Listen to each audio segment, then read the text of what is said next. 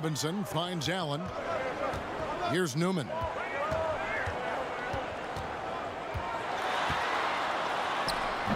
And no good. Had a chance to take the lead there. The game has been very close in a lot of areas, but rebounding has been the one differentiator thus far. And, Greg, we've seen it time and time again in games. Effort and determination on the glass can make up for a lot of other weaknesses.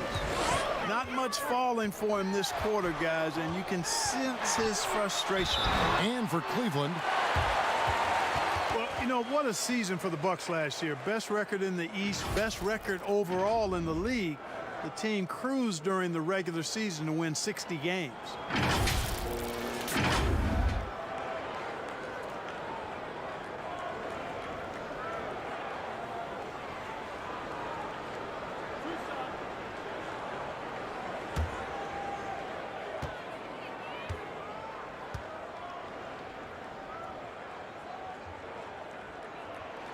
And it's tied up with that one.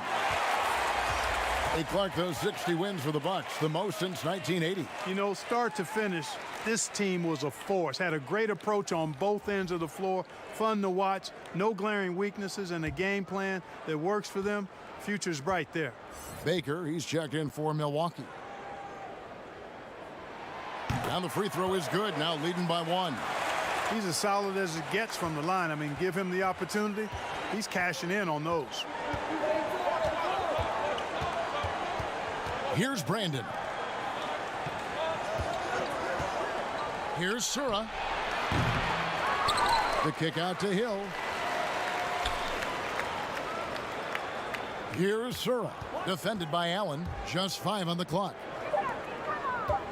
Here's West. In close, he hits it. West has got the lead up to 1 now for the Cavs. Boy, I love how Brandon sets the table for his guys. Really the quintessential point guard. Gets the ball to his open teammate.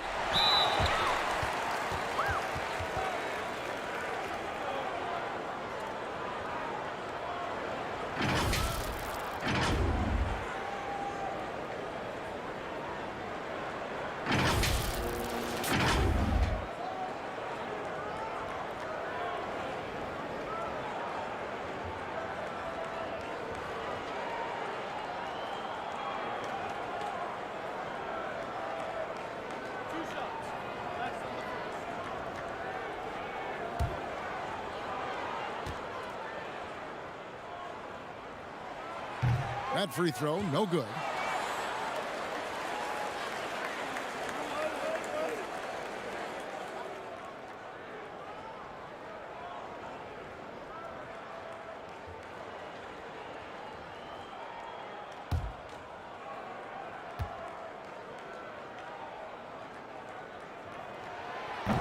So he comes up empty, missing both. Cavaliers leading.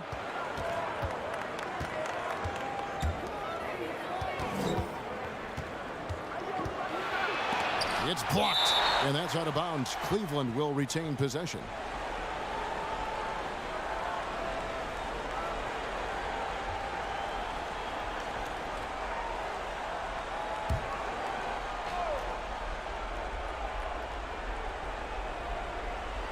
Ball stolen.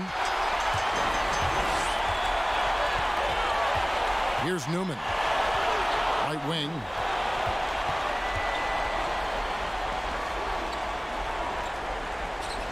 Down low. Whistle blows. Basket is good. So a chance here for a three-point play.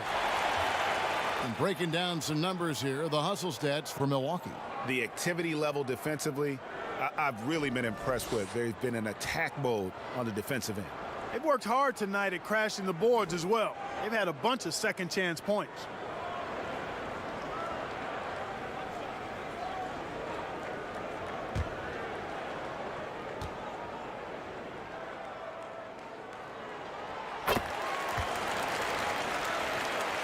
And so it's Cleveland with it, trailing by 2. Here's Sura, defended by Allen. Here's Brandon, got a piece of it. And he's been way off the mark this quarter. It's been ugly. Here's Robinson, Solid play on the low block, and that one's good. Robinson's got 8 here in the quarter. Encouraging signs for him after starting the game poorly. He's picked it up here in the second half. Timeout called the Cavaliers. And during this timeout, I'm sure they'll be hydrating themselves with Gatorade. All the effort out there on the floor, and these timeouts can be such a huge factor in getting a short rest and recharging the battery. And now we get a chance to check out our Jordan Player of the Game. And guys, this really has been his night. He's done a lot of things well, but his scoring really put him over the top. You can see how determined he's been every time he's gotten his hands on the ball. Great drive and also great focus offensively. And we've got an update here, so let's check in with David Aldridge reporting from the sideline. Thanks, guys. I got a chance to hear what Cleveland's head coach was talking about with his team. He said, guys, we don't want to play hero ball. We don't want to take threes that aren't there. There are better options when you run the offense all the way through. Kevin, we'll see if they can make that adjustment. Okay, David, much appreciated. Here's Sura. It's hauled in by Newman. And guys, not sure where his head was on that shot. Not what this offense was designed to create. Not at all. I mean, that's where they want him looking for a teammate, not trying to do it on his own. He needs to share the wealth there. And it's the Cavaliers with the ball, following the shot by Ray Allen. That one good for 2. Sura's got the lead up to 1 now for Cleveland. Milwaukee's gotten off to an 0-for-2 start from downtown here in the 4th quarter. Pass to Robinson. No good there, so Cleveland will take it the other way. Here is Sura. 1:25 left in the 4th quarter of this one. Milwaukee with the rebound. Baker's got 6 rebounds here tonight. It counts, and the foul. Hill, and so he's picked up his final foul, and he will sit for the rest of this game. The dude, he's checked in for Milwaukee.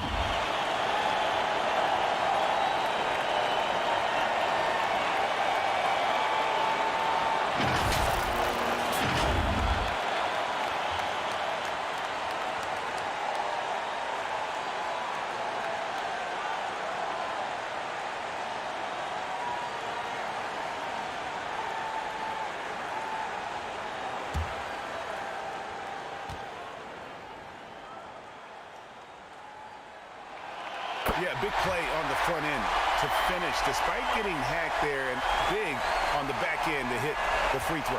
Cavaliers trailing. Here's Brandon. 59 seconds left in the 4th quarter. No good with the layup. Newman, the pass to Baker.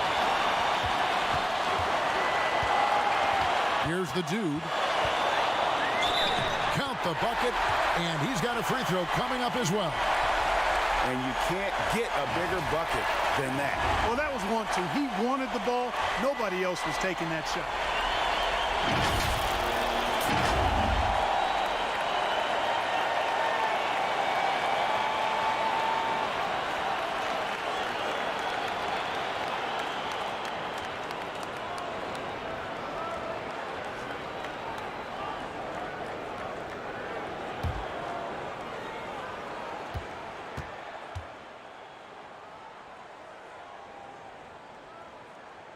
Now they're going for the jugular. A few more trips like that, and we might be able to see this one in the books. And so here's Cleveland. It's a 5-point game. Here's Brandon. It drops. What a beautiful shot to bring him to within 3. Nice touch there near the hoop. Timeout called, the Bucks. They're up by 3. 36 seconds left in the 4th quarter.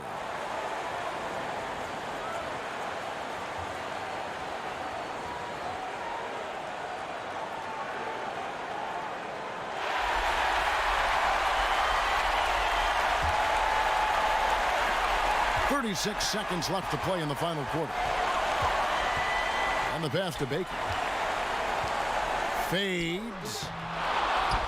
It's rebounded by Cleveland. This isn't a done deal yet, but they have got to move quick. They've got to go all out trying to force a turnover here. And that's the kind of lead pass we've come to expect from him. Now a timeout called by Milwaukee. They're ahead by 1. 20 seconds left in the game.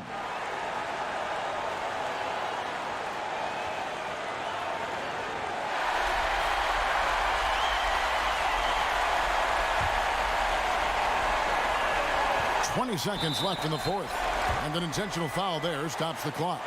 Honestly, just doing what they have to in order to get the basketball back. That's a good foul, though. I like that. I mean, clock management crucial at this time of the game.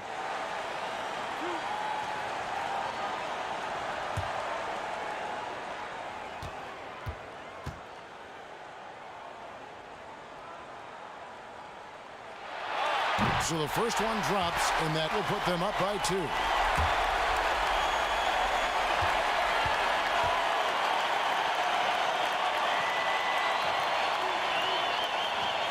And he cannot convert on the second. That misses.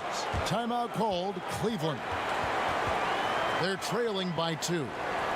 There's 18 seconds left in the fourth quarter. What do you think, guys? Big chance here to tie it with a bucket. A critical possession, no doubt. We'll see what they draw up.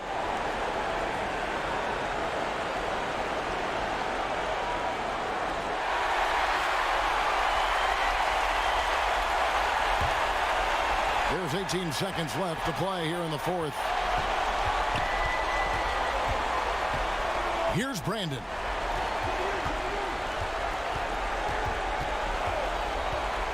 To the left wing. Here's Sura. He's off from 3. So a close game sees Milwaukee taking this one.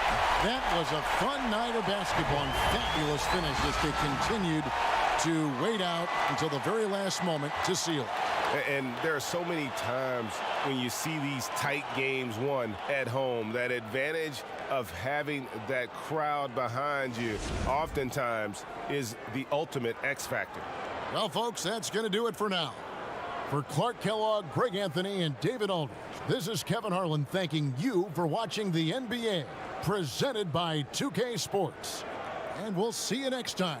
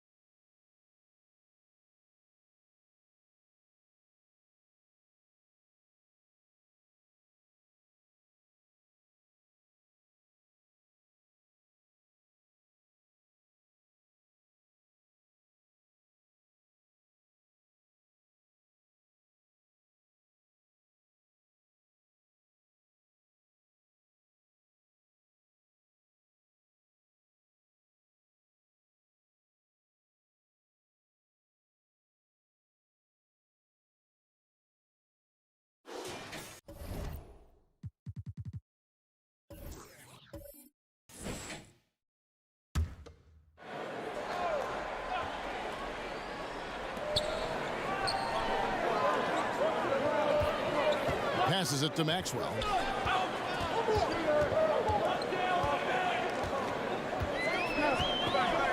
Pass to Purdue. Here is Elliott. 6 on the shot clock. Fires from the wing. It goes straight through with the swish. Okay, nice job here in the second half. Field goal percentage is way up from what it was at halftime when it was just barely above 30%. They've got Wilkins. Robinson is out there at Purdue. Then it's Elliott, and it's Maxwell in at point guard. That's the San Antonio 5.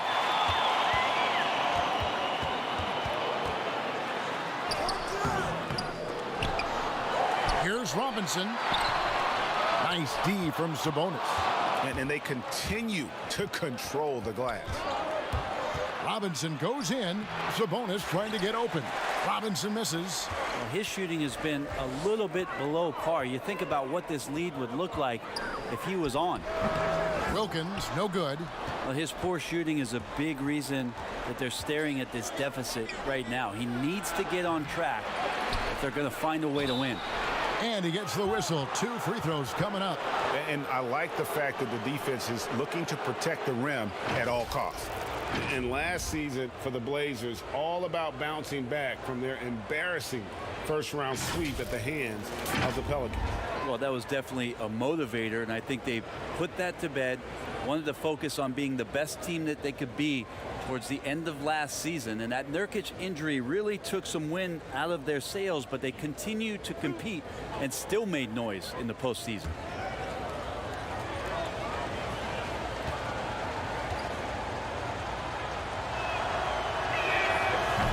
That free throw, no good. A different look now for San Antonio. Herrera's checked in for Purdue. Del Negro comes in for Elliott.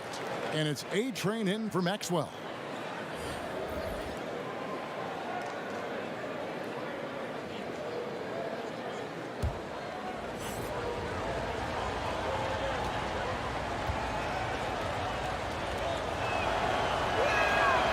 No good on the second free throw.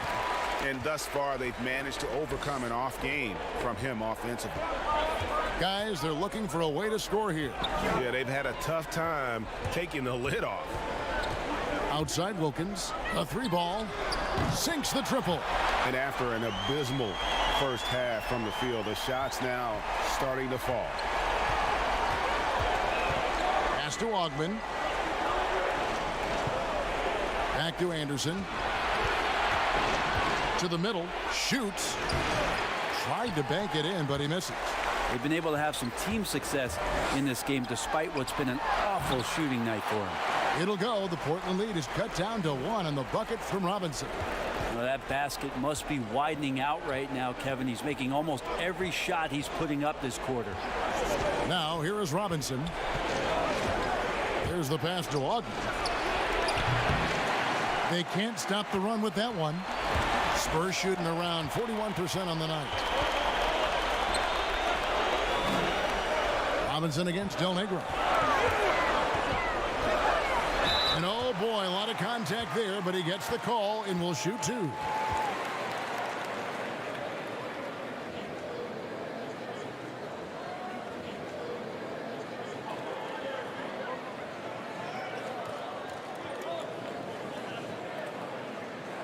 Take a break. Take a break. 2 shots.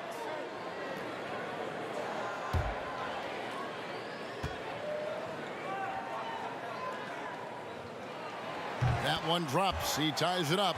Elliott's checked in for San Antonio. And the Trailblazers making a change here as well. Trent's checked in.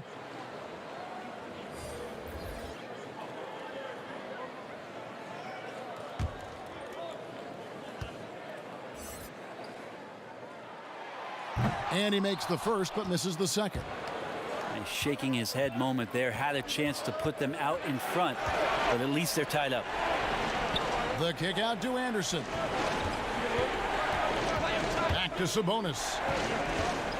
Shot from 6, and they pick up 2. Sabonis has got 4 points now in the quarter. Textbook bounce pass there, perfectly timed. Shot from 12. Sabonis grabs the board, and that one goes out of bounds. Last touched by Sabonis. The Trailblazers making a switch here. Wallace is checked in.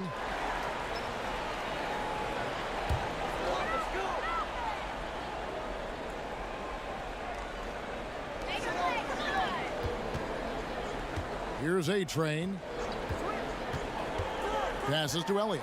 5 to shoot. To the left side wing. A second chance effort. Robinson. And no good that time. Nice D from Sabonis. Anderson outside. Lays it up off the glass. Now it's a 4-point Trailblazer lead. Well, this is a gravity game right now. Whatever he throws up must come down. He's having a great game. Here's Atkins. Softly drops in the floater. Always fun to look at. Not tremendously efficient, but the floater, boy, those sure are pretty. On the wing, Wallace jacks up a 3. Up again. It's good on the putback. And the Trailblazers lead by 4. Hard work and soft hands, guys. That's what made that play possible. No simple offensive rebound there. Going for the tip-in. Sabonis with the steal. Fast break. Here come the Trailblazers. And here's Anderson from the arc. Drills it from outside.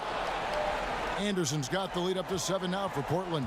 One of the ways to get a great look from the three-point line is when you're on a fast break. The defense simply lost him. Time called here. The Spurs decide to talk it over. They're down by 7. 52 seconds left here in the fourth quarter. And with his game closing in on the final buzzer, let's take a look at our Jordan Player of the Game. And Kevin, it's a no-brainer. He's controlled every aspect of this game, and it's just so fun to see a player perform at a level that's just higher than anyone else out on the floor.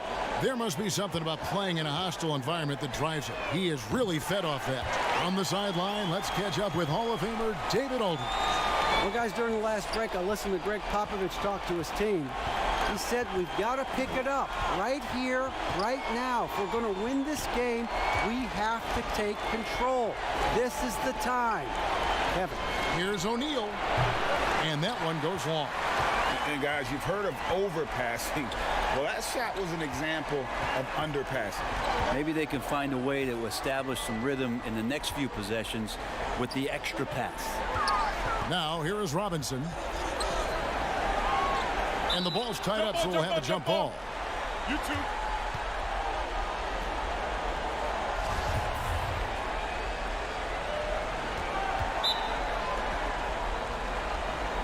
And it's the Trailblazers with the ball. And now we've got the intentional foul. You know what? Smart foul. You got to try and extend the game.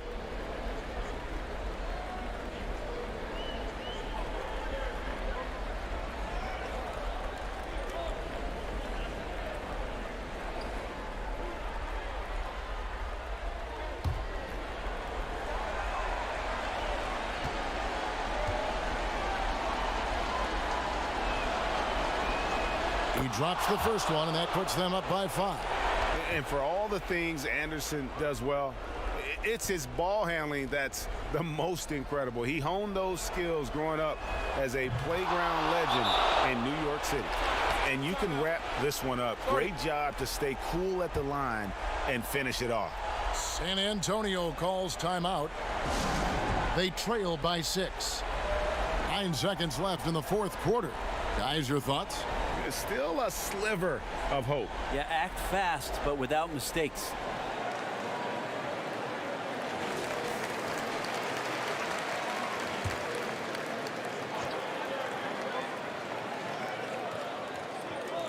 Nine seconds left in the game.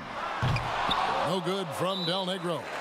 Having a hand up in your face makes such a difference to a shooter. Yeah, as good as you can do without getting a block there to defend.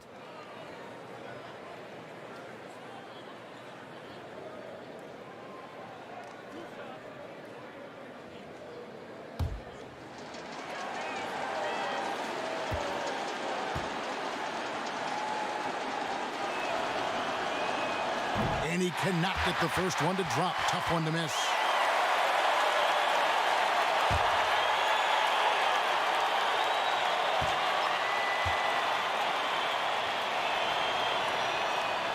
And no good on the second free throw, so he goes 0 for 2 there.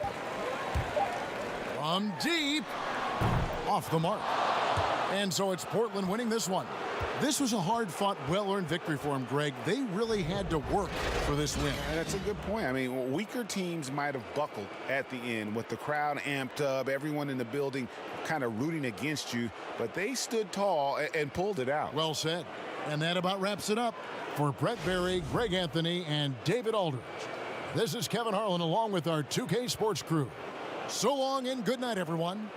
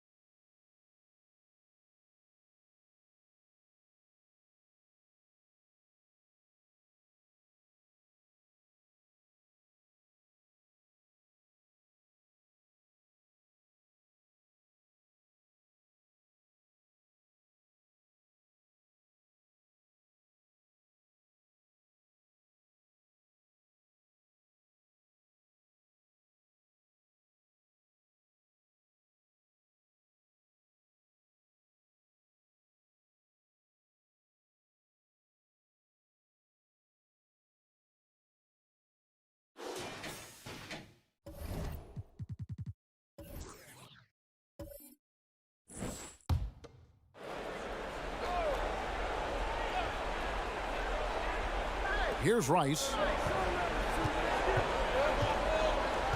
Divac with it to take the lead. Shot's good by Rice. Rice has got the lead up to 2 now for the Hornets. Oh, he is just so clutch, saving his best for when the pressure is at its highest. And Charlotte looking at who they've got. Bogues out there with Curry.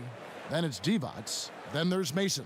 And it's Rice in at the 3 slot. Los Angeles calls timeout. And starting to send guys to the line way more than they need to. Let's get some good position defense going here. That should be the emphasis, and get away from the sloppy fouls. And now we've got a moment for our Jordan player of the game, Glenn Rice. And it's been a terrific night for him in terms of the scoreboard. They've run a bunch of sets for him, and he's continued to come through. Scoring as well as he has, it's taken a lot of pressure off the rest of his teammates.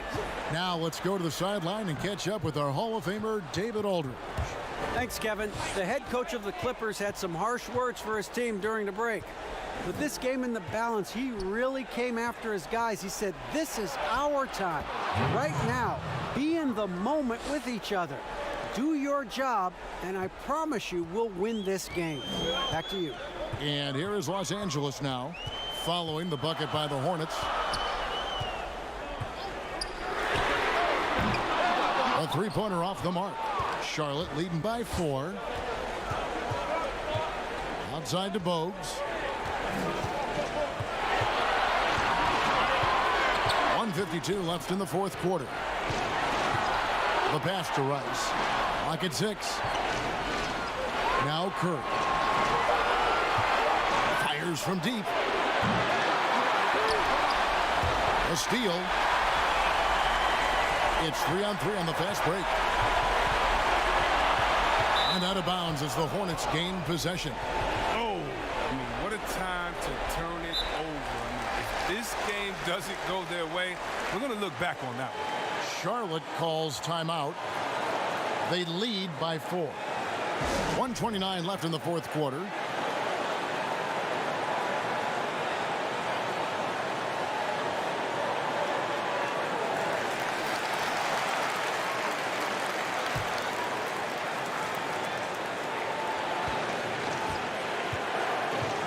Bogues against Richardson. Charlotte moving it around. Count the basket. Mason's got 12 points here in the second half. And Divac, a cunning passer, phenomenal at realizing when one of his guys has a clean look. Guarded by Curry. And foul on the shot, so he'll get a chance at the line. Yeah, way to play in attack mode and get to the line.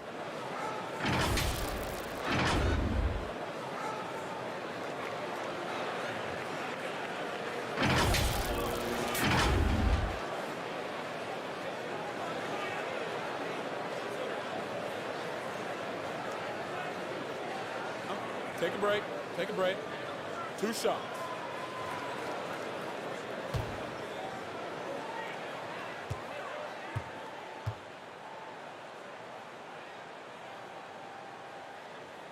First free throw is good, and that brings them within 5.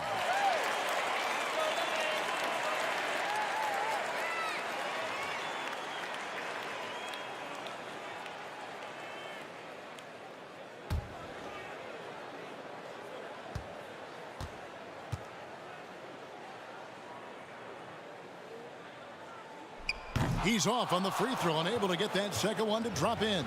He needed to convert on all of those. Missed opportunities at the line are the last thing they need right now. Bogues against Richardson. Outside for Curry. There's the triple. Rebounded by Duckworth. Here's Los Angeles now, trailing by 5. And that'll be 2 free throws coming up. Officials on the call with the foul. I mean, even from over here, you could see that one pretty clearly.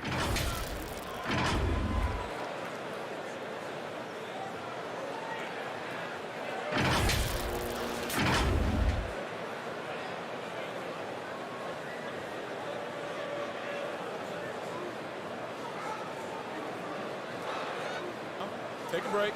Take a break. 2 shots.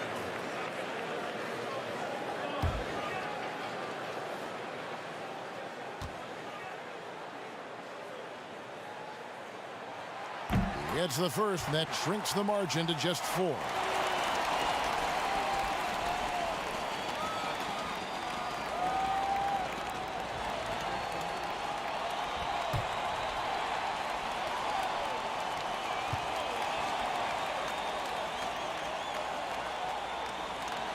And good on the second, so he makes them both. And that makes it a one-possession game, guys. Got to be the biggest free throws of the game thus far. Here's Rice. D-But's trying to free himself up. Good! Coming off a big game, his confidence couldn't be higher, and coach knows it. And that's why they're running plays for him. They're getting him the ball and letting him go to work. Los Angeles calls timeout. They're trailing by 5. 29 seconds left in the fourth.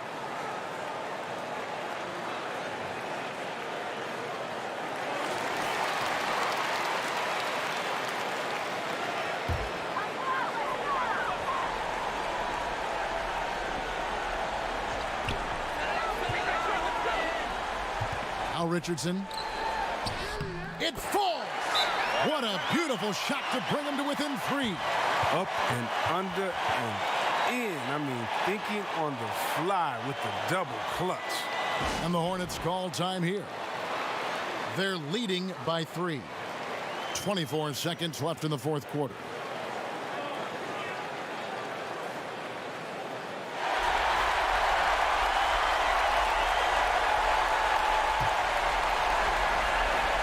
And he commits the intentional foul.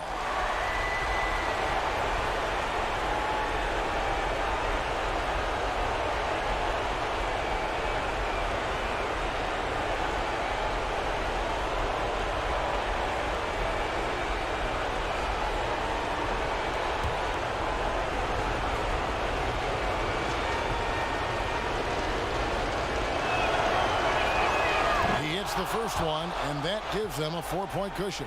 And how about the heart that Bogues plays with? A diminutive point guard that has so much confidence in his abilities, shows time and time again how crafty he is. So he gets them both, and it's a 5-point game. 2-possession game now. I mean, those were really important foul shots. Can't waste any time here. Well, you're right. They desperately need a bucket, and every second matters. It's Richardson on the wing over Bogues. It's good. What a beautiful shot to bring him to within 3.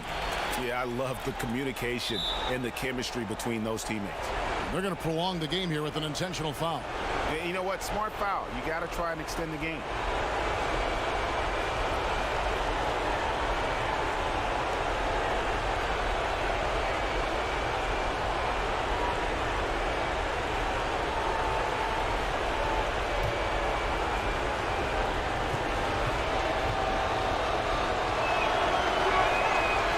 The first, and that gives them a 4-point cushion. Yeah, and in college, on his way to winning the national championship at Michigan, Rice set the March Madness scoring record. He was out of his mind in that tournament, averaged over 30 points a game. That ought to do it. I think any chance for a miracle comeback just went out the window with those freebies.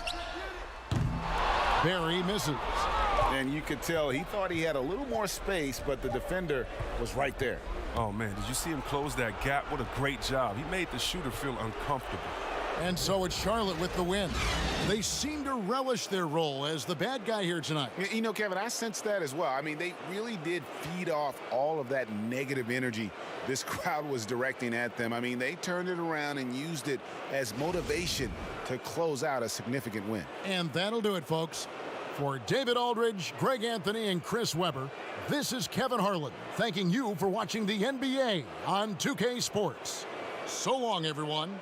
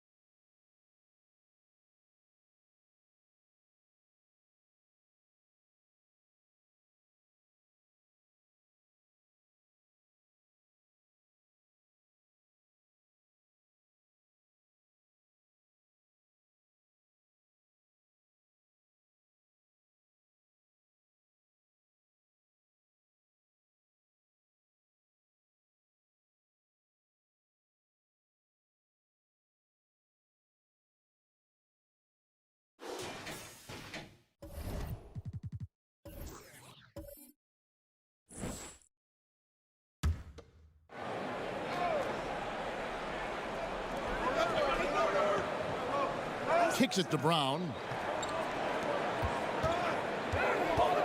Now here's Hardaway. He's guarded closely. Makes it off the glass. Hardaway's got the lead up to 3 now for the Heat. In this period, they're feeding him, and he's feeling it. On the court for Atlanta, Mutombo is out there with the dude. And it's Smith, and it's the dude, and it's the beast, and it's the 1 spot.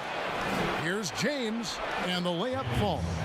And they haven't been able to turn it into a big lead, but their rebounding advantage is starting to add up.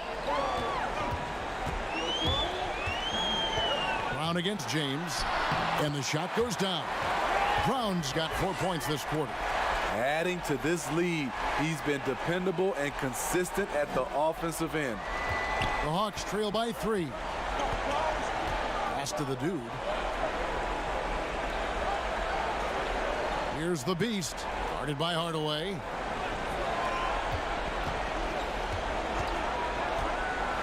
And he's fouled pretty hard on that shot, but he's got the chance to pick up the points at the line. It's on Alonzo Mourning.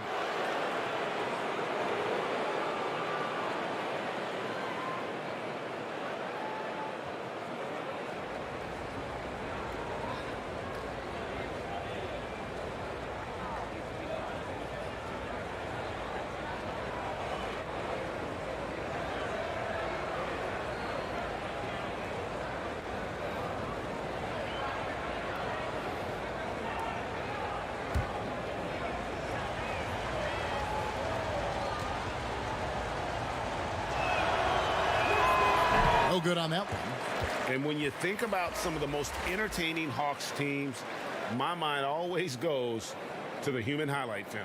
Reason why: he was a 9-time All-Star, NBA scoring champion, has some legendary matchups against Larry Bird and Chuck Person, to name a few. One of the most electrifying players in the history of the game. And he sinks the second. Where you always have confidence in the Heat organization is at the top. Pat Riley with 9 championship rings as a player, as an assistant coach, as a head coach, and as a team president. He knows how to win from every perspective. Leonard, and another basket for Miami. And you see the ability to rise and fire from mid-range, even against that length. And you know what? There was probably a better matchup on the floor, but when it goes in, nobody complains. Smith for 3. Basket made. That gives him 7 field goals in 13 tries. You're right, Steve. You look at Riley's career, most people are just looking to accomplish one of the things he's done. Kevin, he has a great mind. He's incredibly driven. He understands how to motivate people, and he understands what's important to focus on. And now we present our Jordan Player of the Game. And guys, he's been about as close to perfection as you can be. The intensity he's played with has been amazing. Just no let up. And as fired up as he's been, he's never let his emotions get out of control. He has a chance now to catch up with the 4th member of our crew, Hall of Famer David Aldridge. Thanks, guys. Well, I was able to hear the Heat coach go over his game plan during the break. He said, this is what we play for, fellas. Let's knock them on their heels right out of the timeout. Show them how much you want it. Go get it. He really is fired up about this game, Kevin. What a play there. The hoop plus the harm.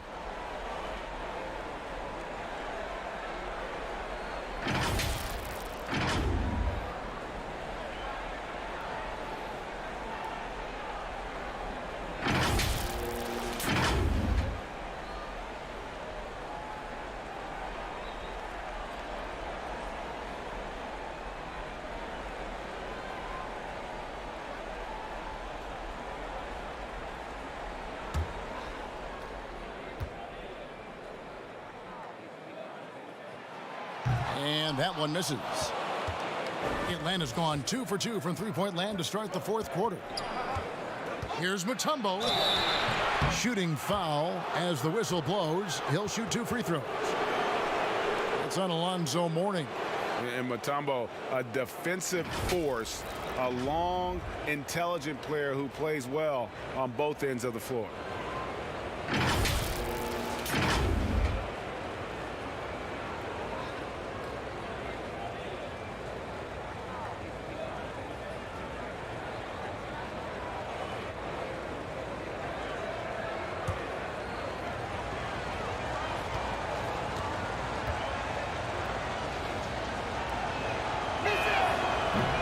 free throw missing.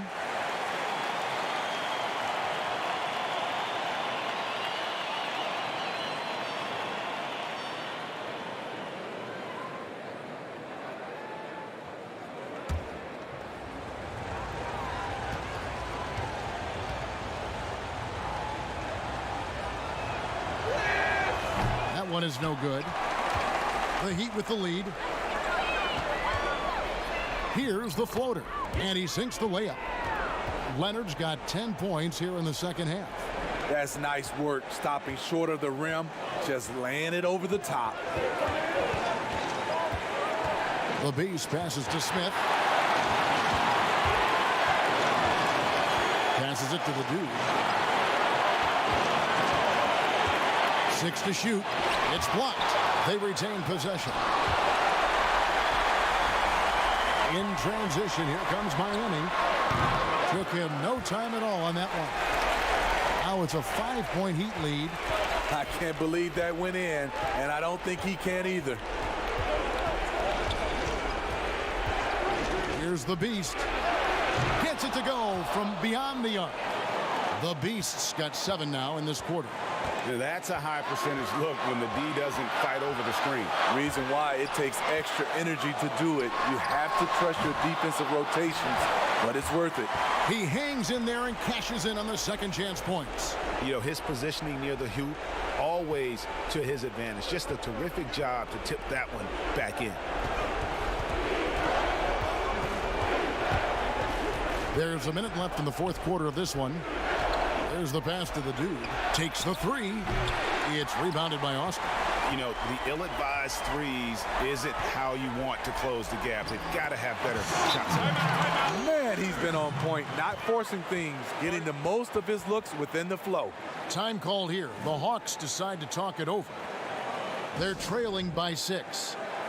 There's 47 seconds left to play in the final quarter.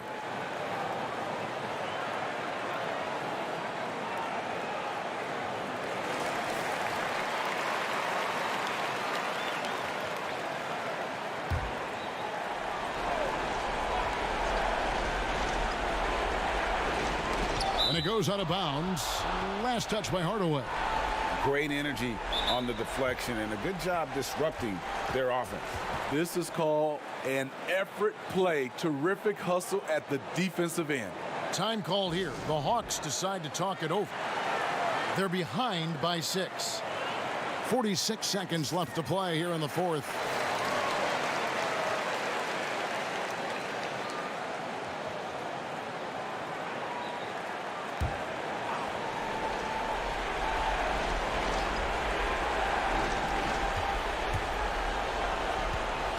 Smith inside.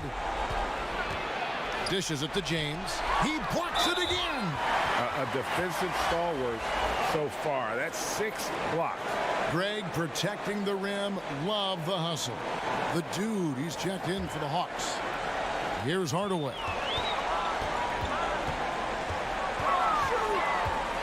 We've got 33 seconds left in the fourth. A shot by Leonard, no good. And on an open look like that, he's very gifted at making the weak coverage pay. Smith dishes to James. It's blocked. And now they decide to foul intentionally.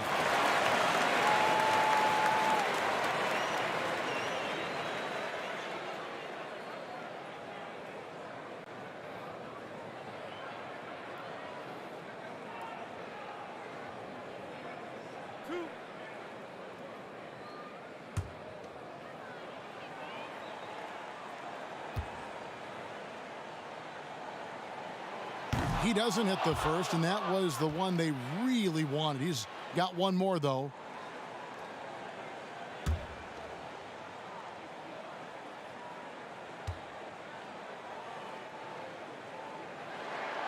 And he misses the second one as well, so he is 0 for 2 that time.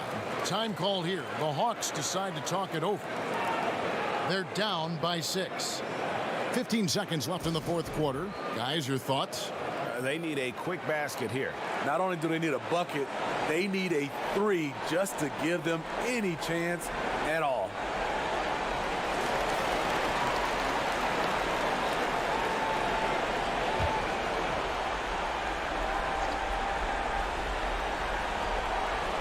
They've been doing a great job of sharing the ball. And guys, shot A comes to mind for me because right now that offense, it's a smooth operator. Now a timeout called by Miami. They're in front by 4. We've got 13 seconds left in the game.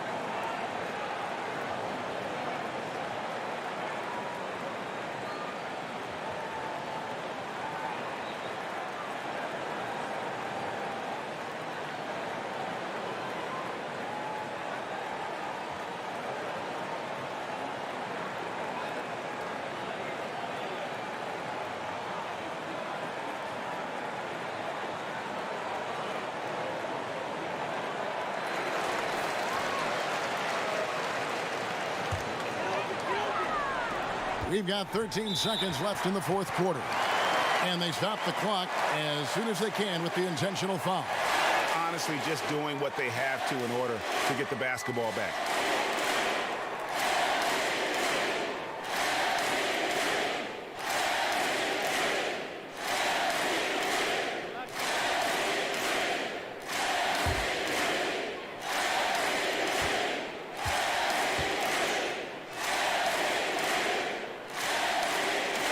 And no good as the first free throw missing for him. We'll see if he can nail the second.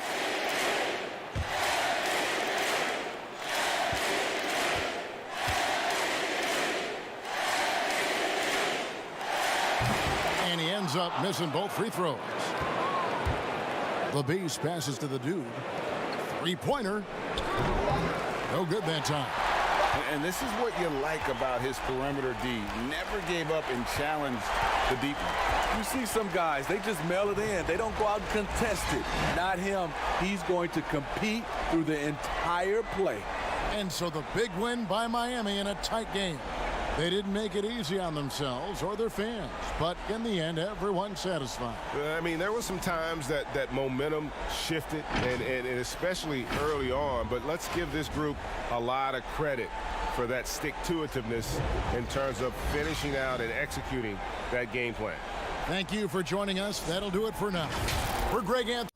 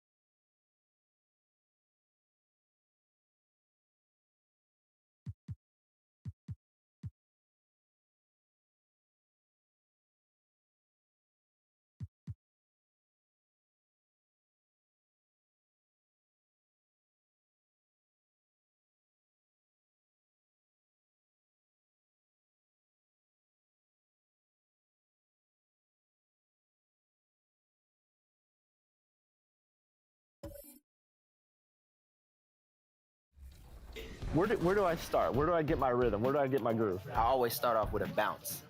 You just start with a bounce, and then you see. I'm part of the baddest game, most successful game in the world. I went to Portugal this year, and the young tour guide goes, "It's Doris Burke from 2K." It wasn't Doris Burke, the announcer. It was Doris Burke from 2K. Oh! Okay. All right. That's it. That's payback. We're good. We're good. The game can end. Oh, Giannis. Look at Giannis taking over the game. Great first pick by me.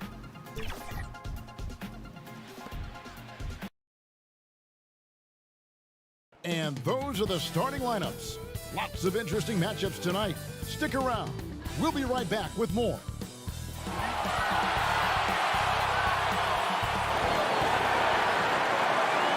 Thanks for joining our Tuesday night broadcast of the NBA on 2K Sports. This is Kevin Harlan with Greg Anthony and Doris Burke. Also joining us from the sidelines, David Aldridge. And now a chance to see what's coming up for the Denver Nuggets on Thursday.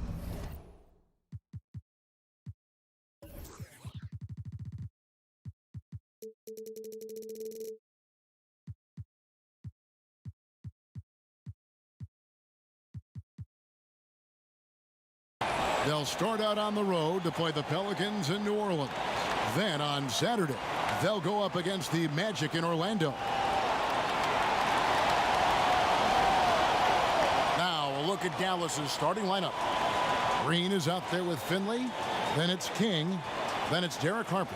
And for Denver, we've got Ellis. Cole is out there with McDyess. Then it's Ellis. And it's Thompson in at the point guard. Doris, the depth of talent for these two teams, a real point of pride for both.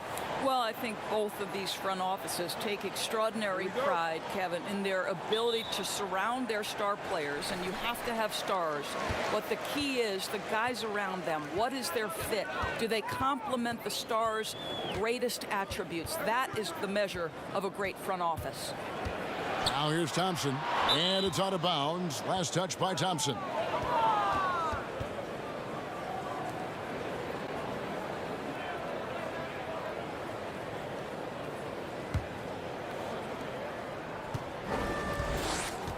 Now Finley. Stolen by Ellis. Oh, and here we go. Ellis has got it. The fast break chance. And it's in there. And the first of many to come. Explosive offensive talent on both sides. And that's the story of the league right now. Most any team can beat any other team on any given night. And the one-hand slam just looks so pretty when it's in his hand and he's the one doing the slam. Agreed. He is smooth as silk, even on a power finish. Thompson passes to McDyess.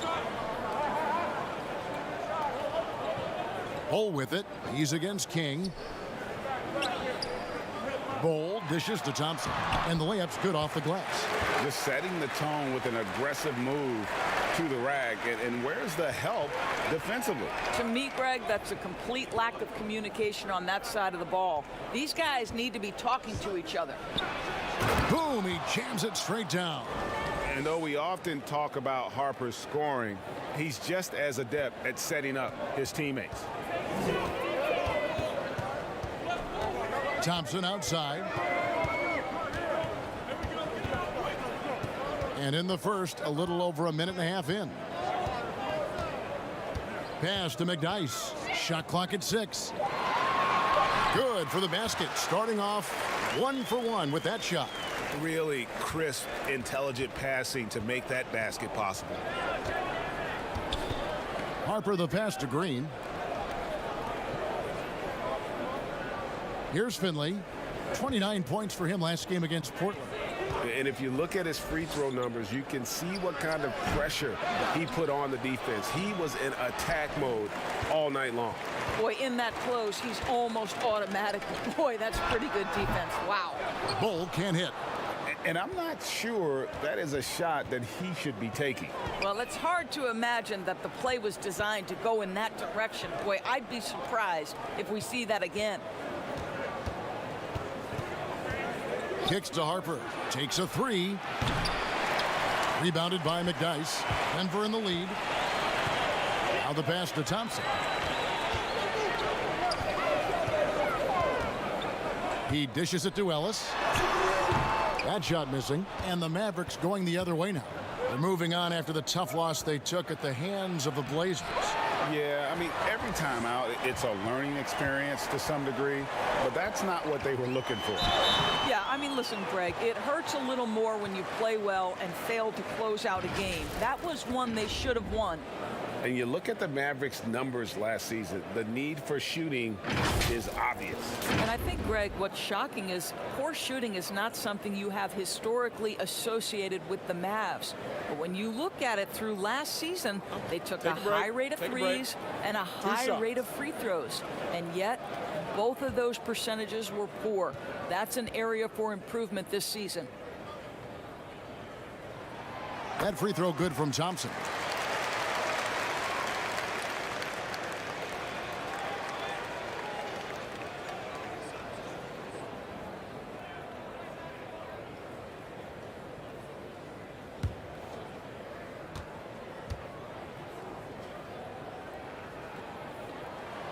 And that one goes in. 2 from the line that time. Here is Harper. He had a 12-point outing in their last game against Portland. And even if you took away his points, he was still an offensive force because of his passing. His assist numbers were tremendous. That pass had to be thrown not only in the right spot, but at the right time. And it's Thompson with the ball. He'll bring it up for the Denver Nuggets. Just over 3.5 minutes gone here in the first. Pass to McDyess. For 3, Ellis. A three-pointer is right on target.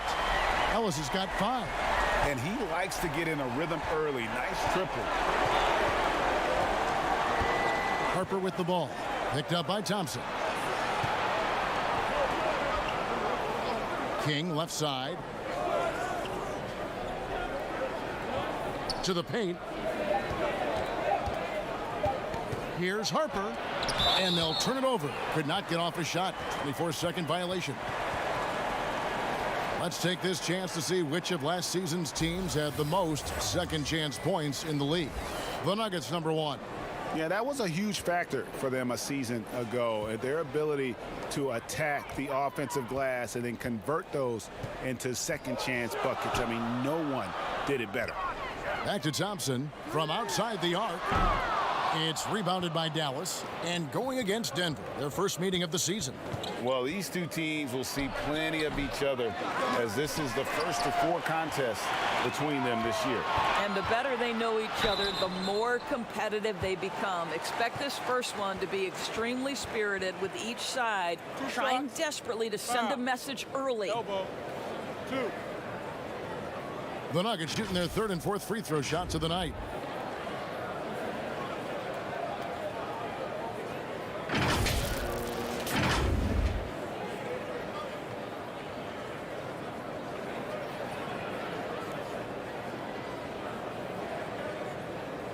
Shooting 2.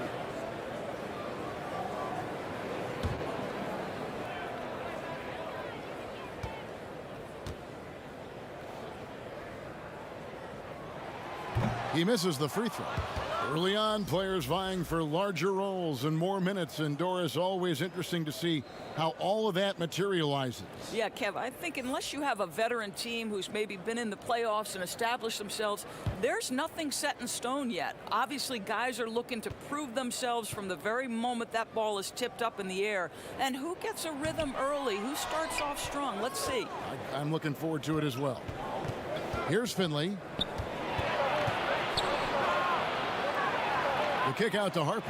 Fires for 3. And McDyess pulls it down. Boy, what a nightmare quarter for this guy. He's playing right into the hands of the defense at this point. And the dunk by McDyess. Yeah, no one throws it down as hard as McDyess. He lives for those dunks, and he never passes up the chance to make a statement. Here's Finley. Rebounded by Ellis. And pushing it up. Here's Denver. Here's McDyess.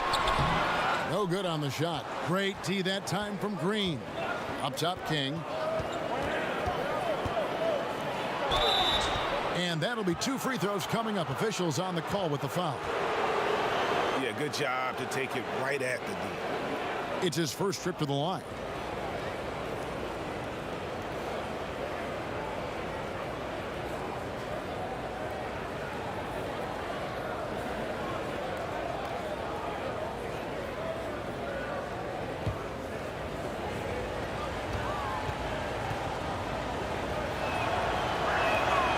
And he can't get the first one. Pack's checked in for the Mavericks.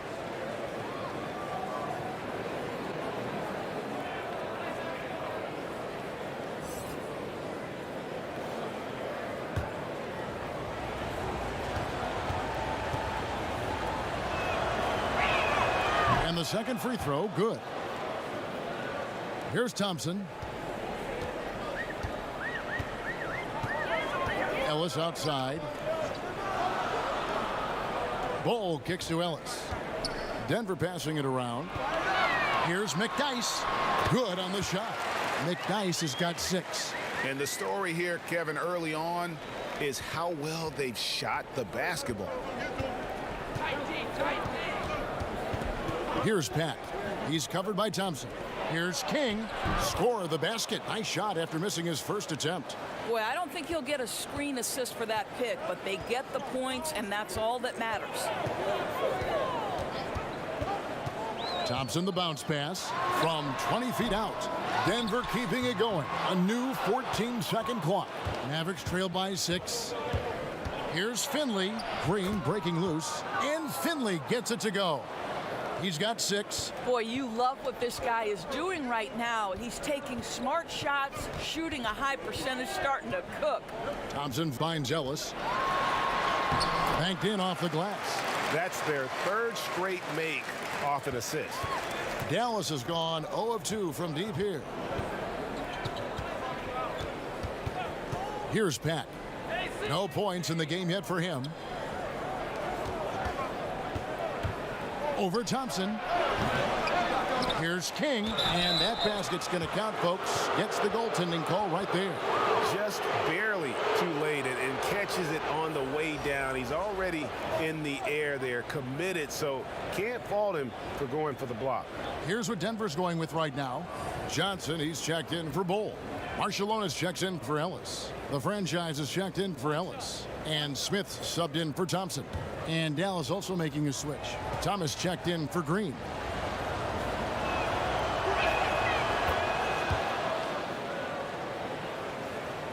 Here's Smith.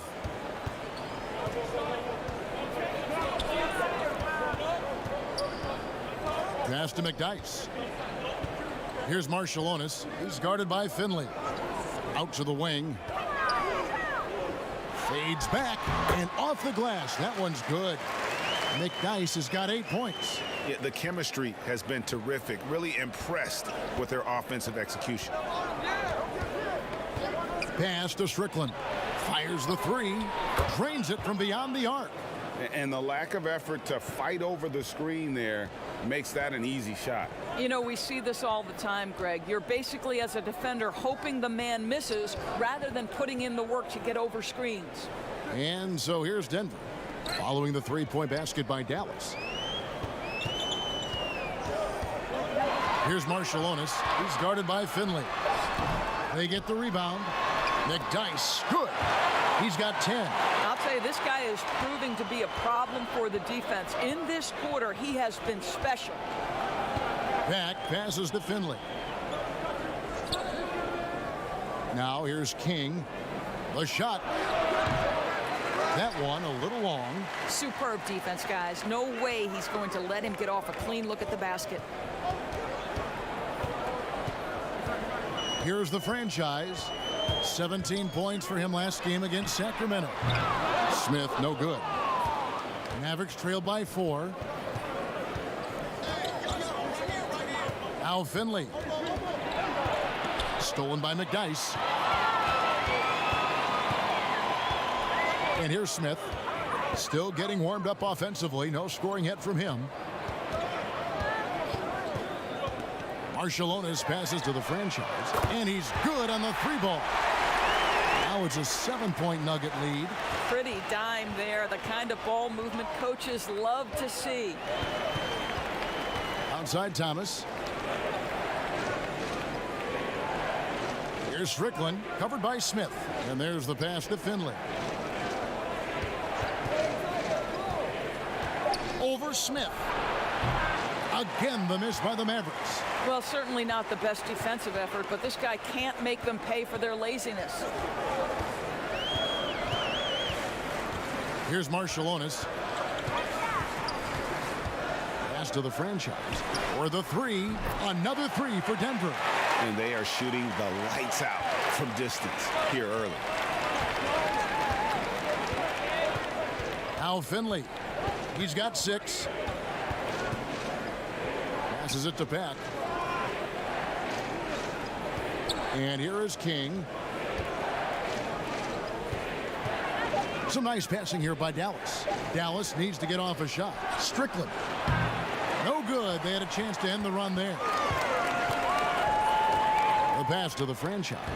And the layup is good after a nice lead pass. The franchise has got his 3rd basket of the night right there. And what a way to start this game, dominating at both ends of the floor. And give them credit, Greg, for approaching this game with the right energy and intensity. This team has attacked every chance they've gotten. And Dallas calls their first time out of the game. Doris, who are some of your favorite players to interact with, interview, and question as you go through the season? Yeah, I mean, there's so many guys. I think, you know, certain people really give a lot of thought to their answers. So a Kyrie Irving, he wants to explain what he's thinking. He's willing to share and take a moment and consider the question.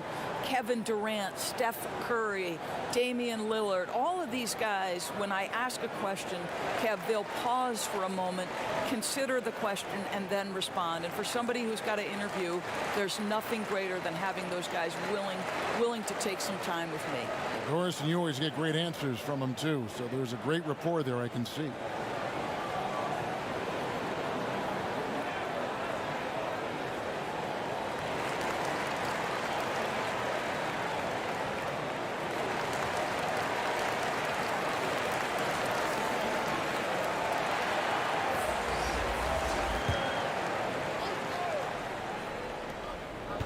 Here's Finley. A beautiful reverse layup. Finley's got 8 points. Boy, he's been cooking, but the teammates, he's just not getting a lot of support from them. Pass to McDyess. 1:14 left here in the first quarter. And Thomas with the block. And it's going to be out of bounds. The Nuggets will retain possession.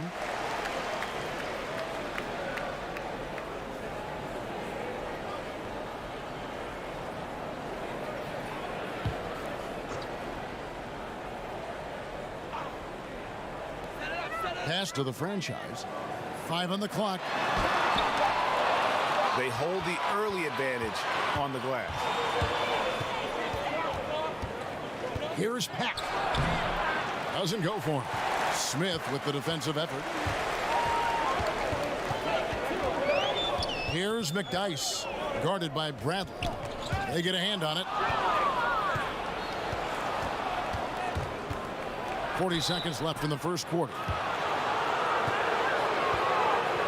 For Dallas, they have made 2 of their previous 3 free throws in today's game.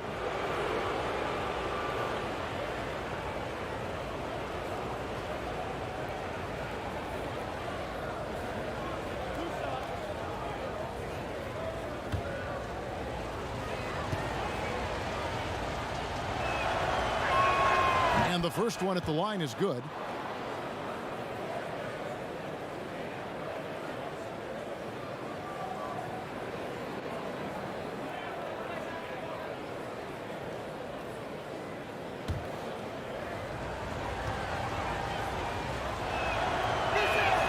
And that's good as he hits both of his shots. The Nuggets leading by 8.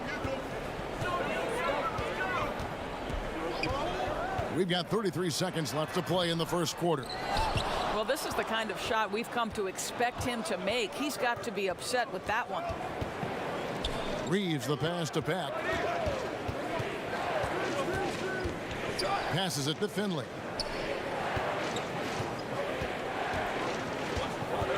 Down to 5 on the shot clock. And the pass to Reeves over Smith. Reeves can't hit. And so it's Denver in the driver's seat, up 8 points at the end of the quarter. A look at the field goal percentage numbers tells the story of what tough defense they're playing today. We'll get right back to the action when we return.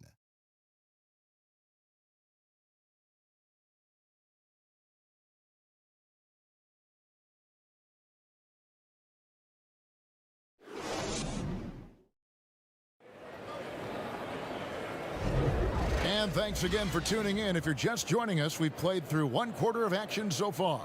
And the Nuggets, guys, what jumps out to you numbers-wise? You got to credit their defense, communicating, rotating, making plays on the ball. Yeah, I think they wanted to come out of the gate strong, and they have. They've taken the early lead here. Mavericks trailed by 8. All fueled up and ready to go. Let's reset the lineups, courtesy of Gatorade, as the second quarter gets going.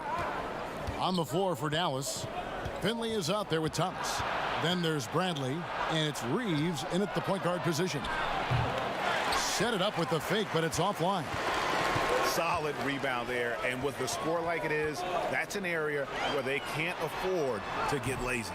A shot by Johnson, no good. And the activity he shows around the rim is why he is such a respected defender. And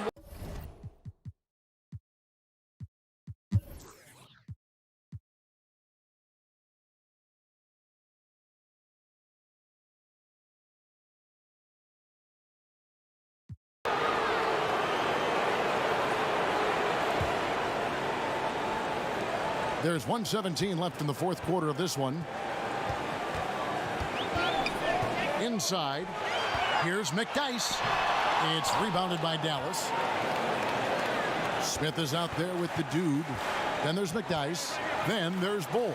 And it's the franchise in at the 3. That's the group on the floor for Denver. Oh, you just love seeing a player with absolutely no fear. yeah, Greg, to me, more often than not, when you attack, good things happen. Feeds to McDyess. That was just a perfect possession, getting it in tight for the high percentage shot. 44 seconds left in the fourth quarter. Harper with the ball.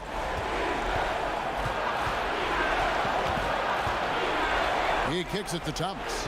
It drops. And that shot brings them to within just 1. And it's the Nuggets ball. They've held a 12-point lead earlier. The feed now to McDyess. Count it! And they still have a foul to give at this point. And the Mavericks call time here. They're trailing by 3. 19 seconds left in the fourth quarter.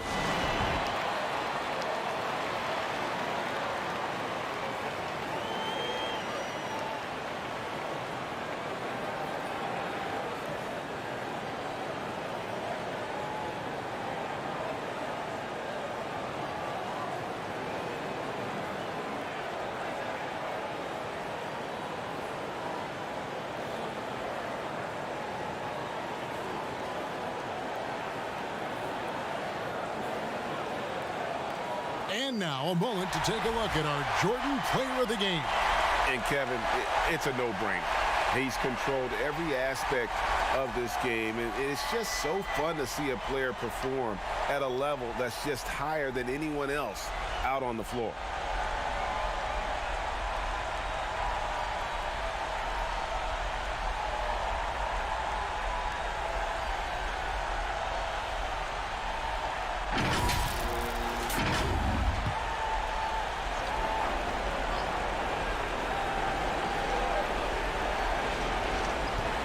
Seconds left here in the fourth quarter. From 15 feet away and misses it off the right side of the rim. And so they foul intentionally. Yeah, you can't let them hold the ball and just milk those last seconds away.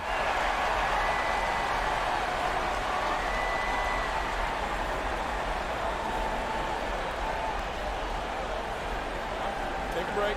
Take a break. 2 shots.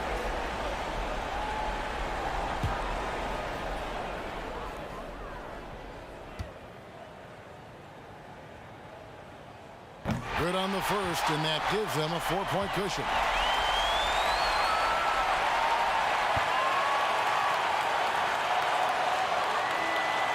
And so he drops them both. It's a 5-point game. You've got to show composure, and he comes through right when the team needs him most. Dallas, no good that time either. So we see Denver get the win here. It was up for grabs right until the final seconds. Yeah, and for me, Kevin, what stood out is just the overall trust this group has in one another when it matters most. Doing what had to be done and to send these fans home happy. And that'll wrap it up, folks.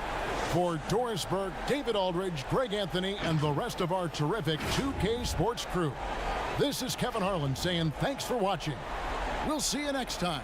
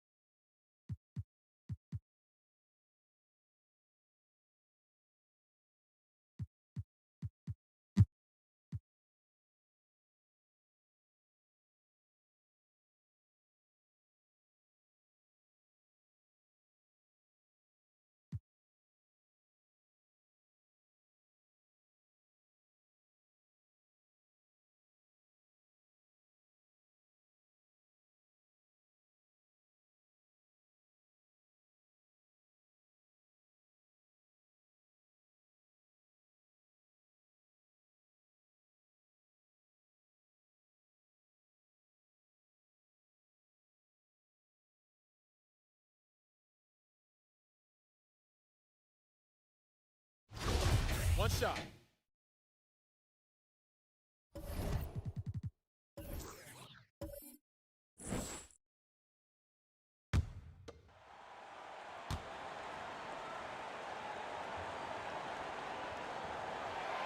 On the free throw, no good.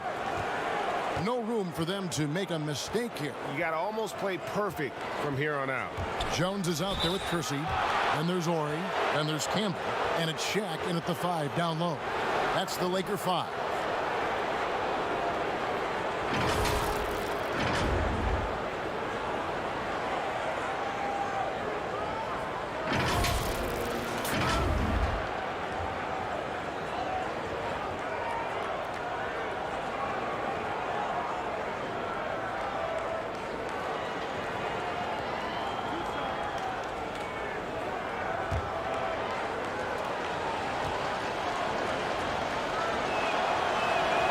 Drops the first one, and that brings them within 5. And the Lakers making a change here. Fisher's checked in. A-Train, he's checked in for the Grizzlies.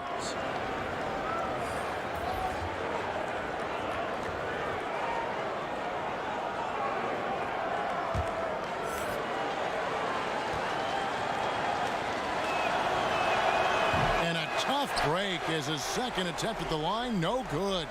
Boy, he'd sure like to have that miss back. Hard to chip away at a lead when you're leaving freebies at the line. Fisher against Lynch. Out to the right wing. Shot clock at 5. Kersey, good. And you need those kinds of looks if you want to figure out a way to snap out of that funk. Timeout called, the Grizzlies. They trail by 7. 17 seconds left to play in the final quarter. A chance now to recognize our Jordan Player of the Game, Kobe Bryant. And it's been a ridiculous performance in the best sense possible. I mean, everything about his game has been working. And no matter what they've thrown at him, he's had the answer. This was a bounce-back game for him. He was very shaky in his previous outing, so give him credit for being able to turn it around so quickly. Here's Scott. And so the Lakers take the win. Probably a little closer than they would have liked it, but a win nonetheless. Yeah, but I really got a sense that the fans gave them that emotional boost that was needed down the stretch. This crowd, man, they were electric. And that's going to do it tonight, folks, for our broadcast. For Clark Kellogg, Greg Anthony, and David Aldridge, this is Kevin Harlan along with our terrific 2K Sports crew, thanking you for tuning in. We'll see you next time.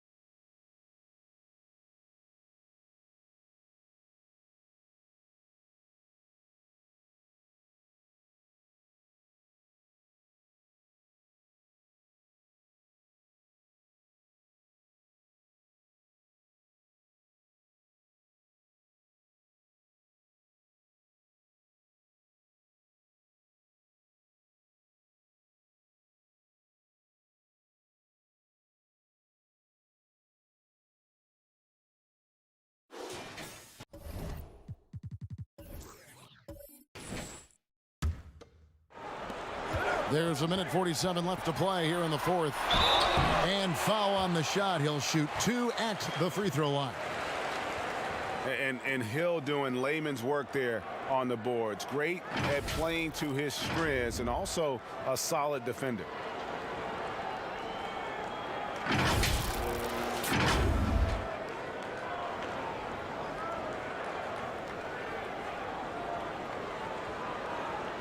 Shooting 2.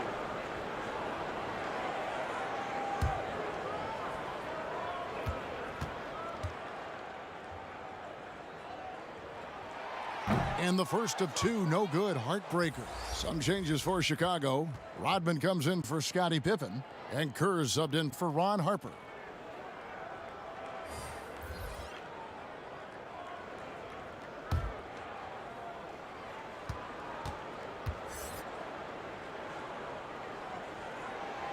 He's able to hit the second one, and that brings them within single digits.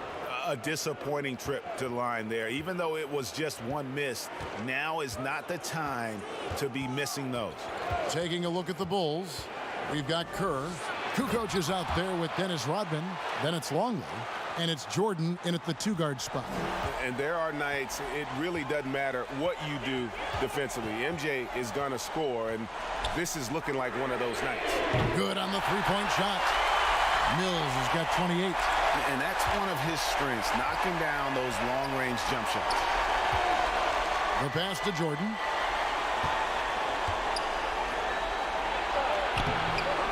It's rebounded by Cleveland.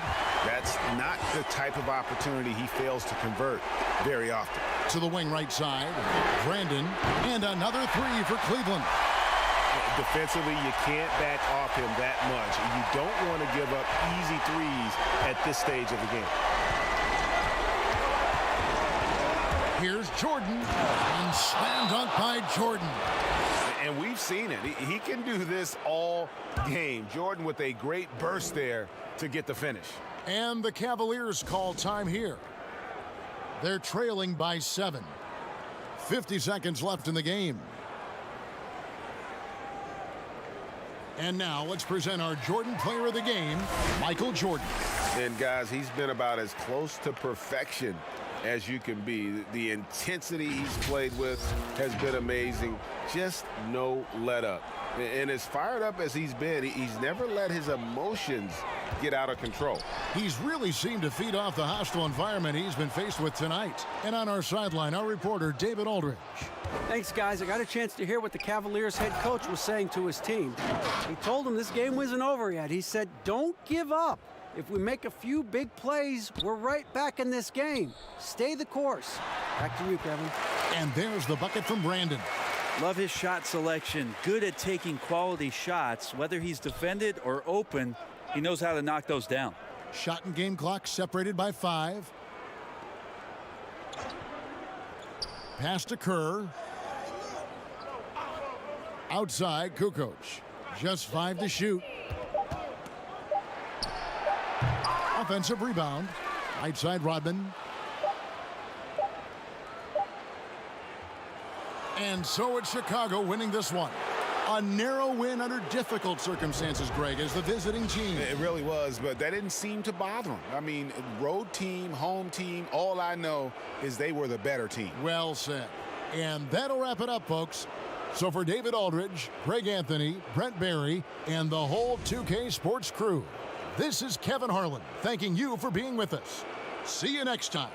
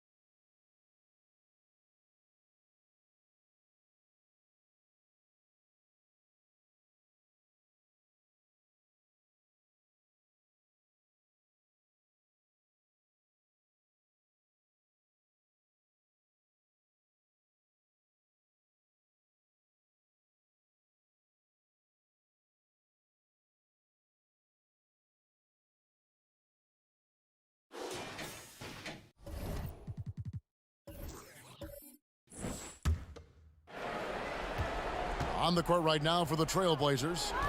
Anderson is out there with Robinson. Then there's Wallace, and it's Sabonis in at the pivot spot, manning the middle. Now, here's Sabonis. Robinson passes to Wallace. And slam dunk by Sabonis. That gives him the double-double. 10 points and 11 rebounds. And that huge frame of Sabonis is a problem for the defense. Excels at getting perfect position on that offensive glass. Kemp inside. He's covered by Anderson. Kemp can't hit. It's been a really tough quarter for him. I mean, he cannot get his shots to drop. Okay, time now for an injury report. Hey, Kevin, I spoke with the head athletic trainer for the Trailblazers. Unfortunately, not good news. He has suffered a torn calf muscle. And that's a potentially devastating injury that will keep him out not just the rest of today, but quite a while, too. That is just awful to hear. Kevin? Thanks for the status report there, David. At least we now know, Greg, how he's doing. Yeah, when you talk injury, the unknown factor is always a difficult thing to deal with. Yeah, but fortunately, we know he's in good hands, so you hope to see him back on the court soon. And it's the Supersonics with the ball. The Blazers getting the bucket. Seattle calls timeout. And team strategies closely guarded. One aspect of the game the fans aren't always privy to. Yeah, and sometimes, Greg, it's the most subtle moves that make the biggest difference. And now the presentation of our Jordan Player of the Game, Gary Payton. And what an amazing ball game we've seen from him. It's been a one-man show worth the price of admission all by itself. There wasn't anything he couldn't do on that court tonight. And Portland making a change here. Trent's checked in. Okay, well, let's check in with David Aldridge, who's reporting from the sidelines. Well, Kevin, over the last break, I got a chance to hear what the Supersonics head coach said to his team. He said, keep grinding. We're in good shape. Things aren't always going to go perfectly. Don't let that slow you down. Let's just stick to what got us here. Kevin, we'll see if they can build on this lead.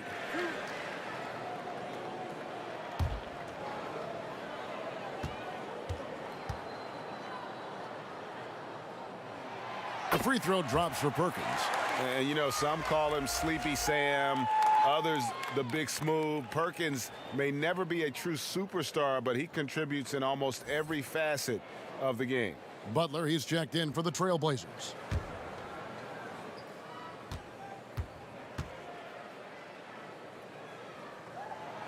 And so he makes both from the line. Trailblazers trail by 6. And here's Anderson. Wallace inside. He's against Kemp. Count it. Great game for him. Double-double now. 10 points and 10 rebounds. Time called here. The Sonics decide to talk it over. They're up by 4. We've got 1:55 left here in the fourth quarter.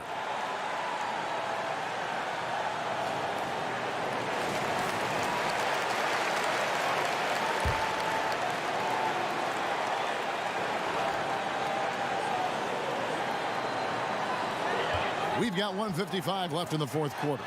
And it's Kemp with the jam. Oh, beautiful setup there. One thing you can say about Kemp, no pass is too high for him to go get. Pass to Wallace.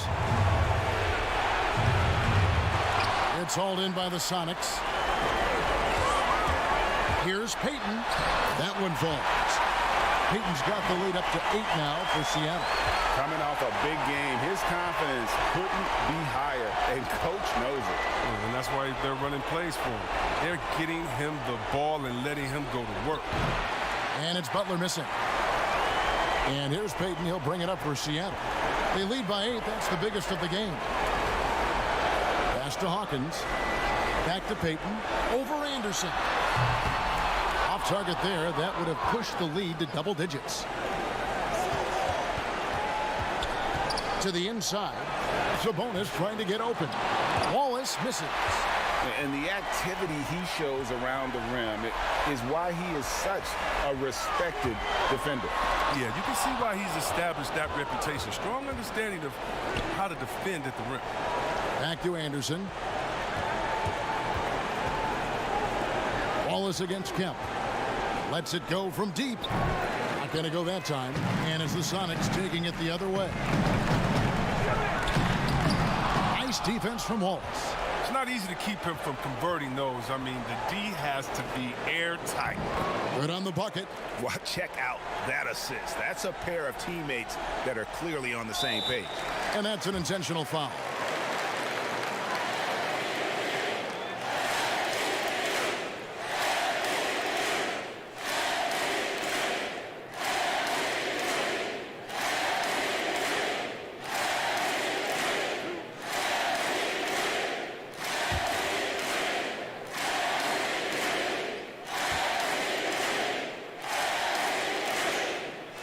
And he misses the first one. Boy, he wanted that one to fall.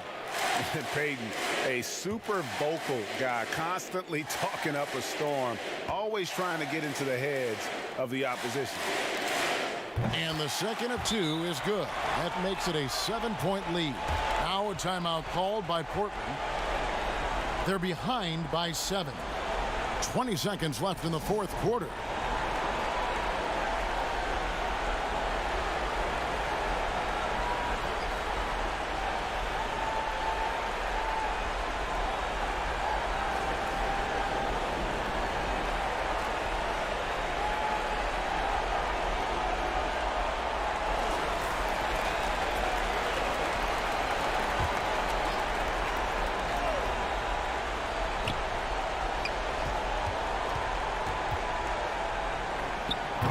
No good on the three.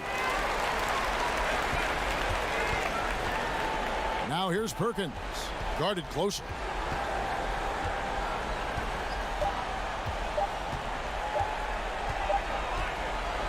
And so it's Seattle winning this one. It was up for grabs right until the final seconds. Yeah, and for me, Kevin, what stood out is just the overall trust this group has in one another when it matters most. Doing what had to be done and to send these fans home happy. Thank you for joining us. That'll do it for now. For Greg Anthony, Chris Webber, and David Aldridge, this is Kevin Harlan. Thanks for watching the NBA, presented by 2K Sports. So long, everyone.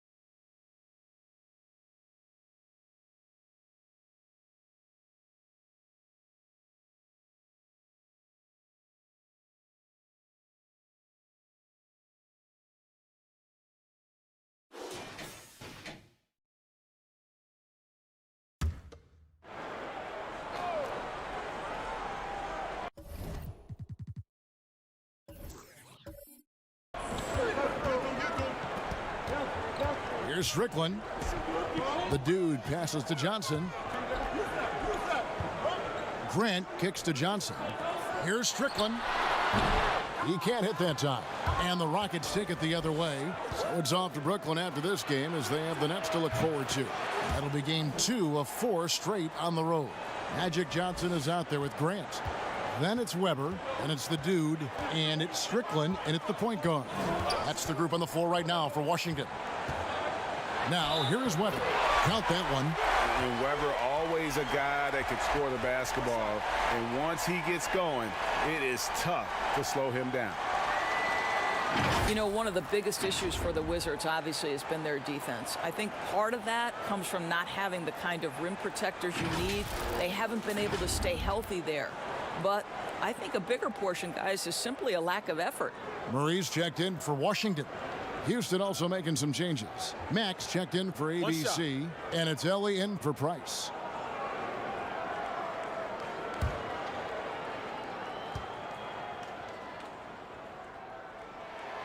And that one misses. And the lack of effort on defense, Doris, it's been a big problem in Washington. Well, it's resulted, Kevin, in the team being second to last in points allowed last season. I don't think there's enough urgency and pressure from any position. And it also shows up in their rebounding numbers, Kev. There's a lot of things to be addressed here. The Wizards have gotten more than 58% of their attempts to go down for them in the fourth quarter. They're 7 of 12. Here's Strickland. Basket counts. Strickland's got 6 here in this quarter. All right, defensively now, you've got to find a way to slow this guy down because he's putting it to you. Pass to Willis. Fade away. Washington with the rebound. Murray's got rebound number 5 here tonight. Offensive rebound. Controls the rebound and puts it back up and in. Grant's got the lead up to 3 now for Washington. You know, we talk about it all the time, guys. Those second chance buckets, always the result of that extra effort. Drexler passes to Mack. Here's Helly. Good, and the nice assist from Mack. The Wizards shooting it brilliantly here lately. 60% from the field. Here's Strickland. The pass to Grant. He kicks to Weber. 5 on the clock. Murray outside. Here's Grant. Here's Weber. And Weber throws it down. And Weber, just tremendous size in the paint. Easily rising up to take that one home. ABC passes to Drexler. Houston moving the ball around. Here's Ellie. And here's Drexler. The putback. Rebound, Washington. Murray's got 6 rebounds now in the game. Weber. Here's Strickland. It's rebounded by Houston. The defense there got away with a major lapse. Drexler outside.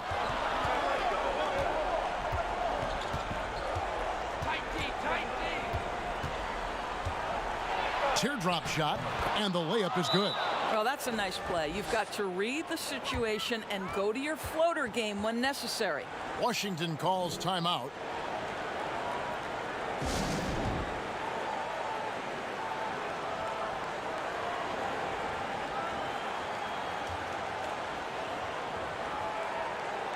A chance now to recognize our Jordan Player of the Game, Chris Webber. And guys, no doubt who our pick was going to be. He's made everyone else on the court look like they're playing at half speed. It's been total domination, and you can't help but just sit back and admire that performance. Jones checked in for Houston. Okay, well, let's go down to David Aldridge for a report from the sideline. Well, during the break, listening to what the head coach of the Wizards was getting across in the huddle. He told him, hey, this game is there for you, but we got to go get it. 50-50 balls, get into the basket. We have to give it all right now. Kevin? Thanks, David. And that's about the worst defense I can imagine a team playing coming down the stretch. You know, we talk about execution offensively coming down the stretch. To me, it's as important defensively, and they didn't have it.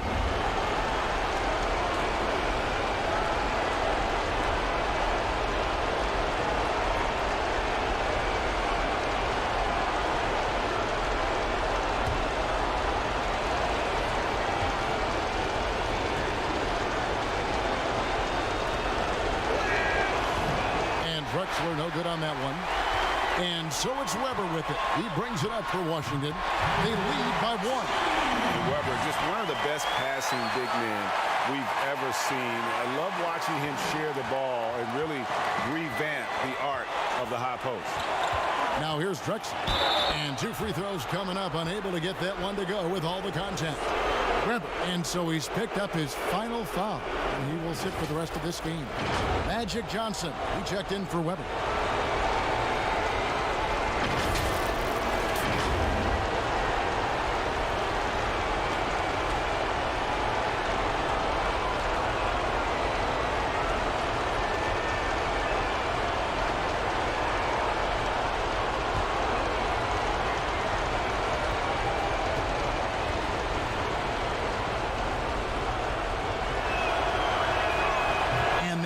As he doesn't get the first one to fall, trying to focus now on the second.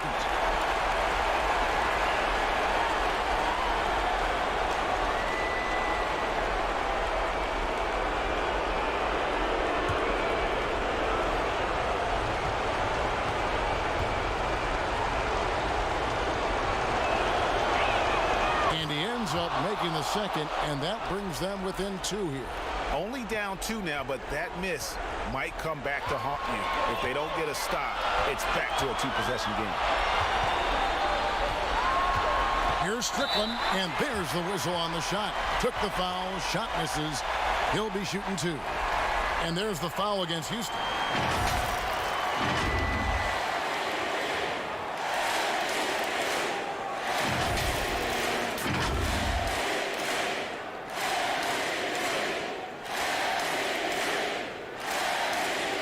Take a break. Take a break. 2 shots.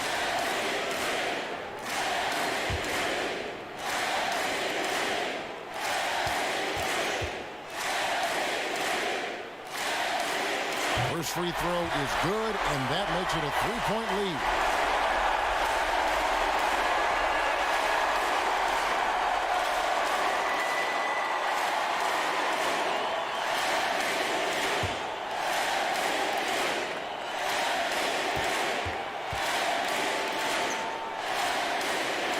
So he goes 2 for 2 at the line, and it's a 4-point ball game. And how big was that? He is just so reliable, so confident at the free throw line. Drexler outside. That one goes in. Drexler's got 13 points here in the second half alone. And that was the right call. When you need a basket, go to the guys you trust the most. Well, you've got to earn trust and equity by making shots. Nice delivery there. Here's ABC, and he makes the bucket, gets the whistle, and now a 3-point play chance here for him. And that one sends the bench into a frenzy. I'll tell you, these guys have worked so hard together, everyone pulling in the same direction. Beautiful to watch.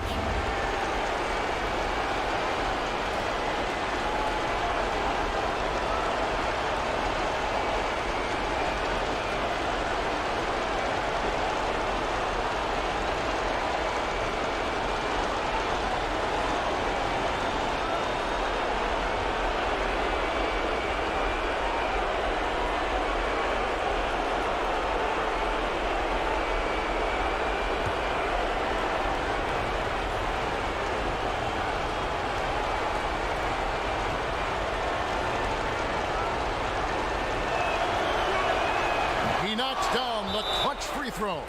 Yeah, how about the bucket to tie with the D just all over him. The free throw to give them the lead. Just a fantastic play all around. Washington calls timeout. They're trailing by 1. There's 45 seconds left in the fourth quarter.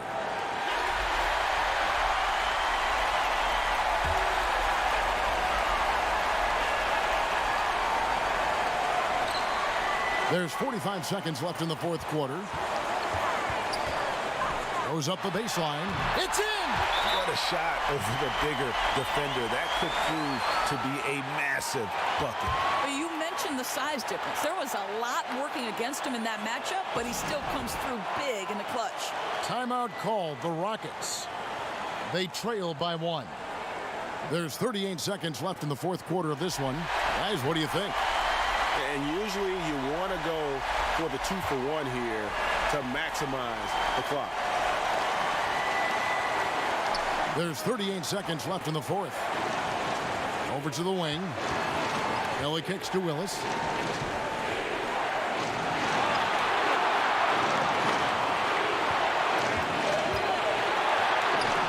trying to break that ice-cold streak. Nothing seems to be going his way this quarter. Well, not at the offensive end, certainly. He cannot buy a bucket right now. That's right. No other option but to foul and hope for some misses. So the first one drops, and that will put them up by 2.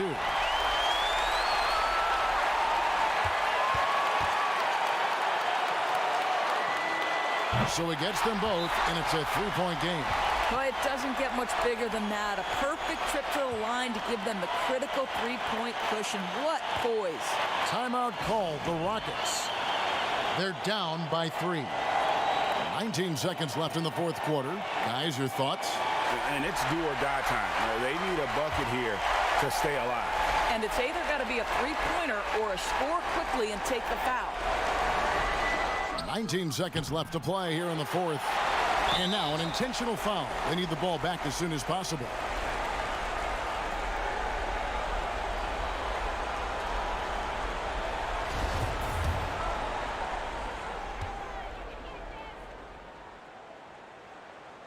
He hits the first one, and that gives them a 4-point cushion.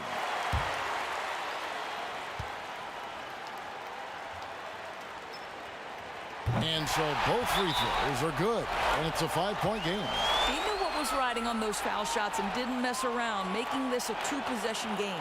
Now a timeout called by Houston. They trail by 5. 15 seconds left here in the fourth quarter. Guys, your thoughts?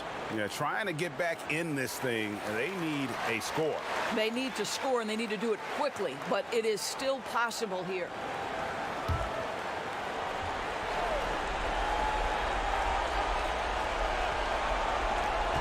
.15 seconds left in the fourth quarter.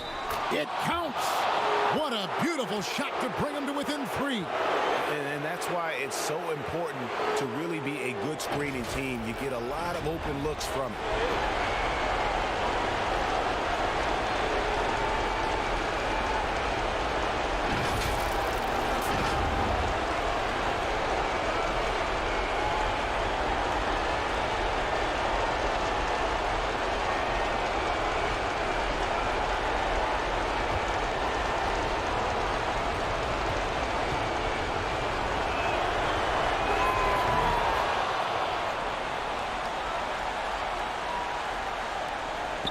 They foul intentionally. That's what they have to do at this point.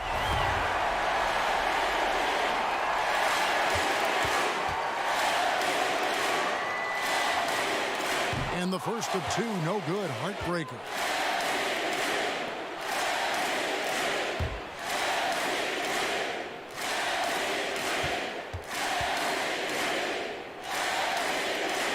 And he does get the second one. And that makes it a 3-point lead. 12 seconds left in the fourth quarter of this one. Misses the 3. And there's the intentional foul. No choice but to stop the clock here.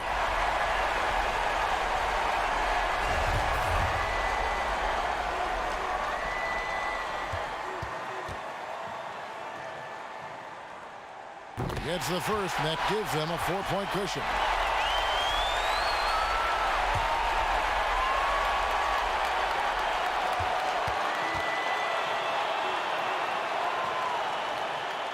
And the second free throw, no good. A tough break there. And so it's Washington who scraped by with the win. They didn't make it easy on themselves or their fans, but in the end, everyone's satisfied. I mean, there were some times that momentum shifted, and especially early on, but let's give this group a lot of credit for that stick-to-itiveness in terms of finishing out and executing that game plan. And that about wraps it up. For Greg Anthony, Doris Burke, and David Aldridge, and the rest of our terrific crew, this is Kevin Harlan saying thanks for watching. And we'll see you next time.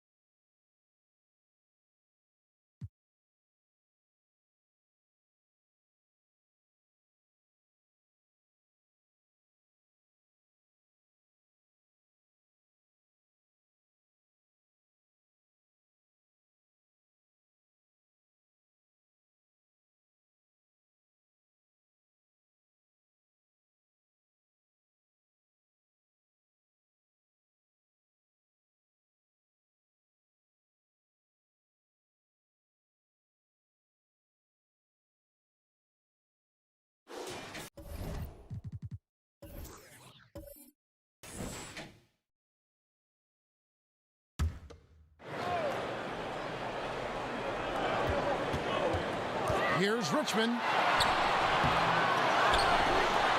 And he drops in the layup off the glass. Richmond's got 6 in the quarter. Down the stretch, he's been flat out awesome. He helped them get the lead, and now he's making sure they keep it. And Charlotte looking at who they've got. We've got Bogues. Mason is out there with D-Bots. And it's Pierce. And it's Rice in at the 3 spot. Connects from 3-point range. Rice has got the lead up to 1 now for the Hornets. He's got a lot to do with the position that they're in. A very smart offensive performance tonight from him. Abdul Rauf, and it's good. He's made 2 for every 1 he's missed.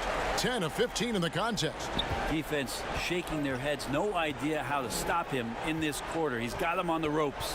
Pass to Bogues. The dish to Mason.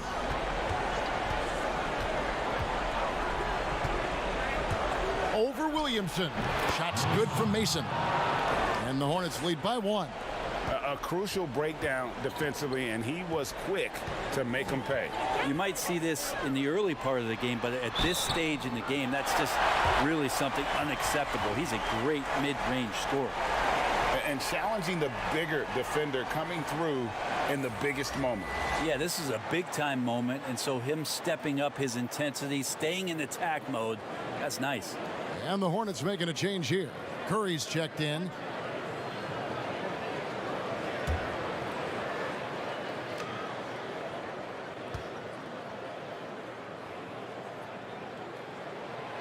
One of the most accurate free throw shooters we've ever come across. Abdul Rauf, not a guy you want to foul. And the Hornets call time here. And they're committing an awful lot of fouls here, and not of the good variety. You don't want to give up easy layups, sure, but it's been a non-stop parade to the foul line.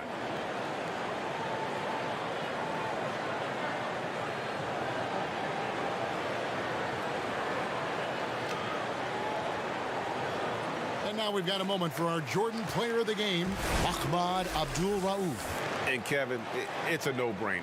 He's controlled every aspect of this game, and it's just so fun to see a player perform at a level that's just higher than anyone else out on the floor. All right, let's catch up with our sideline reporter, David Aldridge.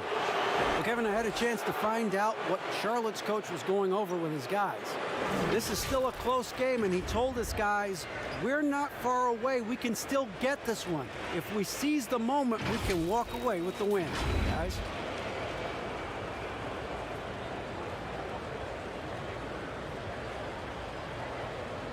Take a break. Take a break. 2 shots.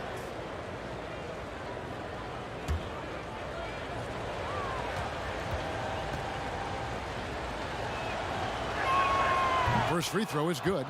And, you know, he hasn't been able to get to the line as much as he did in that first half. Credit the defense for making the adjustment.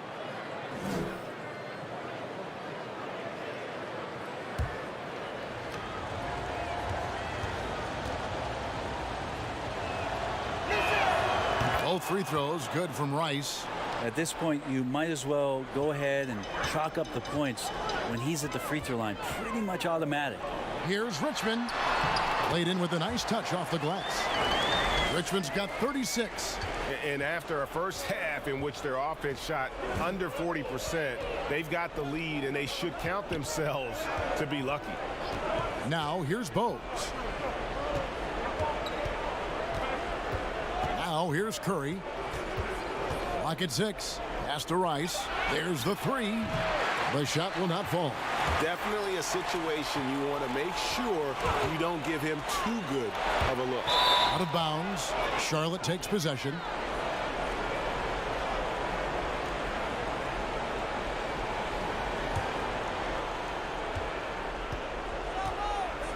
Bogues against Abdul Rauf.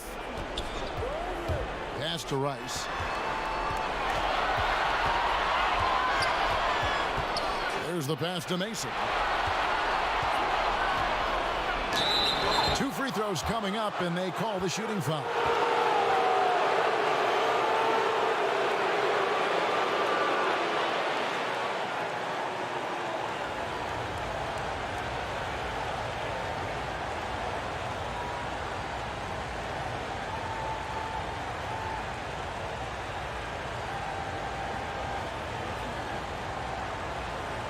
shooting 2.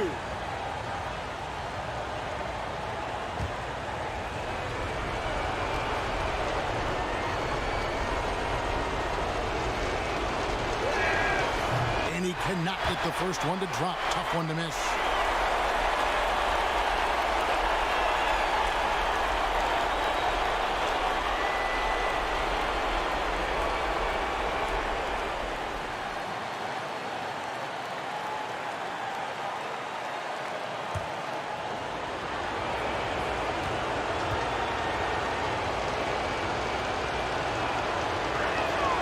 He's able to hit the second one, and that narrows the gap to 1. Guys, we've seen a lot of turnovers in this one. Focus, focus, focus. Just make the simple play. Bogues against Abdul Rauf. Top of the key jumper, no good. Well, mid-range is where he makes the money. So when the D's slow to get out on him, always surprising to see him miss from there. Mason misses. And for Sacramento, they're shooting reasonably well, 45%. Kings moving the ball around. And that one, good.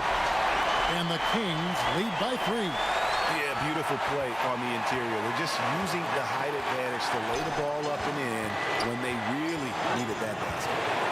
Here's Rice. Down low. Mason misses.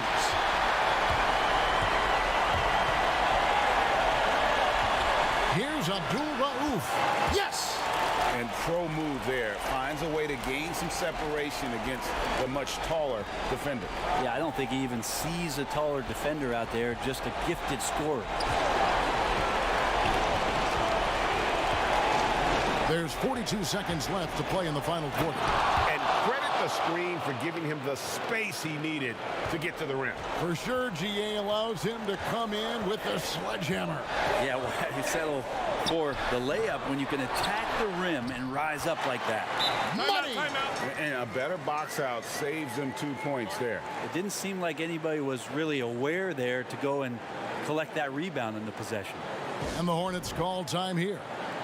They're trailing by 5. 29 seconds left in the fourth quarter.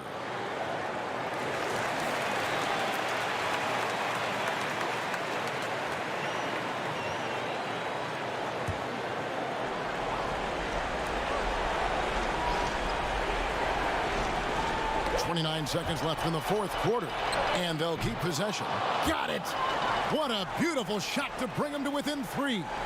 And boy, he's really in a groove. Dominant performance last game. Same thing this time out. Seems to be nobody standing in his way. No roadblocks for him to get to his spot, capitalize, and continue to be aggressive.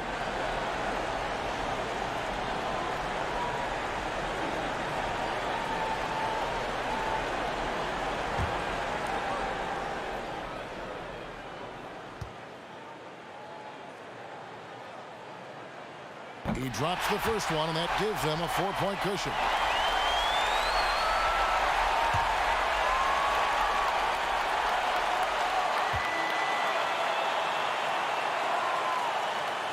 Second one is good. Getting both at the line, and it's a 5-point game.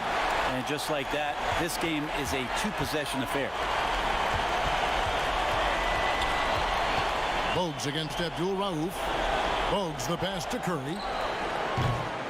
And it's off from 3-point range. And there's the call on Curry. And so he's picked up his final foul. And he will sit for the rest of this game.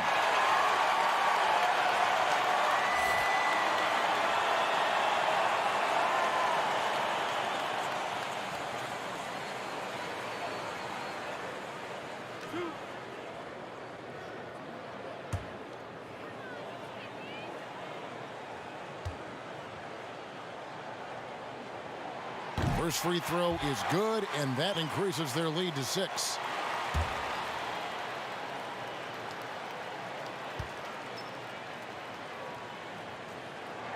And so he drops them both. It's a 7-point game. Passes to Rice. Here's Bogues. Off target. So the Kings win it. It was up for grabs right until the final seconds. Yeah, and for me, Kevin, what stood out is just the overall trust this group has in one another when it matters most. Doing what had to be done and to send these fans home happy. Well, folks, that's going to do it for now. For Greg Anthony, Brett Barry, and David Aldridge, this is Kevin Harlan. Thanks for watching the NBA, presented by 2K Sports. So long and good night, everyone.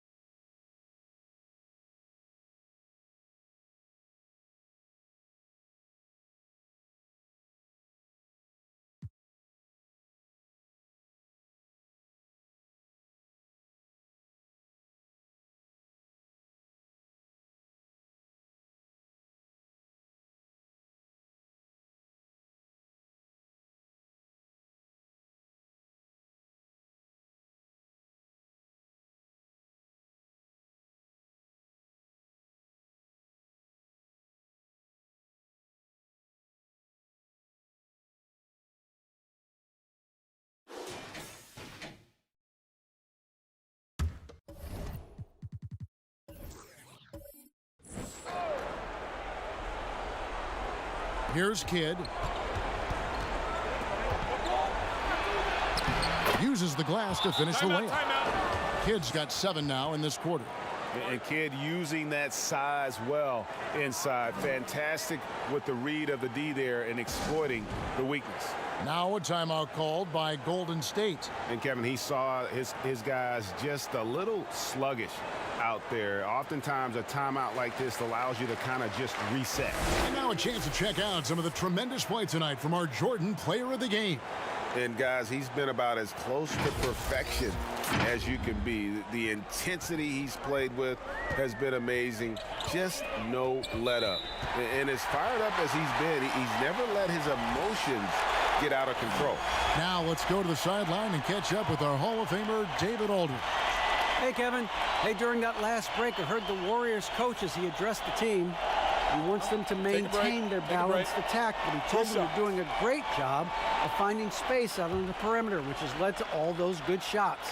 He likes the rhythm and the flow of this offense. He just told them, keep shooting it with confidence. Kevin? Thank you, David. Setting the floor for the Suns. The franchise is out there with Williams. Then it's Jason Kidd. Then it's Ceballos. And it's Johnson in at the point. And he sinks the second. Suns trail by 6.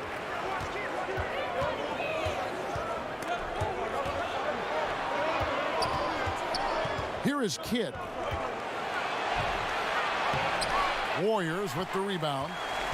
He's got 4 rebounds now tonight. Here's Spencer, and he gets the whistle. 2 free throws coming up. And really the defense fouling there to prevent the layup, but that's exactly what you need to do. He's off on the first.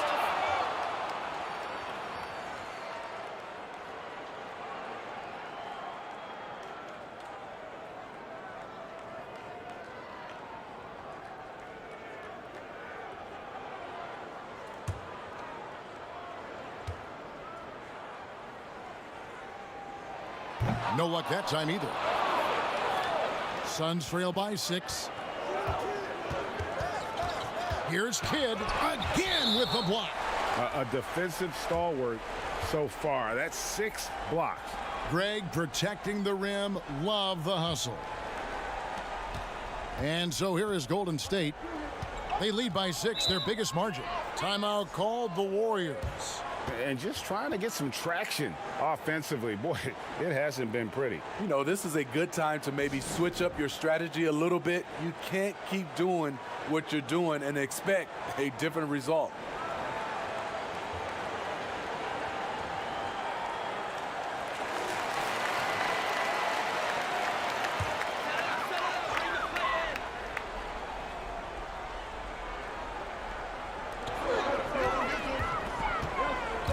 Sprewell kicks it out to Mullen. Out of bounds. It'll go to the Suns. Yeah, just not on the same page. Unfortunate, wasted possession. And it's Williams with the ball for Phoenix. 6-point game. Kidd attacking. And Kidd, really just a nightly triple-double threat. Big point guard who can score, pass, and also rebounds the ball.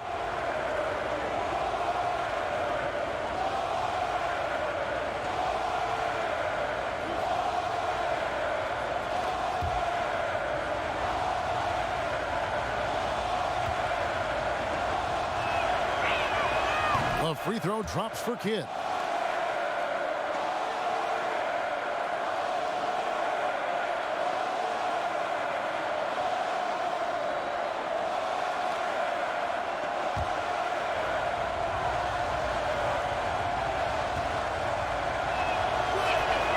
Both free throws good from Kidd. Boy, did they need those free throws to go down. They're definitely within striking distance. Oh, and there's the alley-oop. Oh, and they get in the way of the alley-oop. Not to be. Good play defensively. That one's in there. The Warrior lead is cut down now to just 2 on the basket from Nash. And you can see Kidd's ability to pass truly is a gift. When one of his teammates is open, he is quick to get them the ball in rhythm. Here's the dude. 1:37 left in the game. Great D that time from Nash. He liked to have that one back. That's easy money. And the basket by Kidd. And that's about the worst defense I can imagine a team playing coming down the stretch. And I love the play call. This is where you get the ball into the hands of your closers where they can do something with it. Here's the dude. Outside Mullen. Drills the three-pointer. And the Warriors lead by 3. Their ability, again, to stretch the floor, particularly in this second half. This was obviously a focal point coming out of the break. Look smart when the shots are going down. Now here's Nash. Pass to Kidd. Down to 5 on the shot clock. From downtown. Good! And oh, that was an enormous three-pointer. Big-time basket at a big-time moment. This is why we all watch. The NBA is about these moments. Here's Sprewell. Puts it up from 12. Steve Nash pulls it in.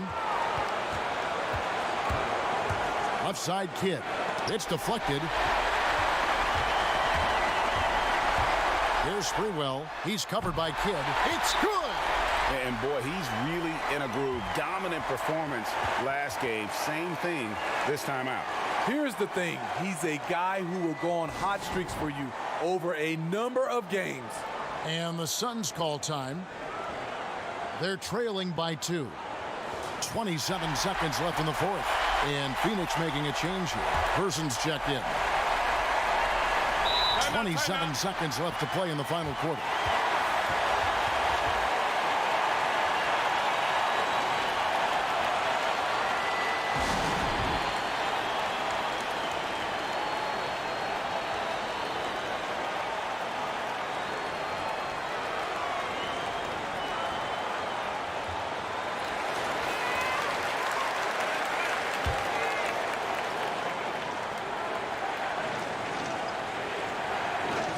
Seven seconds left in the fourth quarter of this one. Here's Kidd. It falls! And tie game. That is a huge basket right there. Oh, check out the handles. Their nasty spin move had his man grabbing for air. Timeout called the Warriors. The score knotted at 94. We've got 22 seconds left here in the fourth quarter.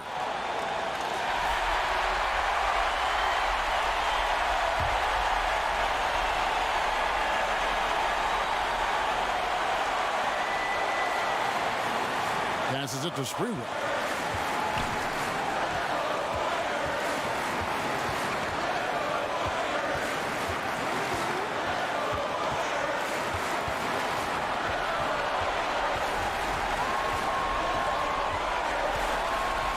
From deep. Count it! And how about Sprewell there, dropping one from deep. Really like how he's starting to get a feel for that three-point. So it's a narrow victory for the Warriors, pulling out the W. What a show they put on here at home tonight. I mean, these are those games that feel so great to win, and really, it's like a knife in the gut to lose. You gotta love being on edge of your seat and just wondering what's gonna happen. How is this thing gonna play out? And that'll do it, folks. For David Aldridge, Greg Anthony, and Steve Smith, and the rest of our terrific 2K Sports crew, this is Kevin Harlan saying thanks for watching. We'll see you next time. Have a great evening.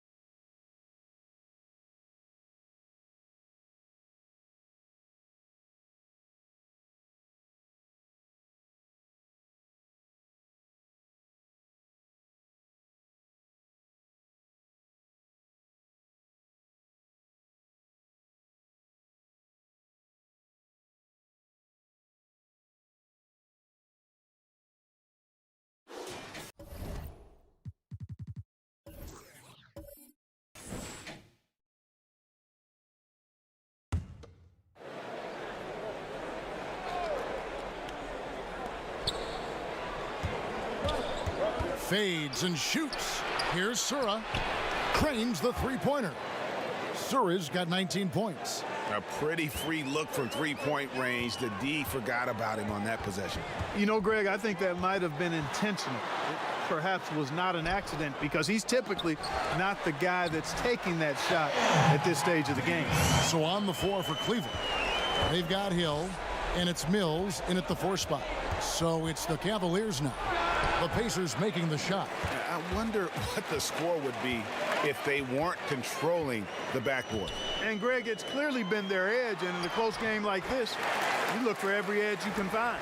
Yeah, the first half was one to deep 6 or forget, but in the second half, he's looked a lot better.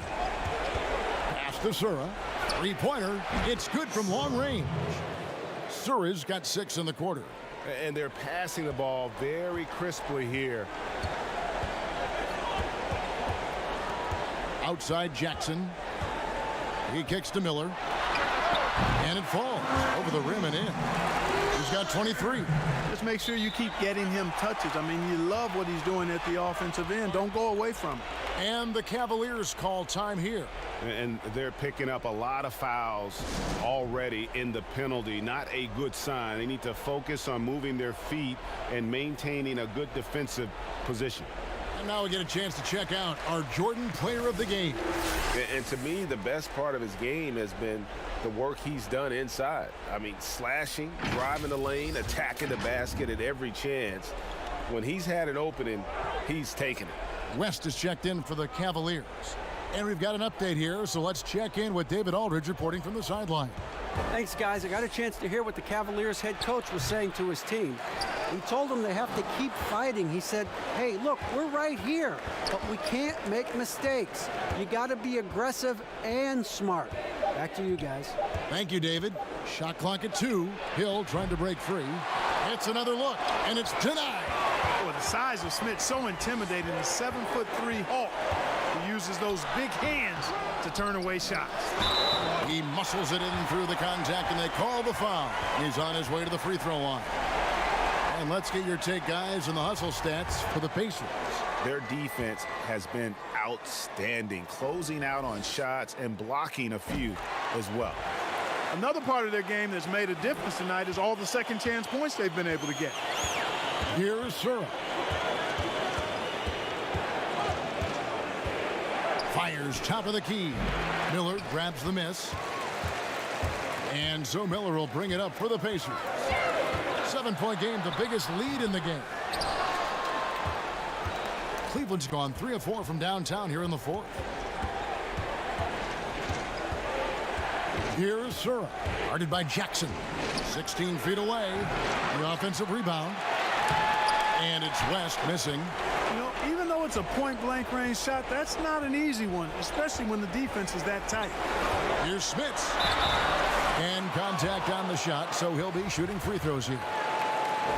And Smits, such a talented offensive player, whether he's operating in the low block or facing up from mid-range, he creates problems for the defense.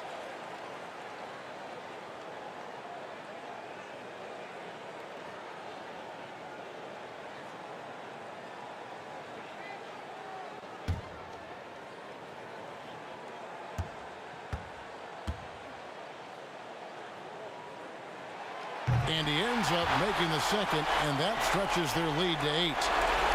1:35 left in the 4th quarter. Here's Brandon.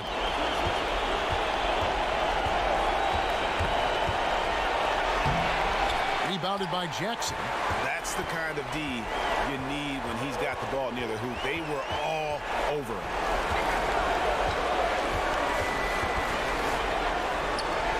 The pass to Davis. It falls for his 7th bucket of the contest. He's 7 for 9. And now as the clock ticks down, this is going to end up as a solid victory here for the Pacers. This was a very efficient offense tonight. And they found a way to get their shots to go down. A little luck didn't hurt. A lot of their 50-50 shots fell their way. And every win important. And this one will go down as win number 3. And they're able to even the score of this series at a game apiece. Still 2 more to go in the season series. Hard to say now how the final 2 games between them will play out, Greg, but one thing's certain. I mean, they're going to go at each other. This has become a very intense matchup. Here's Brandon. following the score by Indiana. Got a hand on it. 2-second difference between shot clock and game clock. Miller, and it's Miller with the jam. And credit the whole team. It was a focused, concerted effort to put this one away. Yeah, what a time to put the hammer down. Any hope of a comeback diminished. And that one drops for him. There's 10 seconds left to play here in the fourth.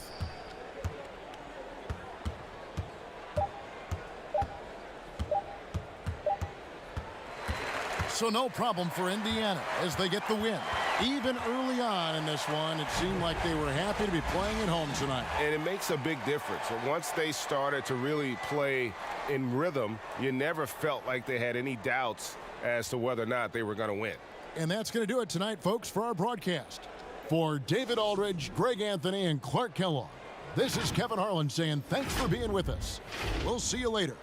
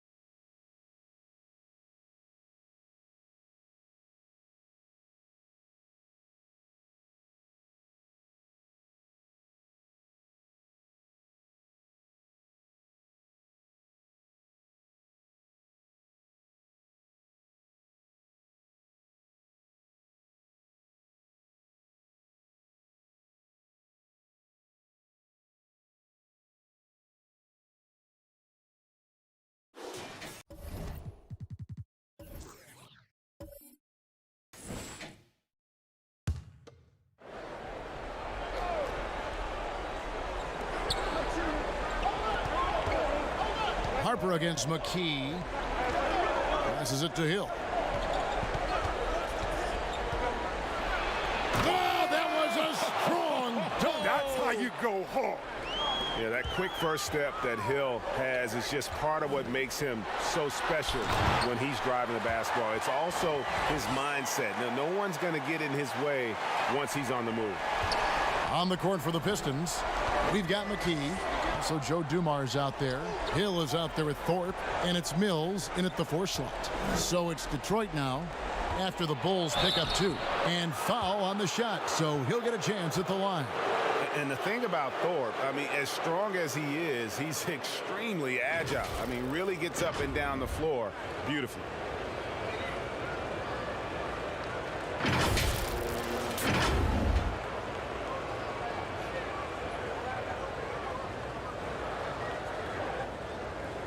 Shooting 2.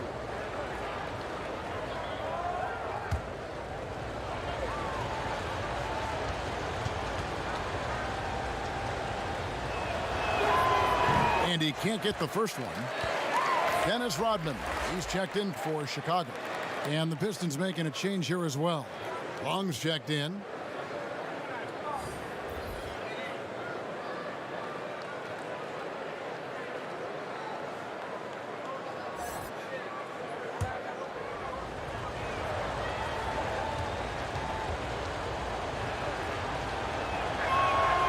And he's good on the second. Only down 2 now, but that miss might come back to haunt you. If they don't get a stop, it's back to a 2-possession game. Time called here. The Bulls decide to talk it over. Every timeout, a chance to review the lineups, matchups, or call a play. You know, that's what coaches are paid to do, right? I mean, curious to see what they go with here. And now we get the chance to present our Jordan Player of the Game, Scottie Pippen. And he's up over 50% from the field here tonight. And that speaks to how solid his shot selection has been. Nothing forced and really no bad decisions. Just good, smart, offensive basketball. On the sideline, let's catch up with Hall of Famer David Aldridge. Well, I was able to listen in on what the Bulls coach was going over with his team, and he's pushing them to empty the tank. He said, I know you're tired and it's been a tough game, but we can't hold back. If you're tired, come out. Otherwise, I want you full speed, guys. Now a timeout called by Detroit. We've seen Michael Jordan really having a great game. He's been a force inside. If they don't commit more bodies down low, he's going to keep destroying them in the paint.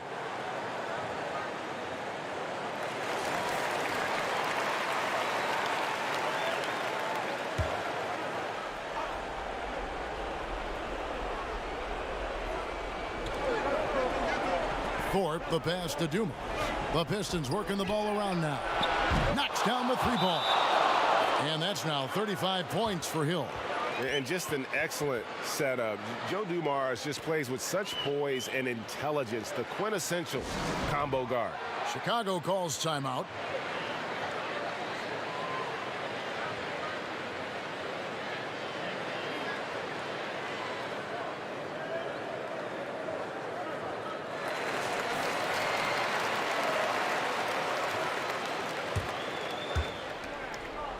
Chicago's gone 1 of 2 from 3-point range here in the 4th. Harper kicks to Kukoc. Outside, Rodman. And the 3 off target. Detroit's gone 3 of 4 from downtown here in the 4th. To the paint, here's McKee. And that one is hammered home. Just the kind of play they need in a game this close. You know, that's the kind of aggression they want from their floor leader. Yeah, Kevin, this is why they go to him. When the game is tight, he ups his intensity level. And the dunk by Jordan. Yeah, putting the team on his back as he often does. The tighter the game gets, the more Jordan wants the ball. Time called here. The Pistons decide to talk it over. They're behind by 2. 1:49 left in the 4th quarter.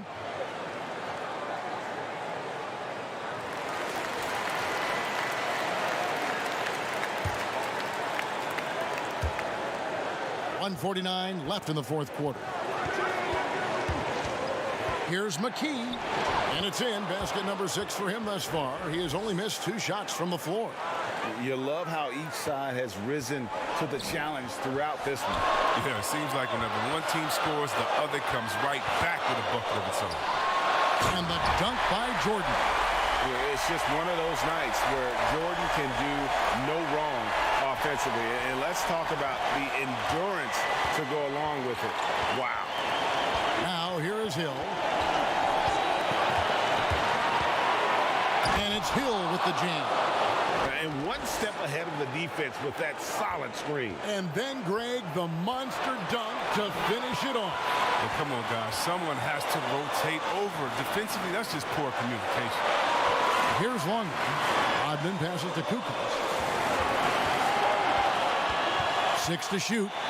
The pass to Longman. Detroit with the rebound. And he did everything he could to make that shot as difficult as possible. Excellent D, avoiding fouling and got in the perfect position to alter the shot.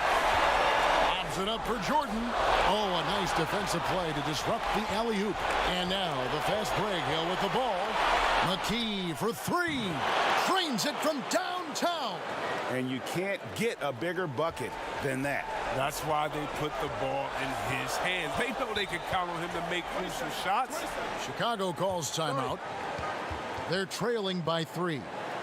29 seconds left in the fourth quarter.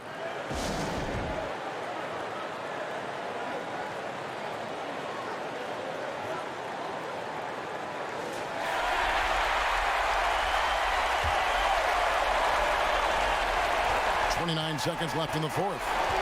Jordan the pass to Rodman. And so they choose to intentionally foul.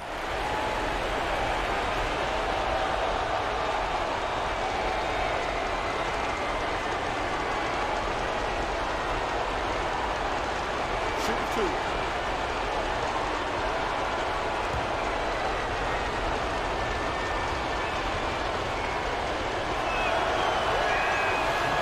First, and that gives them a 4-point cushion.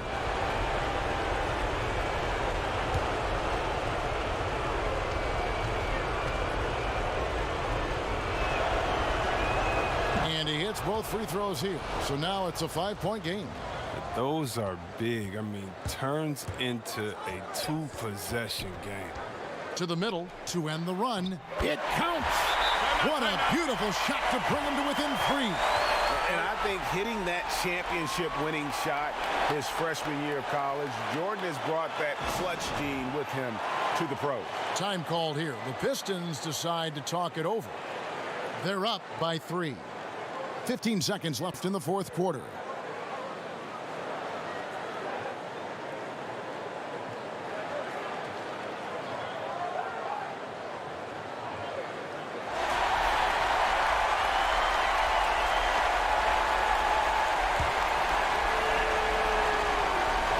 Stop the clock as soon as they can with the intentional foul. Yeah, you have to do that, though. You can't just let them dribble the game out.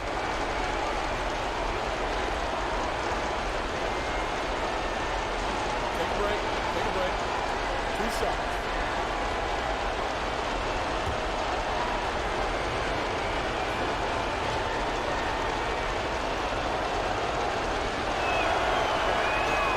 First free throw is good, and that gives them a 4-point cushion.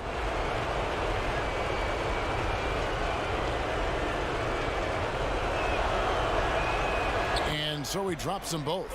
It's a 5-point game. And it's a wrap.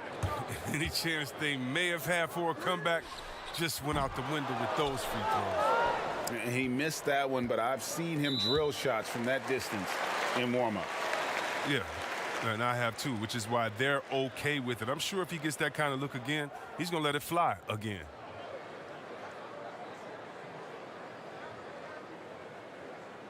Take a break. Take a break. 2 shots.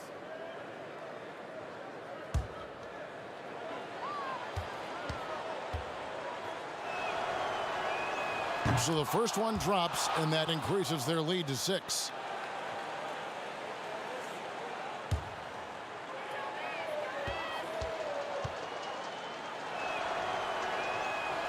Second free throw, no good that time. He really wanted that one. No good there. And so it's Detroit with the W. A truly gutsy performance away from home. You know, it really was. And Kevin, when this one was hanging in the balance late, they showed just what a tough-minded group they can be. Thank you for joining us. That'll do it for now. For Chris Webber, Greg Anthony, and David Aldridge, this is Kevin Harlan saying thanks for watching. So long.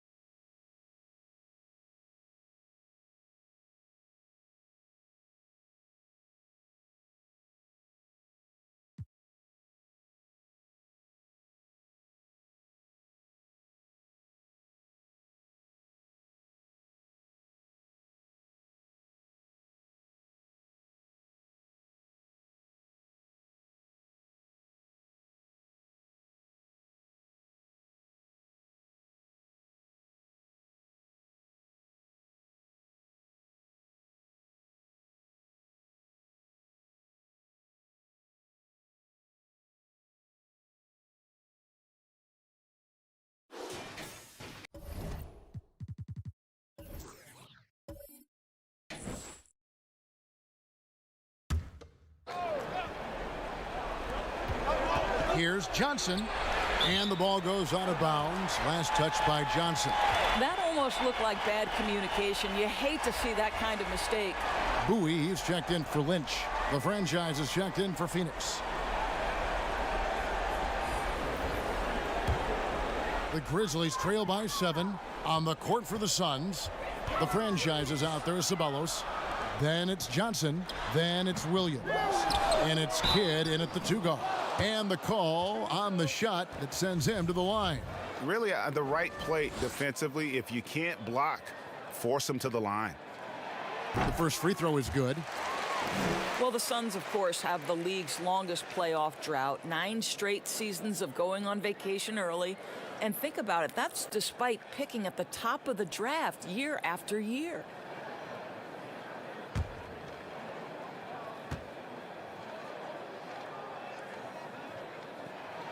And he makes both free throws. And doors for the Suns going forward. It can't help if they play in the always difficult Western Conference. That's right. The Western Conference is so strong at the top, and it's strong at the bottom as well.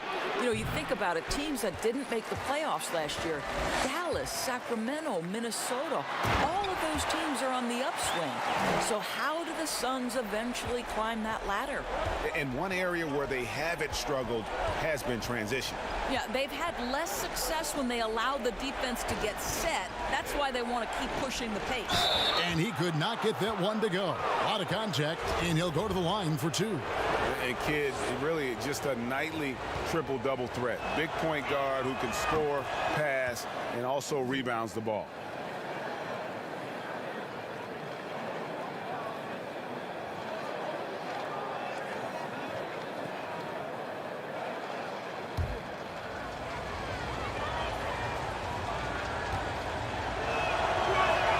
Both free throws good from Kidd. And it's Anthony with the ball for Vancouver. It's a 5-point game. Following this one, they get to host the Rockets. And that will be the middle game of this 3-game homestand. Here's Peeler. Hits it from 3-point range. Boy, they've been terrific from beyond here in the second. Anthony against Kidd. Pass to the franchise. 6 on the shot clock. And a foul call. Almost got it to go in, but he'll go to the line for 2. And so he's picked up his final foul, and he will sit for the rest of this game.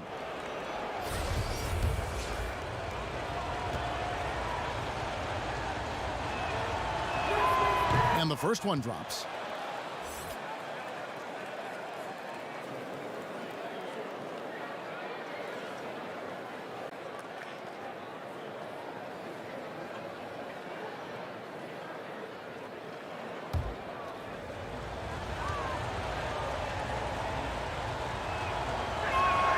So he gets them both.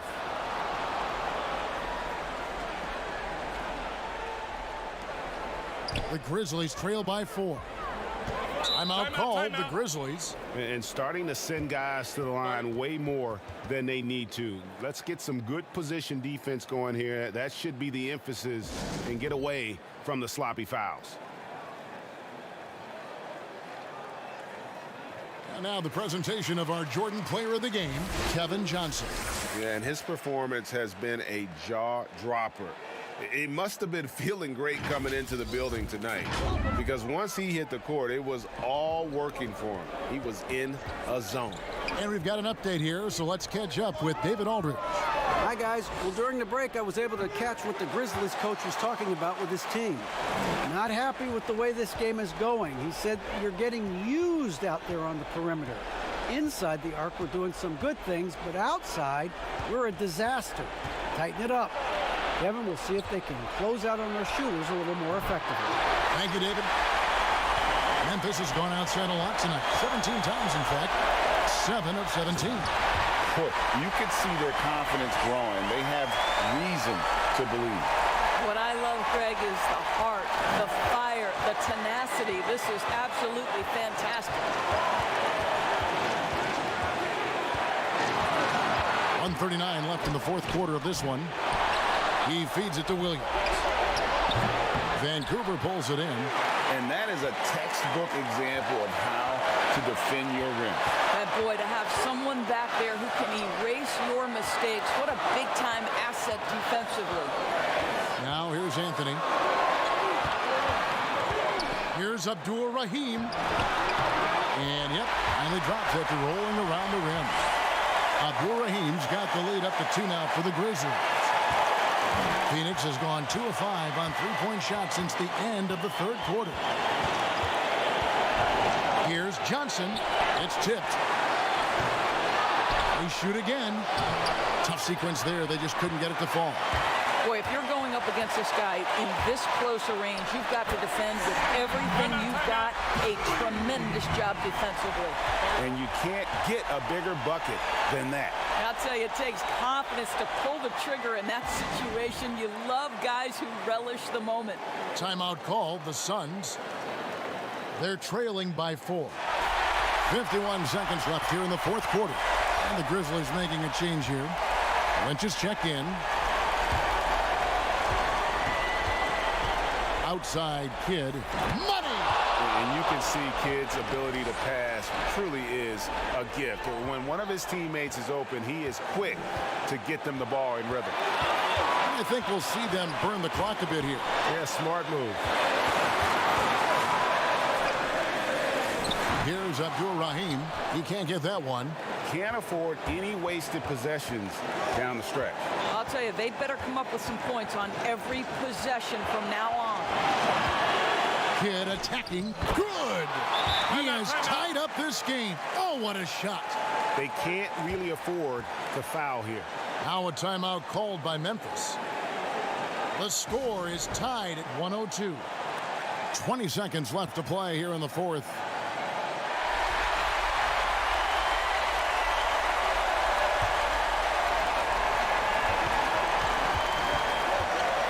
Outside Anthony.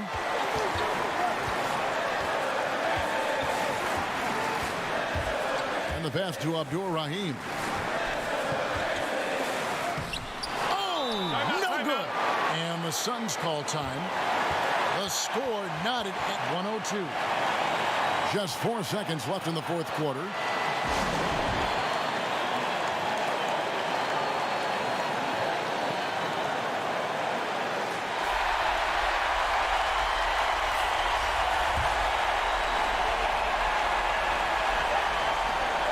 Here's Johnson. Oh, off target. And regulation now complete. We will go to overtime. Live from the FedEx Forum, you're watching 2K Sports.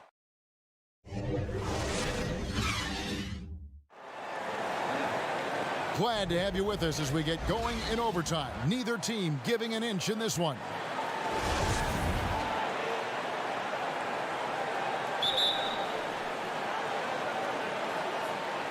And Vancouver starts out with the ball. And always a good ride in these post-regulation battles. This overtime now looking to be an exciting one. All fueled up and ready to go to overtime basketball here. Brought to us by Gatorade. Let's check out who's on the floor. Setting the floor for the Suns. Johnson is out there with Jason Kidd. Then it's the franchise. And it's Ceballos. And it's Williams at the center. Nash is checked in for Jason Kidd. And he knocks down the first one. Vancouver making a switch here.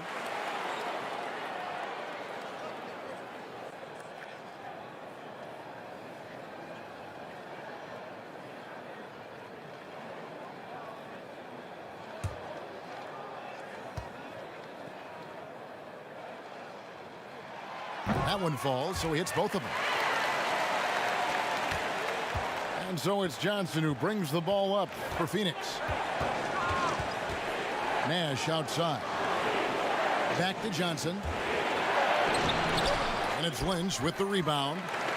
And typically he has the touch to finish when he's in tight, but not sure on that possession. The shot by Anthony, no good. The Suns trailing. Pass to Ceballos. And he's fouled pretty hard on that shot, but he's got the chance to pick up the points at the line.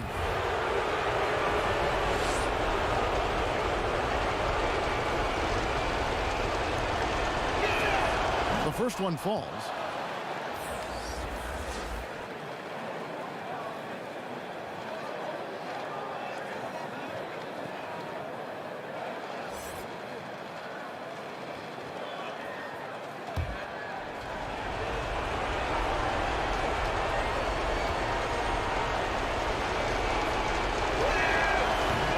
good on the second, so he hits 1 of 2. And for the Grizzlies, they're shooting 55% from the floor. They're feeling very confident offensively. It's good. Abdul Rahim's got 4 points now in the quarter. They are just killing them on the interior. Johnson against Anthony. Inside. There's Ceballos. It's deflected, and he recovers it. Knocked loose. Shot clock at 6. Here's Williams. And Williams throws it down. That is a product of pure effort, guys. I agree, and that's nothing new coming from him, GA. He loves going to work on the rebounding, going to work on the board. What about the decisive finish? Great timing, tremendous force. Edwards, he's checked in for the Grizzlies. Free throw no good for Williams. Memphis leading. We're in overtime and 90 seconds gone here in what has been a great one so far. Count it. 20 points for ABC. The Suns have gone 1 of 4 from the field in the overtime period so far. Nash, the pass to the franchise. And I'm a big fan of the awareness of Nash on the floor. A selfless player who's just fantastic at getting the ball to his open teammates in rhythm. Trying to go for an alley-oop, but excellent defense and anticipation there to stop it. Here's Johnson. And another one. My goodness. 50 for the game. Yep, he is putting on a show. Pass to Edwards. Here's Bowie, defended by Nash. It's stolen. To the paint, reverses, and the layup is up and in. And now a 3-point Suns lead. Yeah, that was the 3rd straight high percentage look the defense has allowed. The defenders have got to start putting bodies on bodies. Here's Bowie, and they call the foul, so a chance at the line for one more coming up. Well, use the pick and going right to the cup. I love the aggressiveness.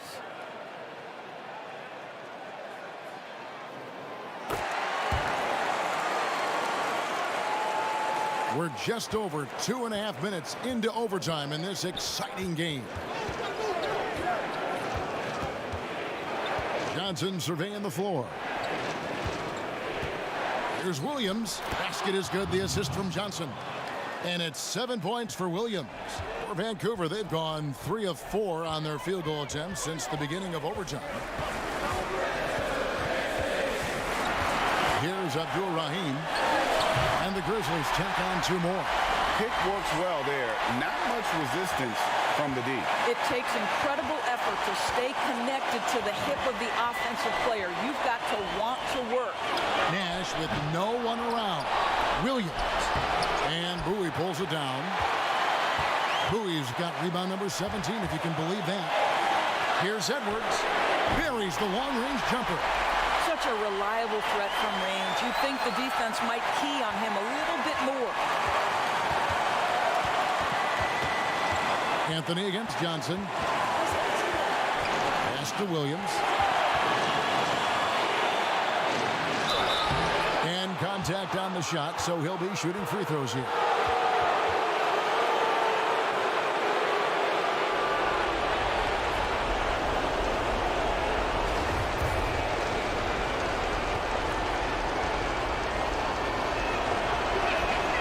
It's the first, and that brings them within 2 here. The franchise is checked in for Phoenix.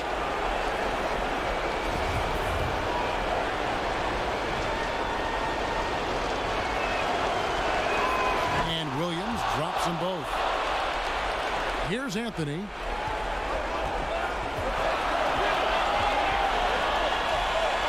To the middle. Here's Abdul Rahim, and down it goes. Dunked through off a wonderful assist. Go into the rack with energy, and the D afraid to cut him off. Yeah, got to chalk that one up to some shaky defending. Yeah, and give him credit for taking advantage. In a close game, those are the types of plays that can swing things in your direction. And there's the pass to Anthony. Here's Abdul Rahim. Misses the layup. He had him with that pump fake. A floater. Got it. And what a sensational bucket to bring them within 1. Boy, that's beautiful touch on the floater. And let's remember, not everyone has that shot in their arsenal. To the inside. Count. I'll tell you, that vertical ability he has puts him in select company in NBA power forwards. May not have great size, but boy, he plays bigger than it. Phoenix calls timeout. They're down by 3. 36 seconds left to play in the first overtime. What do you think, guys? Hey, they do have enough time here if they shoot quickly to get the 2-for-1. We'll see if they try. Persons checked in for the Suns. Johnson draws the double. He's looking for Williams and finds him. It drops. And that shot brings them to within just 1. And that shifty nature of Johnson's game really helps him out. An effective combo guard who does a nice job of sharing the ball. And they do have a foul to give. And the Suns call time here. They trail by 3. We've got 22 seconds left in the first overtime. Action has been terrific. Guys, what's your take? And it's do or die time. They need a bucket here to stay alive. And it's either got to be a three-pointer or a score quickly and take the foul.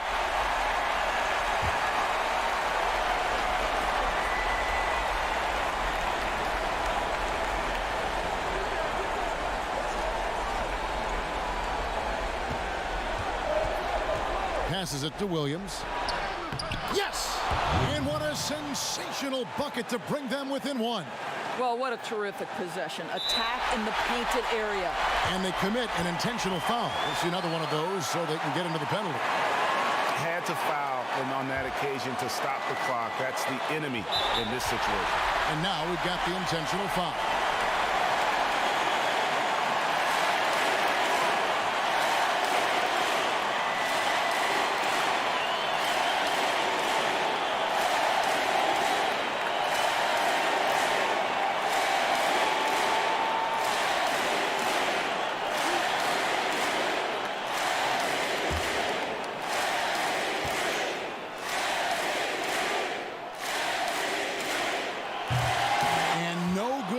First free throw missing for him. We'll see if he can nail the second.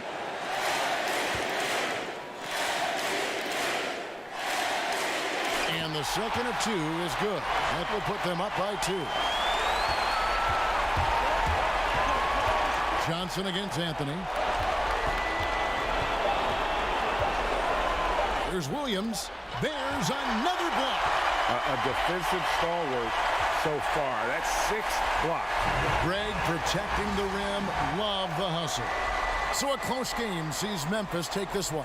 And they had some nervous moments down the stretch, but things finally came together for them in overtime. Yeah, probably didn't anticipate that this one would be that close down the wire, but give them credit. They were able to regroup in that overtime, and this win has to feel satisfying. Well, folks, that's going to do it for now. For Greg Anthony, Doris Burke, and David Aldridge, this is Kevin Harlan saying thanks for watching.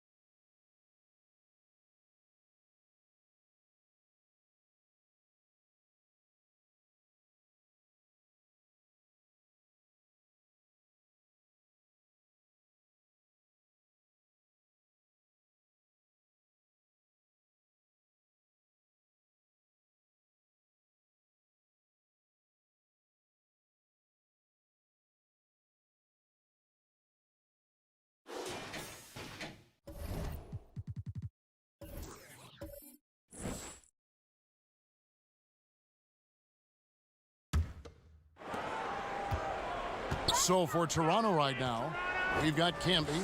Jones is out there with Williams. Then there's Christie. And it's Stoudemire in at the point guard position. Pass to Newman. Here's the 3. And it's Toronto with the rebound.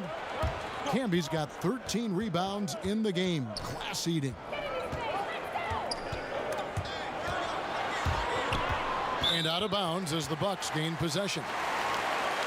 Here's a look now what's coming up for the Milwaukee Bucks. On Monday, they'll start out on the road and play the Timberwolves in Minnesota. Then on Wednesday, here's Douglas.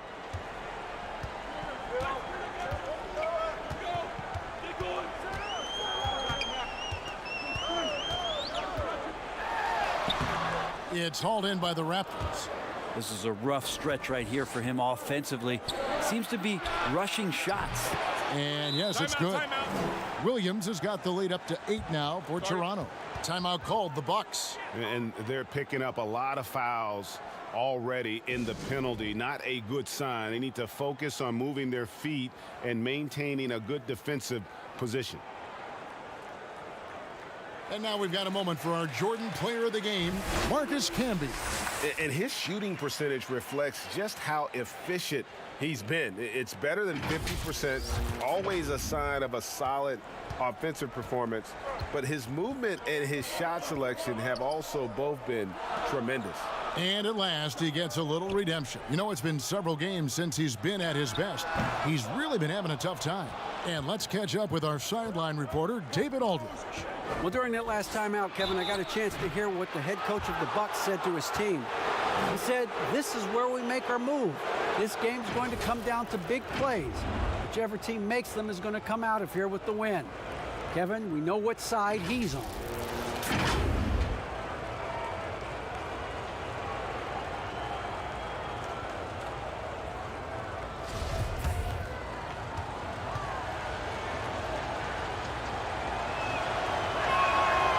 Free throw, no good. The team just cannot get into a groove from the free throw line. It's a common problem for them.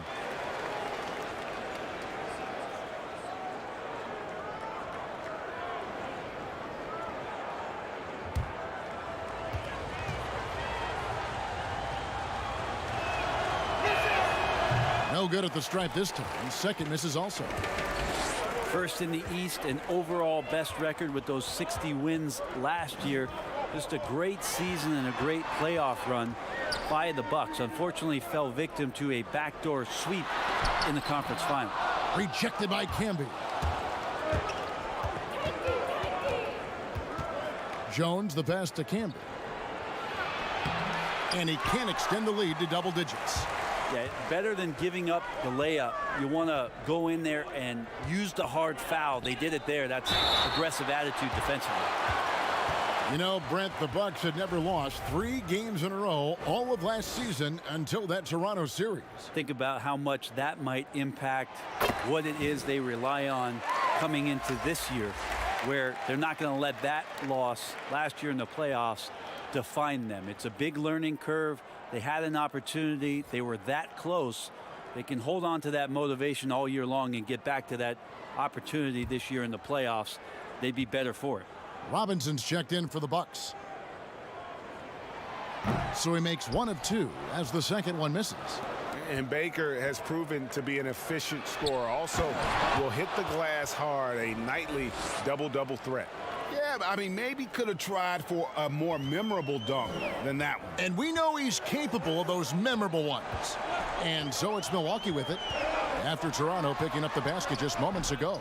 Allen's shot is off. Very dangerous to leave a guy like that open. Lucky break there for the D. Rivers passes to Camby. That shot misses. So Milwaukee will take it the other way. At the conclusion of this game, they're off to Minnesota where they'll take on the Timberwolves. Sets in motion a 4-game road trip for them. They've worked hard to get this lead. Can't start giving up easy slams all of a sudden. Yeah, GA, that's right. And that was easy. Gift wrap for him. So much talk about 48 minutes. The team with the lead letting its guard down now.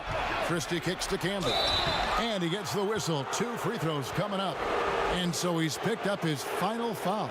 And he will sit for the rest of this game. Clearly a foul. The dude, he's checked in for Allen.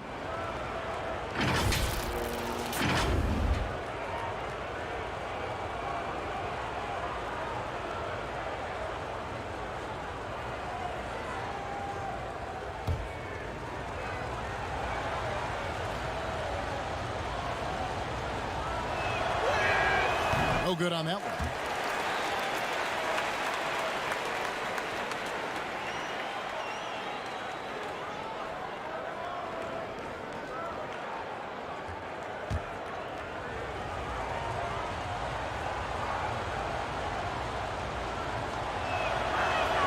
Good on the second free throw. Bucks trail by 8. Now here's Douglas. And the pass to Baker. That's good with a Douglas assist. Douglas has got his 7th assist here tonight. He has definitely shown up to play. He's done his part, really just trying to battle his team back into it. And the Raptors call time here. And he could tell his guys were dragging a little bit, calling timeout to kind of let them catch their breath.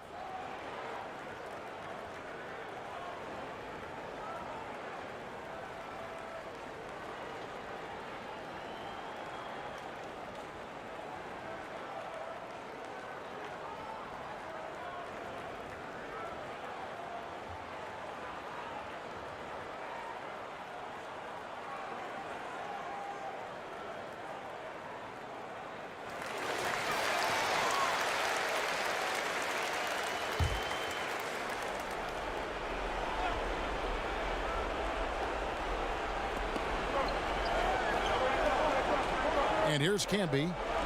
Dishes it to Rivers.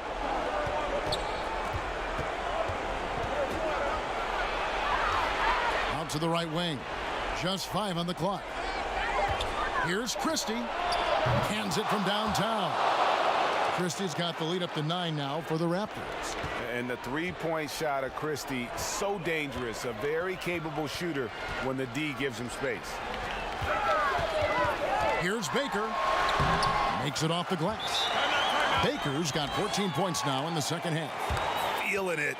No doubt about it. He's definitely feeling it right now. Shooting a terrific percentage from the field. And the Raptors call time here. They're ahead by 7. 1:58 left in the game.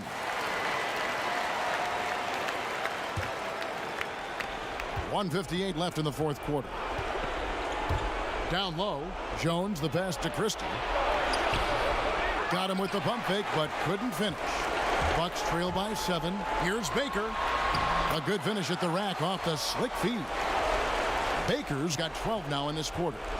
And running with a full head of steam, but completely under control. Yeah, you think he's comfortable at that speed? He's done it so many times before.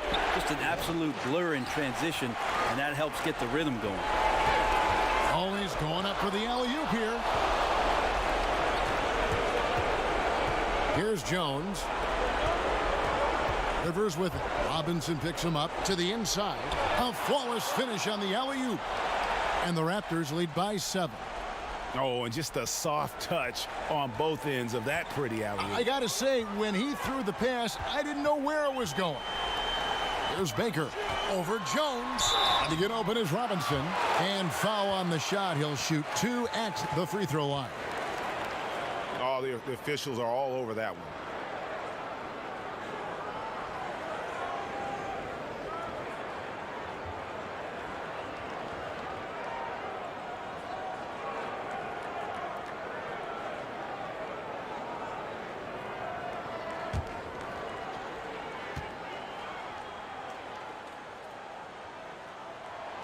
He hits the first one, and that trims the lead to 6.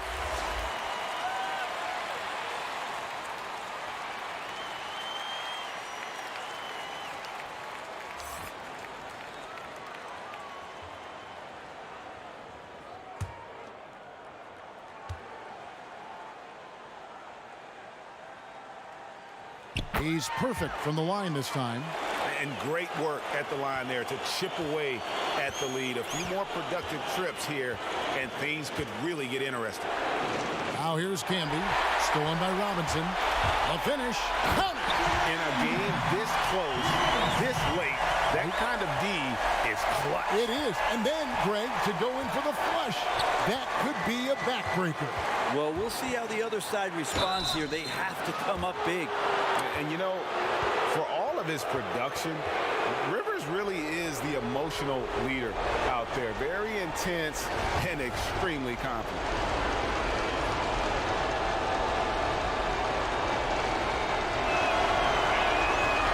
He doesn't hit the first, and that was the one they really wanted. He's got one more, though.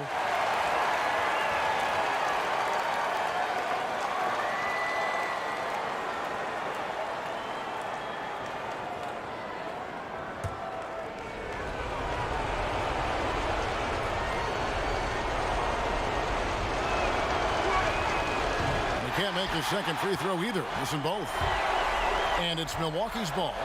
They trail by 3. The nerves on this guy. Not backing down from this moment here. When the game is close, he kicks it up a notch. We can probably expect to see him slow it down now. Yeah, I think you want to milk your possession. 5 seconds separating the shot and game clocks. And the whistle blows as the basket counts. And a three-point play chance right here. One free throw coming up. Newman's checked in for Milwaukee.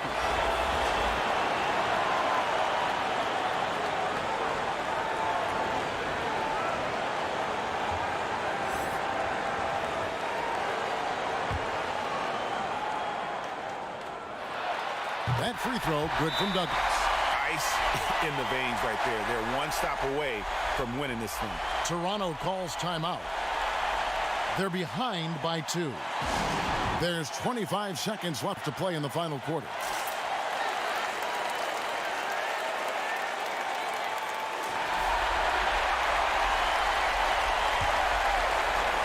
Here's Rivers. 20 seconds left in the fourth quarter. Here's Christie. To halt the run, and he'll shoot free throws here. Clearly fouled on that shot that time, the whistle blowing. And there's the foul against Milwaukee.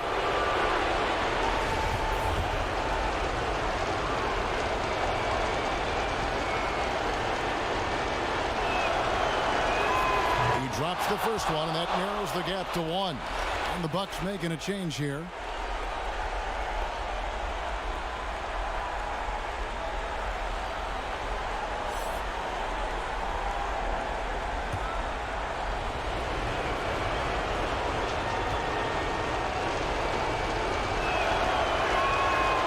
Christie drops them both. How fantastic was that? One mistake and the game's over, but he gets it done. Now a timeout called by Milwaukee.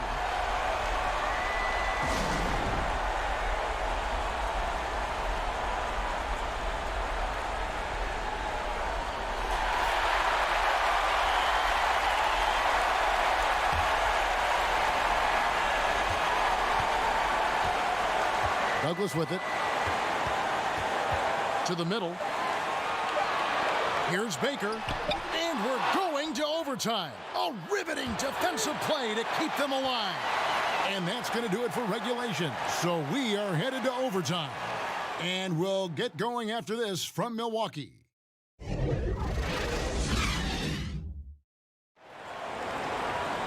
Well, 4 quarters weren't enough to decide this ballgame. Sit back and enjoy as we move on to overtime.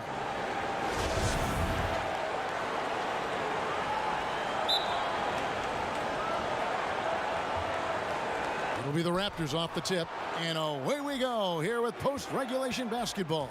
Courtesy of Gatorade, all fueled up and ready to go. Let's reset the lineup for us now in overtime. So the Raptors 5 right now. They've got Jones. Rivers out there with Christie. Then it's Williams.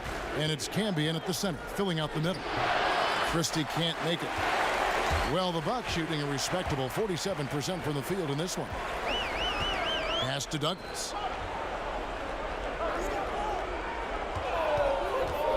Passes to Wood. That's in, coming off a nice assist from Douglas. Wood's got the lead up to 2 now for Milwaukee.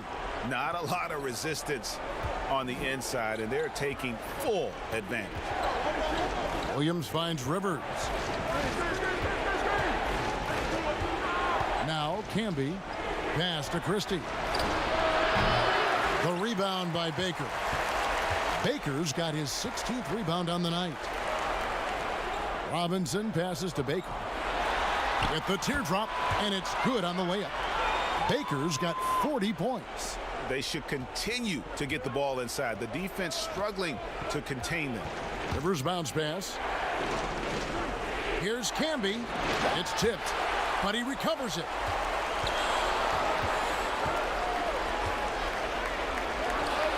And good. Got the friendly bounce off the right side of the rim. Camby's got 25 points in the game. Douglas the pass to Baker. He kicks it to Douglas. The Bucks keep it going. A new 14-second clock. To the paint. Here's Christie and the powerful one-handed slam. Very little resistance against that throwdown. Nope, not what they want to see in a game this close, Greg. On one side, inspiration. On the other, devastation. Stolen by Camby. Fast break. Here come the Raptors. Christie can't make it. And so it's Douglas who will bring it up for Milwaukee. Here's Baker. Shooting foul as the whistle blows. He'll shoot 2 free throws. No question, he got bumped on that shot. That free throw missing. The dude, he's checked in for Wood. And Toronto also making a switch. Stoudemire's checked in.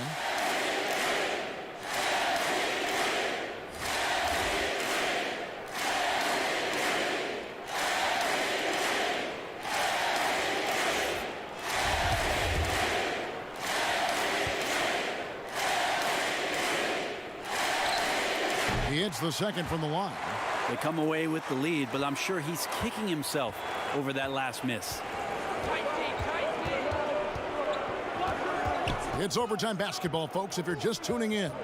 We're just over 2.5 minutes into it. Right side, Williams. 4 on the clock. With the floater, Robinson with the block. And they get it back. And there's the shot clock violation. Couldn't get the shot off in time.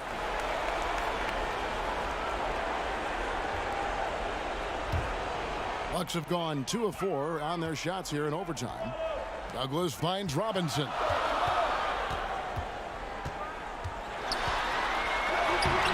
Excellent D that time from Jones. Toronto's gone 7 of 15 from three-point range tonight. They're not afraid of that shot. Trying to get open his camera. And a little luck that time, but it drops. Stoudemire's got 22 points. And I like how he draws the attention on the inside and then the nice little kick out in rhythm for the jumper.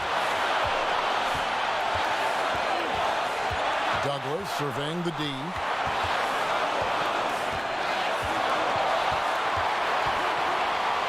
Lets it go with the 3. Hits the three-point bomb. And the Bucks lead by 2. Fantastic bomb there, just especially against the taller defender. Douglas against Stoudemire.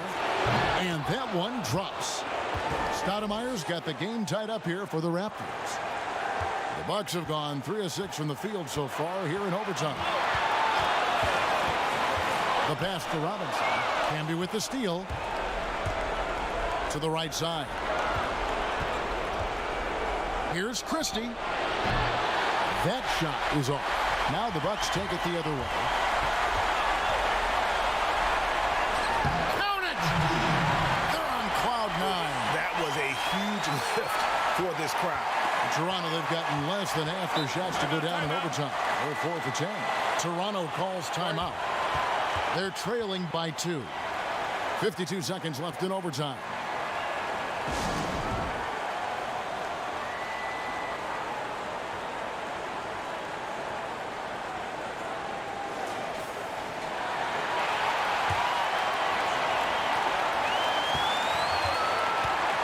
Stoudemire against Douglas. Stoudemire attacking and blocked. What a jam! You knew something good was coming, Kevin, right?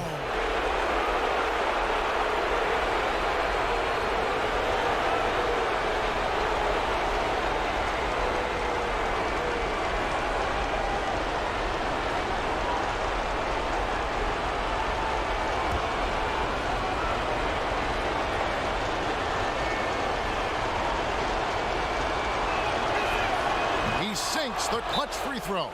Oh, not only ties it up with the hoop, but puts them in front now with the free throw. That could be the play of the game if they come out on top. Timeout called, the Bucks. They're down by 1. There's 42 seconds left in the first overtime.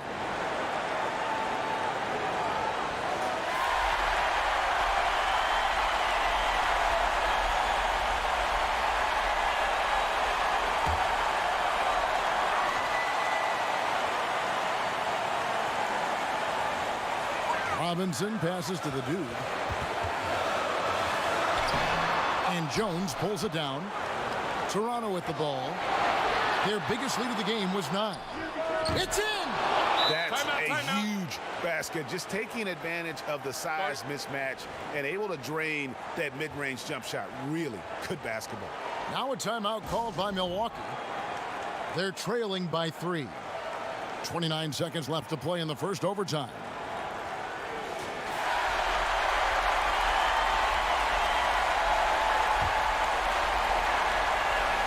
And so it's Milwaukee with it. 5 seconds separating the shot and game clocks. Pass to Baker.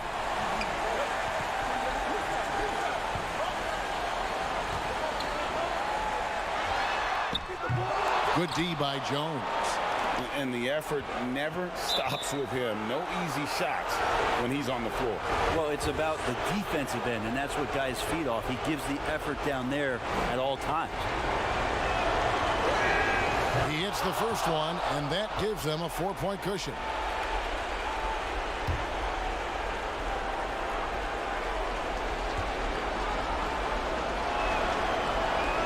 And so both free throws are good, and it's a 5-point game. That'll ice it right there. Not everybody can keep their composure at the line in such a big situation. And the Bucks miss again. And so it's the Raptors winning this one.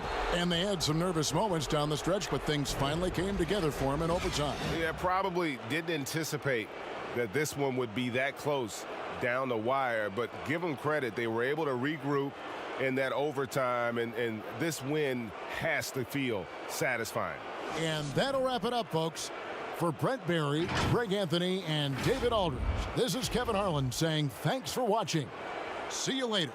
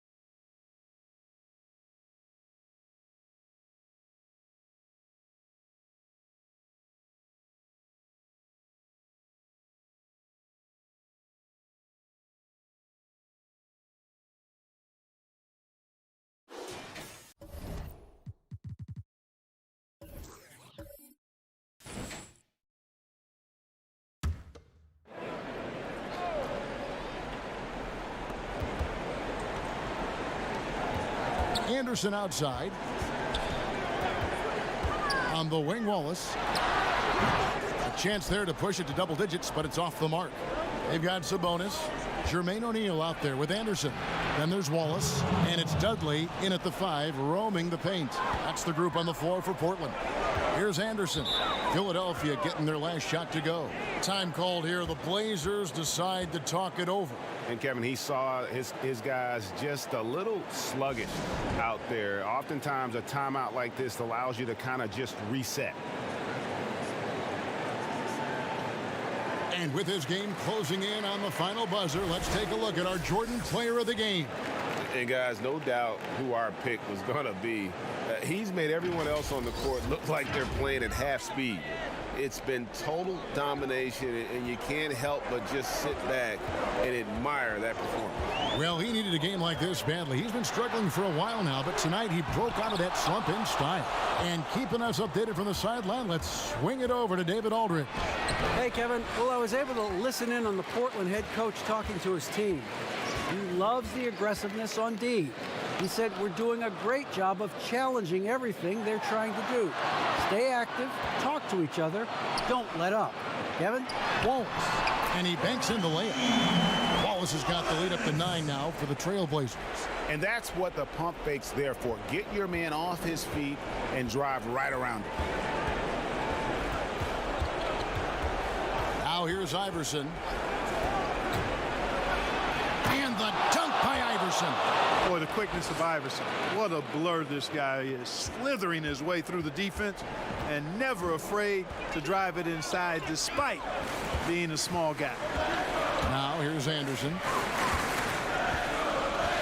Here's Wallace.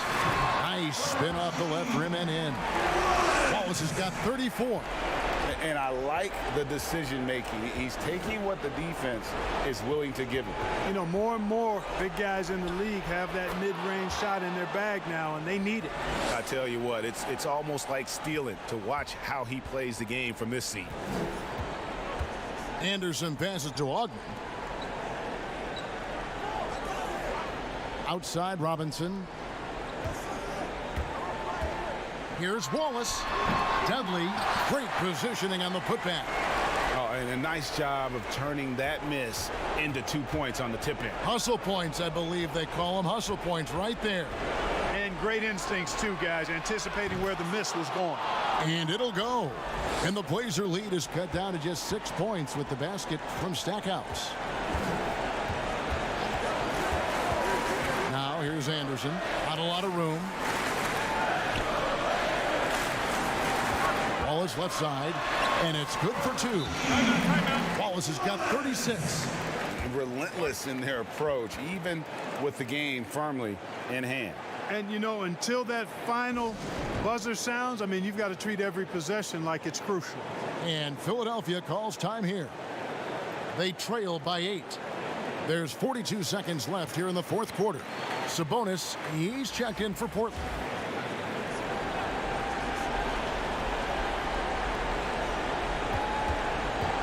Here's Stackhouse. The basket is good off the assist from Williams. How about how he sets his man up there, runs him right into the screen, and then gets the basket. And an intentional foul right there.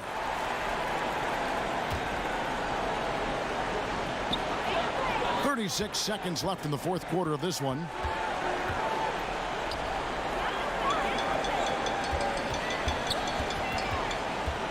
Iverson against Anderson. Inside, here's Ogden. Ferocious swat. And Philadelphia calls time here. They're trailing by 6. 19 seconds left to play here in the fourth.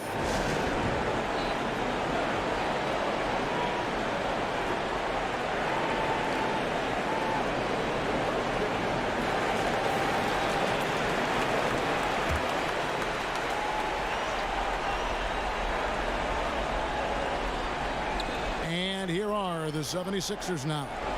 6-point game. They swipe it. And so they foul intentionally.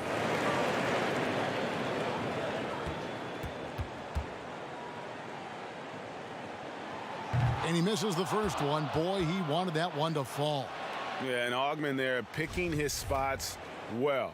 Superb at using his body on both ends of the floor. That's good, going 1 of 2 from the line, and that makes it a 7-point lead. And the 76ers call time here.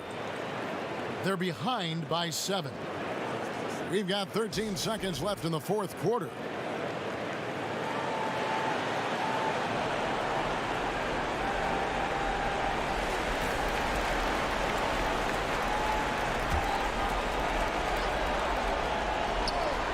Here's Walters.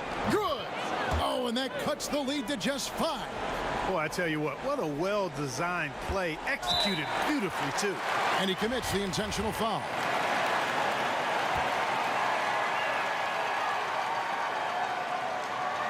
Good on the first, and that increases their lead to 6.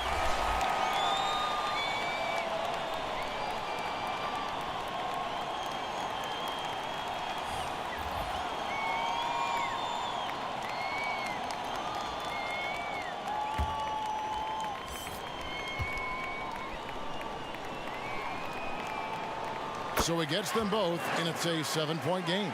Job well done at the line on that possession. They'll make things a little easier on themselves if they can convert those. Iverson kicks to Stackhouse. From deep three-point range, misses there. And so it's Portland winning this one. They didn't make it easy on themselves or their fans, but in the end, everyone's satisfied. I mean, there were some times that momentum shifted, and especially early on, but let's give this group a lot of credit for that stick-to-itiveness in terms of finishing out and executing that game plan. And that about wraps it up. For Greg Anthony, Clark Kellogg, and David Aldridge, this is Kevin Harlan. Thanks for watching this presentation of the NBA on 2K Sports. We'll see you next time.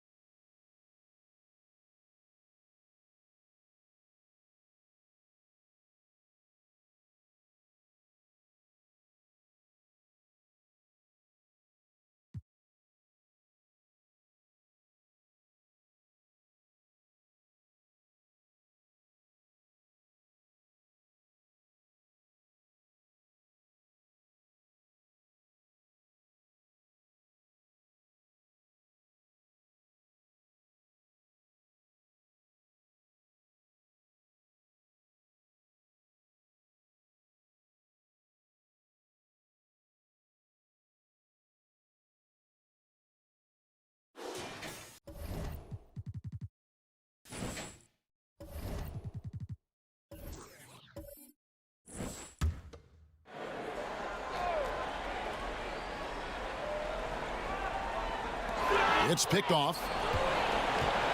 They've got Maxwell. Elliott is out there with Purdue. Then it's Wilkins, and it's Robinson in at the 5 spot. And that's who's in the game for the Spurs. He is so good attacking the rim. It's rare to see him denied like that. Right wing. And Jones over to help. And a bit of a battle here for the ball. The official signals a jump ball here.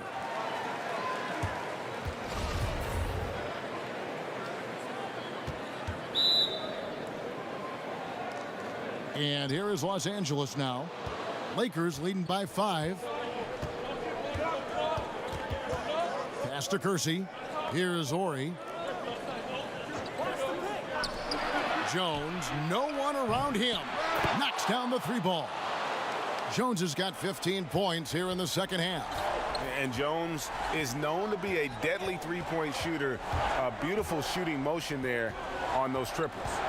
Here's Robinson. It's not going to go for him. So the Lakers will take it the other way.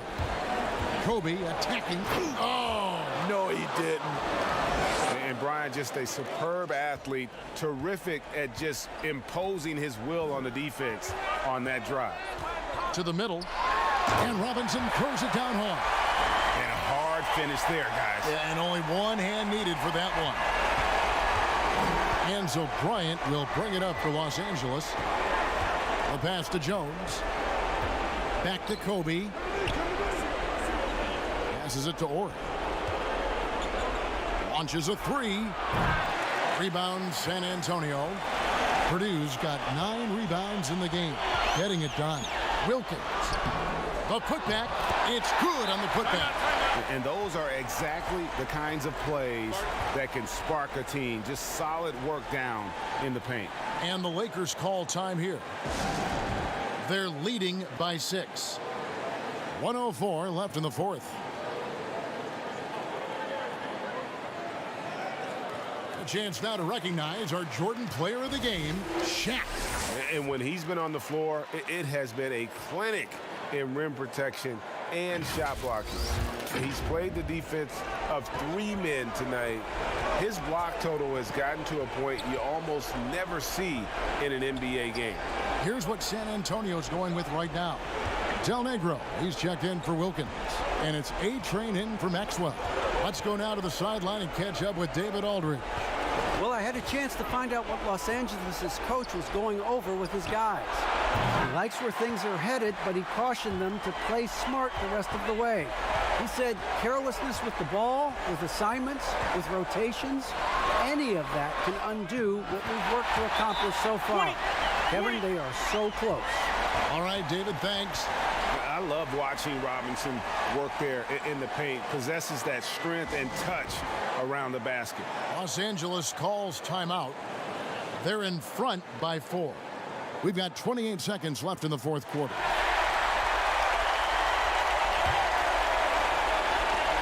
We've got 28 seconds left in the game. And they go to the intentional foul.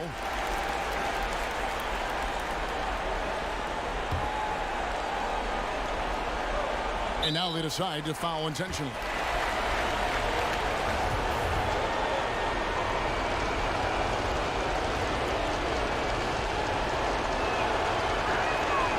It's the first, and that puts them up by 5.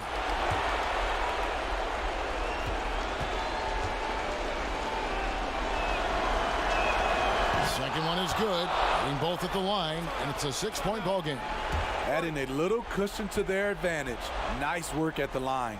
San Antonio calls timeout. They're down by 6. There's 25 seconds left in the 4th quarter.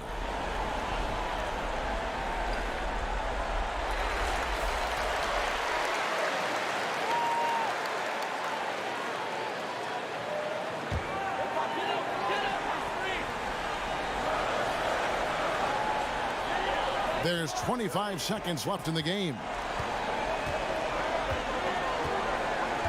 Here's A-Train. Pass to Robinson. That one, no good. O'Neal with the defensive effort. And an intentional foul right there.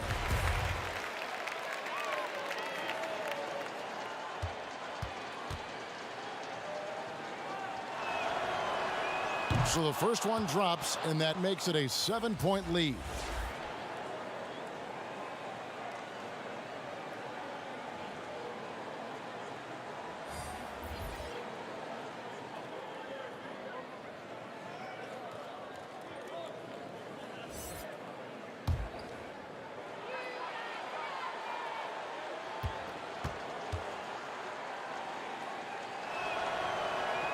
And a tough break is his second attempt at the line. No good. Del Negro the pass to Atkins. From deep. That shot off the mark. And so Los Angeles takes the win. This was a hard-fought, well-earned victory for him, Greg. They really had to work for this win. That's a good point. I mean, weaker teams might have buckled at the end with the crowd amped up, everyone in the building kind of rooting against you, but they stood tall and pulled it out. Well said. Thank you for joining us. That'll do it for now. Now for Greg Anthony, Steve Smith, and David Aldridge, this is Kevin Harlan. Thanks for watching the NBA here on 2K Sports. See you next time.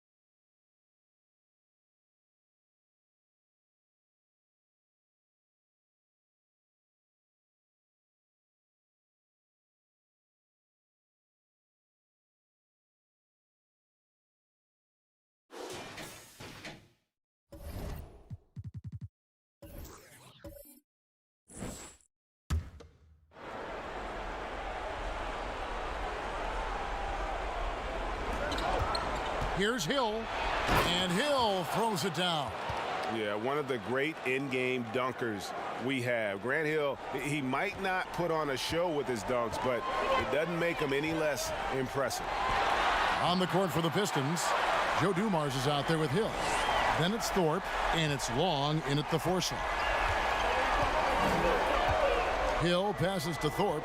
It's Dumars on the wing. Pistons passing it around, and it's blocked. And here we go. Washington fast break. That doesn't go on the chance to tie. And guys, not sure where his head was on that shot. Not what this offense was designed to create. Come on, you can't be selfish. You got to be willing to make the next pass. Otherwise, it's just predictable. To tie it up. And that'll be 2 free throws coming up. Officials on the call with the foul. Grant Hill picks one up. And with the offense getting right to the rim, at least they saved the layup.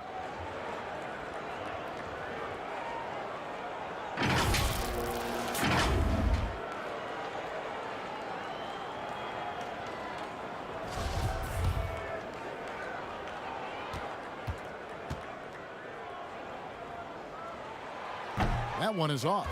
This has become a theme for these guys. Way too many missed chances at the line. And Washington making a change here. Grant's checked in. Hunter's checked in for Detroit. Good on the second free throw. Detroit's gotten just 1 of 4 3-pointers to go down for them here in the fourth. Time called here. The Pistons decide to talk it over.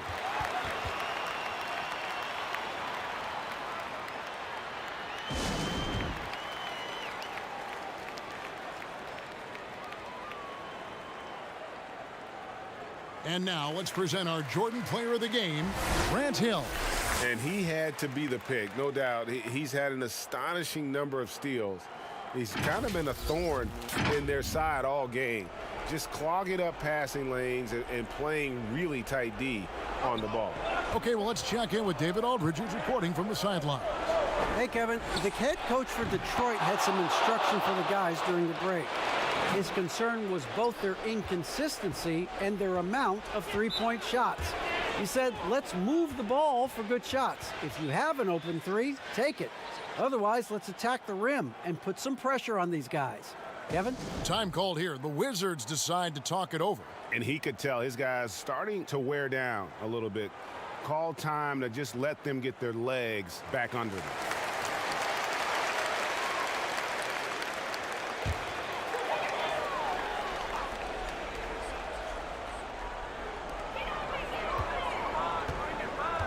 Here's Strickland. Pass to Weber. To the paint. Johnson got a piece of it, but they get it back. Controls the rebound and puts it back up and in. Big shot maker. When the game heats up, so does Magic. Now, here's Hunter. Pass to Thorpe. Over Chaney. The rebound by Johnson. Johnson's got rebound number 7 for him tonight. A minute 50 left here in the fourth quarter. Out in his own on the break. Here's Hunter. Lays it in off the breakaway. Hunter's got the lead up to 4 now for the Pistons. Washington's gotten a positive outcome on 7 of their 14 three-pointers in this game. Not bad at all. Pulls it up. And it's Strickland missing. Not sure what the D was doing there. Clearly a breakdown. You can ill afford to give a guy like him that good a look. Hunter kicks to Dumars. Thorpe against Weber. And Dumars gets it to go. And the Pistons lead by 6. Oh, don't forget about this fella for a second. He is the definition of dangerous. Here's Strickland. Johnson outside. And foul on the shot, so he'll get a chance at the line. Yeah, the defender all over him.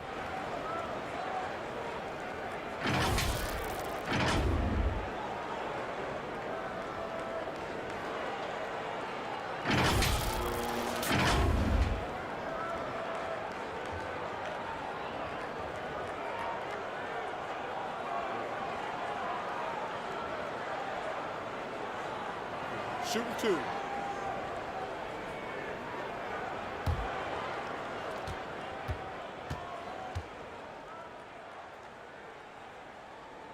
First free throw is good, and that brings them within 5.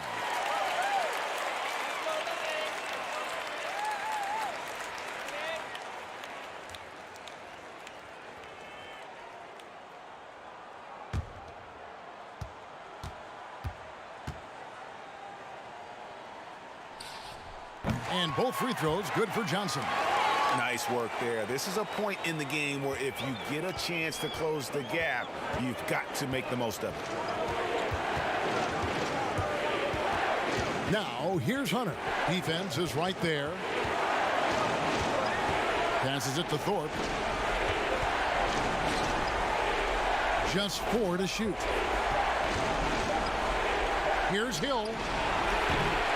They get it again. Mills passes to Dumars.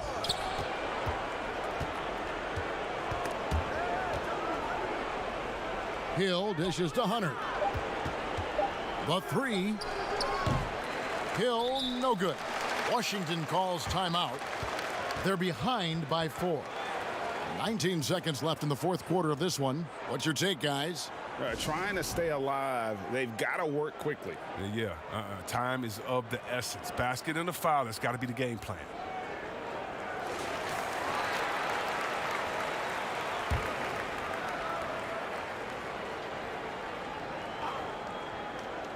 And here's Grant. He'll bring it up for Washington. Trailing by 4. And Weber throws it down. Oh, you just love seeing a player with absolutely no fear. Yeah, he approached that one with total confidence. He has what it takes to come through in the clutch. Time called here. The Pistons decide to talk it over. They're up by 2. 16 seconds left in the fourth. 16 seconds left to play here in the fourth. And they go to the intentional foul. Hey, you know what? Smart foul. You got to try and extend the game.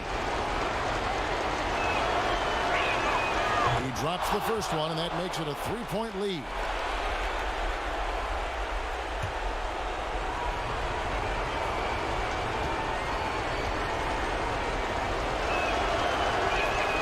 So he goes 2 for 2 at the line, and it's a 4-point ball game. And those free throws will mean a ton now. It makes it a 2-possession game. Johnson, a wide open look. Rebound by the Pistons. He missed that one, but I've seen him drill shots from that distance in warm-up. Yeah, and I have too, which is why they're okay with it. I'm sure if he gets that kind of look again, he's going to let it fly again. And the word you got to use is explosive out there when talking about Grant Hill. He's one of those guys who doesn't wait for the game to come to him. He goes out and just makes things happen. Now the pass to Legler. From deep three-point range. Doesn't go that time. And so the Pistons take the win. They seem to relish their role as the bad guy here tonight. You know, Kevin, I sense that as well. I mean, they really did feed off all of that negative energy this crowd was directing at them. I mean, they turned it around and used it as motivation to close out a significant win. And that's going to do it tonight, folks, for our broadcast. For Chris Weber, Greg Anthony, and David Aldridge, this is Kevin Harlan. Thank you for being with us. We'll see you next time.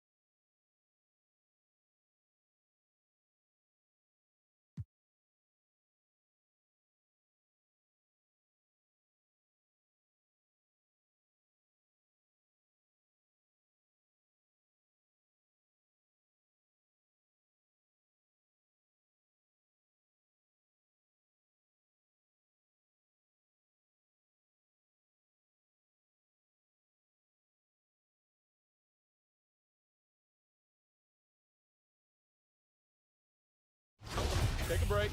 Take a break. 2 shots.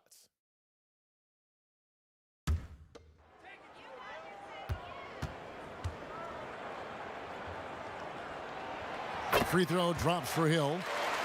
Well, the big expectations for the Celtics going into last season never translated to the success many thought they would have. The vast majority of experts predicted that the Celtics would be in the NBA Finals. They were unequivocally, I think, the most disappointing team in the league. They just couldn't put the pieces together. And Doris, the depth of talent for the Celtics. In the end, it was their undoing. 100% right, Kevin. Too many players were unhappy about their roles. Too many guys felt like they could be doing more and could never adjust. As a group, trying to stay upbeat and connected with that amount of talent proves something the Celtics were incapable of doing. It draws more attention to the Warriors' sustained success. Their ability to make all that talent work was impressive. On the court for the Celtics, we've got Williams, and it's Fox in at the 3. Here's Barrett. Off target from outside. The Cavaliers leading by 5. Pass to Brandon. And he uses the glass on the layup. Brandon's got 9 points now in the quarter. They're doing a really good job of getting the ball inside and attacking the paint. That's an area they have completely dominated. Now, here's Walker. Fox finds Williams.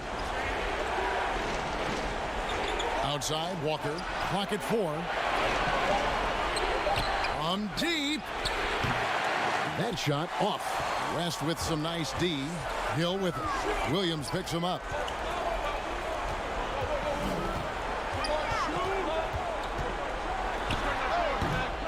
No good off the back of the rim. Well, you know, they're in the lead, but he's still been frustrated from an offensive standpoint. And it's sent back by West. Out left to the wing. Here's Brandon. Gets the three-pointer to fall. Brandon's got the lead up to 10 now for the Cavs. His first triple of the second half. That makes 3 for the game. Walker against Hill. And it's wide right. Hits off the rim. Boy, he was wide open. You wonder, did he overthink it? That's a missed opportunity. Here's Brandon. Hill passes to Brandon. From deep three-point range, and the shot clock expires. 24-second violation.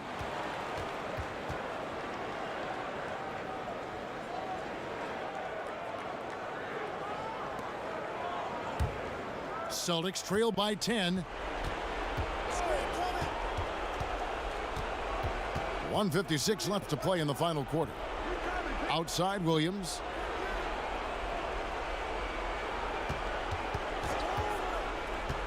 Trying to get something going. And a rebound goes to the Cavaliers. West has got rebound number 11 for him here tonight. Here's Brandon. Guarded by Fox. Walker the pass to Barros.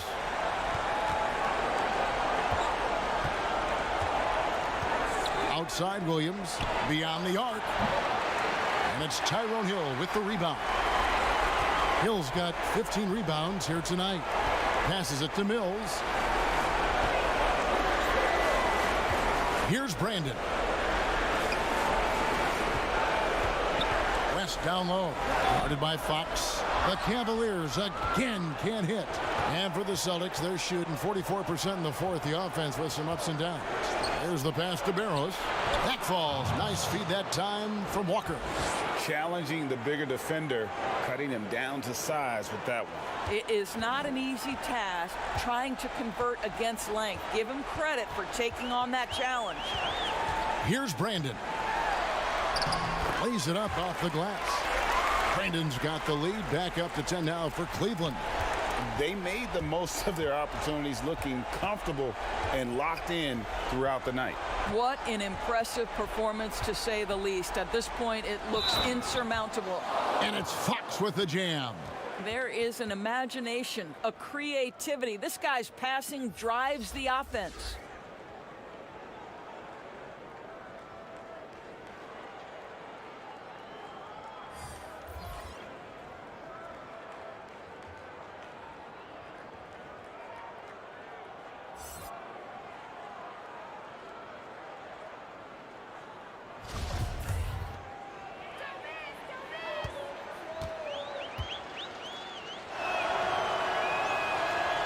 And Fox, strong, very confident player, excellent defender, and a solid shooter. 3-second difference between shot clock and game clock. Pass to Scott. Here's the franchise. He's guarded by Johnson. This one for three. Pass to the franchise. And there's the feed to Scott. And so it's Cleveland winning this one. Probably a little closer than they would have liked it, but a win nonetheless. Yeah, but I really got a sense that the fans gave them that emotional boost that was needed down the stretch. This crowd, man, they were electric. And that'll wrap it up, folks. For Greg Anthony, Doris Burke, and David Olney, this is Kevin Harlan. Thanks for tuning in. We'll see you later.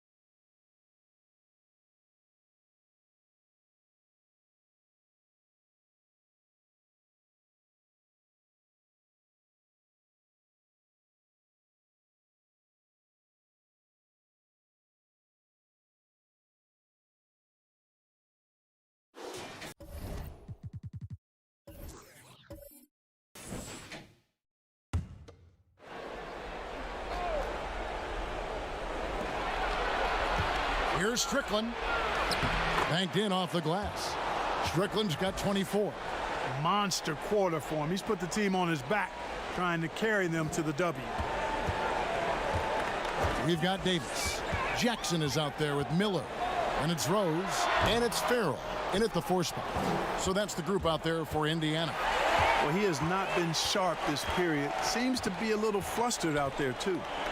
Pass to Jackson. Kicks it to Miller. Outside Rose.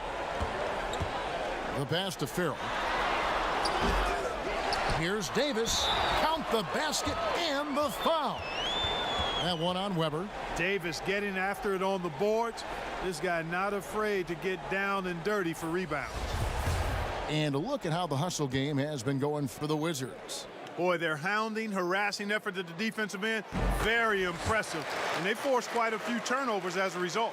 And also, I've been extremely impressed with their interior D. Their rim protection has been as good as it gets. Here's Legler. He feeds it to Weber. 6 to shoot. It's rebounded by Indiana. Yeah, and the height disadvantage there forced them into a really tough shot. Tried to fade away, but just couldn't pull it off. Now, here is Miller. Here's Davis. That's in, coming off an assist from Miller. Miller's got 3 assists now in this one.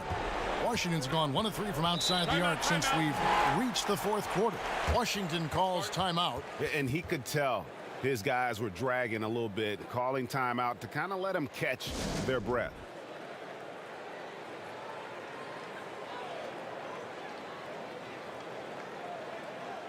And now we've got a moment for our Jordan player of the game, Chris Webber. And what an amazing ball game we've seen from him. It's been a one-man show worth the price of admission all by itself. There wasn't anything he couldn't do on that court tonight. Davis is checked in for the Pacers. And we've got an update here, so let's catch up with David Aldridge. Well, over that last break, Kevin, I got a chance to hear what Washington's head coach said to the team. He said, this is what we play for, fellas. Let's knock them on their heels right out of the timeout. Show them how much you want it. Go get it. He really is fired up about this game, Kevin. Timeout called the Pacers. And starting to send guys to the line way more than they need to. Let's get some good position defense going here. That should be the emphasis, and get away from the sloppy fouls. Now here's Jackson. He's covered closely. Pass to Davis. Rebound, Washington. Grant's got his 6th rebound on the night. Legler with the putback. He hangs in there and cashes in on the second chance points. Weber's got 18 points now here in the second half. And Weber, always a guy that can score the basketball. And once he gets going, it is tough to slow him down. Time called here. Indiana decides to talk it over. Chris Webber really making a difference here. I mean, he continues to burn them with his scoring. The coaching staff's going to have to come up with a different approach defensively. Here's Miller. It's good. The assist this time from Jackson. Miller's got 24 points. And that's right in his wheelhouse, looking to make an impact when it counts. You know, they want the ball in his hands here because they trust him to hit all the big shots.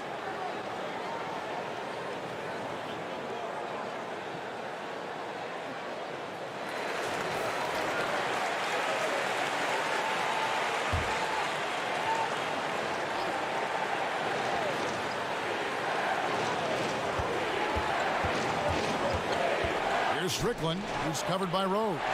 Weber can't hit. And it's Davis with the ball for the Indiana Pacers. Trailing by 4. Drops in the tray. And that's now 11 points for Rose.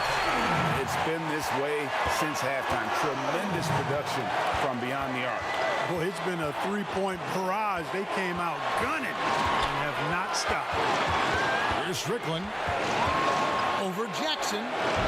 And it's Smith with the rebound. Smits has got rebound number 8 now on the night. And Rose wide open. He shoots. No luck that time on the shot that would have put them on top. Here's Strickland, covered by Miller. Elbow shot. No good that time. So the Pacers will take it the other way. With some arc, and it's blocked. The 9 shots. Weber doing a good job utilizing his length and setting the tone defensively. And you can't get a bigger bucket than that. Well, that was 1-2. He wanted the ball. Nobody else was taking that shot.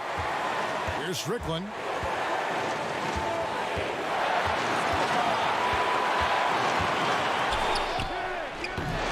And again, Washington, no good. I guess even he has took this one of those once in a while. Fouled on the shot and picks up 2 points. So 1 free throw coming up.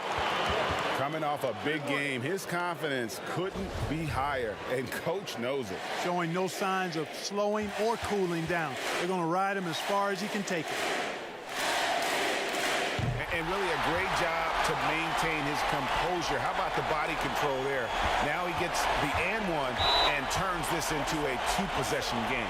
Washington calls timeout. They're trailing by 4. 29 seconds left in the 4th quarter.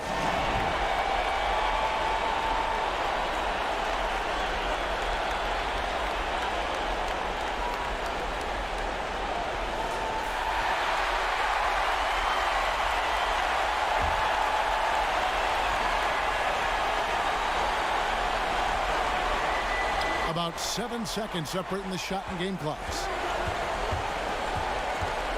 Here's Weber. Money! Boy, the size Weber has a real asset in the post, and he knows how to use it for these dunks. Time called here. Indiana decides to talk it over. They lead by 2.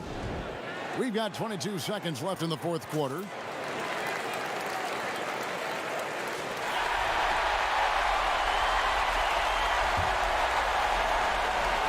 We've got 22 seconds left in the 4th quarter. And the foul called on ABC. And so he's picked up his final foul. And he will sit for the rest of this game. Magic Johnson, he checked in for Washington. He hits the first one, and that makes it a 3-point lead.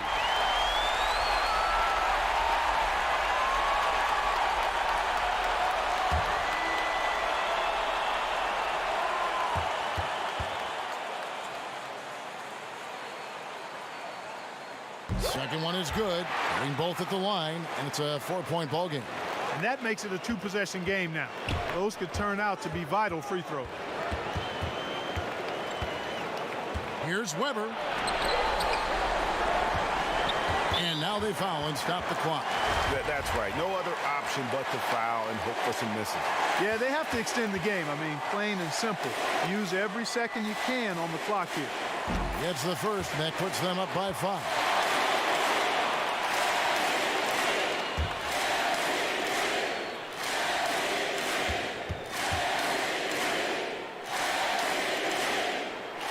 And so both free throws are good, and it's a 6-point ball game. Those free throws are the nail in the coffin, guys. Johnson for 3, and now we've got the intentional foul.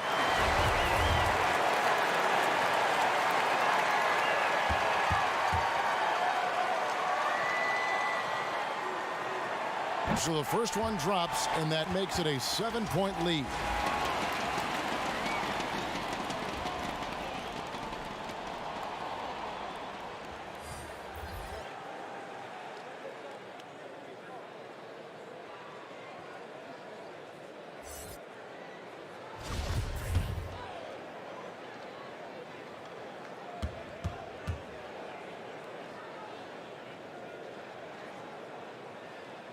And he hits both free throws here. So now it's an 8-point game.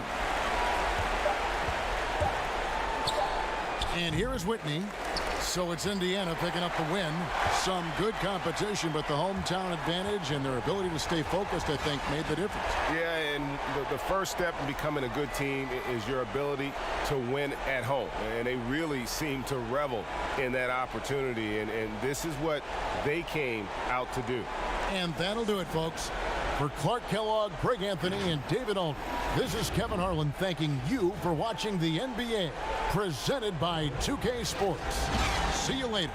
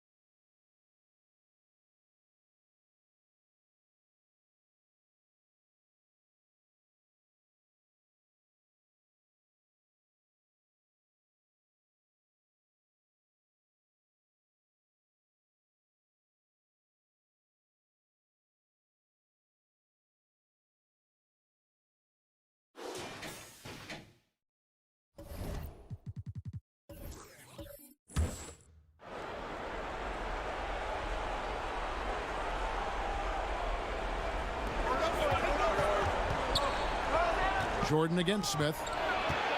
Charity stripe shot. Up again. Great positioning on the putback. Kukoc has got the lead up to 8 now for Chicago. Great at using his body and finding his feet in positions on the boards where he can get up, get to it, get an extra possession. So the Bulls 5 right now. Pippen is out there with Kukoc. Then there's Longley. And it's Michael Jordan. And it's Kerr in at the 1 spot. Atlanta calls timeout. And he could tell his guys were dragging a little bit, calling timeout to kind of let them catch their breath. And now we get the chance to present our Jordan Player of the Game, Scottie Pippen. And I love that it's been a hard-charging performance. Jump shots have been kind of an afterthought. His main goal has been to attack the rim and put the D in some tough spots and also finishing strong. He's really seemed to feed off the hostile environment he's been faced with tonight. All right, let's catch up with our sideline reporter, David Aldridge. Hey guys, well, the Hawks coach had some words for his team during the last timeout.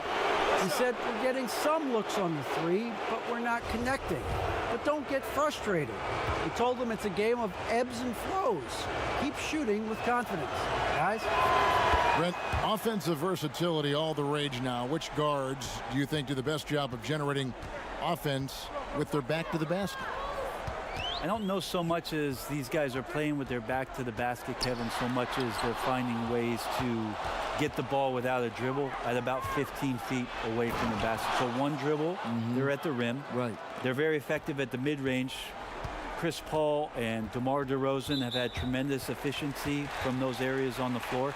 So those are the kind of players that put some pressure on your defense because they're starting their offense so close to the basket and they're effective with which they do it. Not on the post, not on the perimeter, and they're finding ways to be impactful.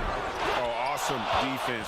Rodman moving his feet, incredibly strong for his size, and just does a great job of getting into the head of the opponent. Leitner's checked in for the dude.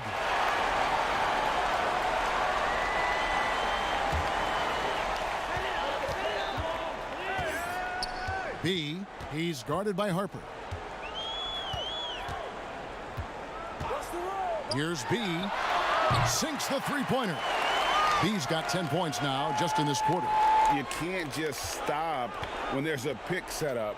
Gotta fight over it as a defender. That's one that the coaches will watch tomorrow with that player. You hate to see him give up in that situation. We've got 1:28 left to play in the final quarter. The pass to the dude from past the arc. Rodman with the rebound. Rodman's got rebound number 15 here tonight. Harper with the ball. Here's Jordan. Lets it go from 14. Here's Rodman. 2 free throws coming up, and they call the shooting foul. It's going to be on Dikembe Mutombo. And as a free throw shooter, Rodman has his challenges. One of those guys who almost shoots a better percentage from the field. And he makes the first.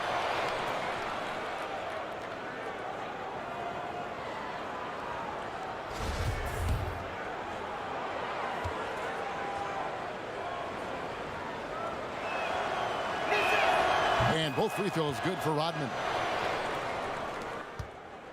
The Hawks shooting 44% in the fourth. The offense with some ups and downs.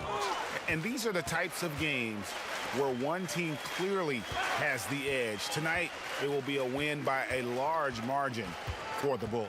And they're fully in control now, but there were some tense moments, I thought, for them throughout this game.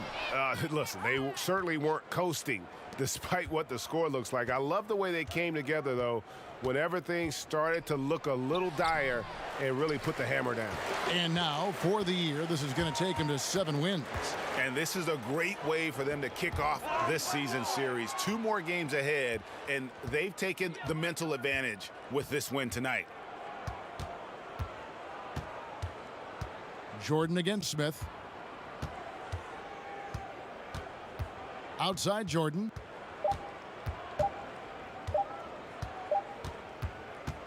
And so Chicago takes this one, and by a big margin. They came in here and took care of business like they were the home team. And Kevin, how about the mental toughness that this group showed? They were never rattled at all by the opposing fans. Well, folks, that's going to do it for now. For Brett Berry, Greg Anthony, and David Aldridge, this is Kevin Harlan along with our 2K Sports crew. So long, everyone.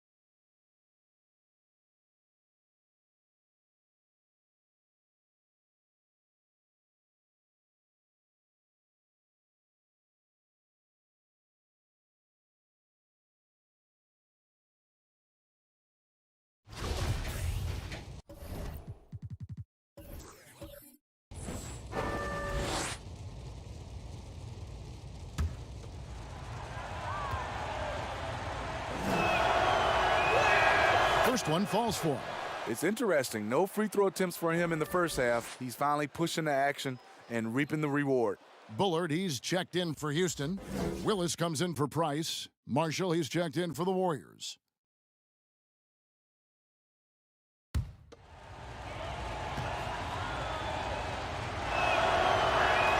And Mullen drops them both. Rockets trail by 6. Setting the floor for the Warriors. The dude out there with Robertson. And it's the dude, then it's Mullen. And it's Marshall in at the 4.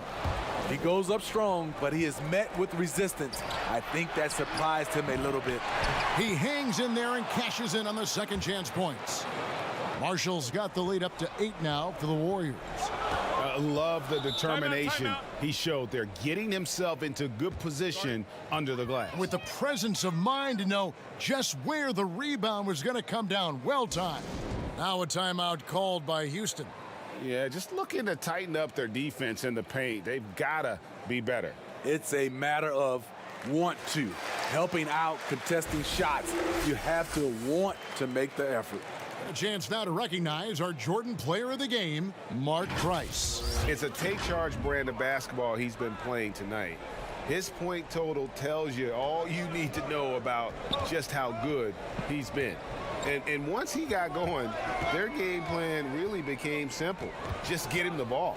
And at last, he gets a little redemption. You know, it's been several games since he's been at his best. He's really been having a tough time. And we've got an update here, so let's check in with David Aldridge reporting from the sideline. Hey, guys. Well, the Rockets coach had some words for his team during the timeout.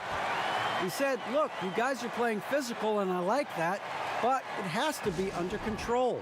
We've committed way too many fouls. We've allowed way too many foul shots. Kevin? Timeout called the Warriors. And coaches looking to seize every advantage, maximize every possession. Critical part of the game. You have to be flexible. You have to be able to adjust what you're doing. Now here's Robertson. Now the pass to Mullen. Floats one up, and a lot of contact on that one, so he'll shoot 2 here.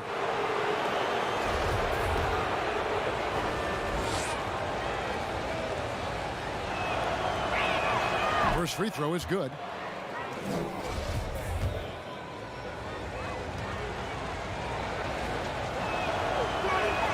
Both shots good from the stripe.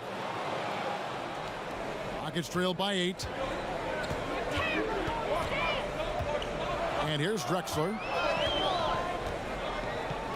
Passes it to Bullard. Out of hand on it. And it's going to be out of bounds. The Rockets will retain possession.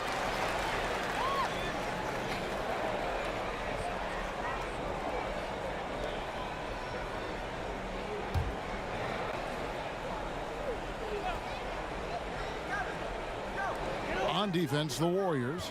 They lead by 8. That's the biggest of the game. Clock at 6. Robertson with the steal. And he drops in the layup off the glass. And so here is Houston. 1:46 left here in the fourth quarter. ABC passes to Johnson. Here's ABC. 4 on the shot clock. On deep.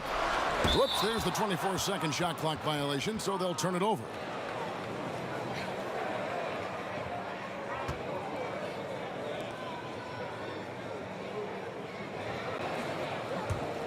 Warriors leading by 10. Here's the dude. There's 1:17 left in the fourth quarter. Number 12 goes in. He's made 7 of 12 now. They're in total command of this game with time starting to run out. Reason why they've tightened up the vice grip a little more each time up the floor. We'll see if they can close this one out. Yeah, easy call.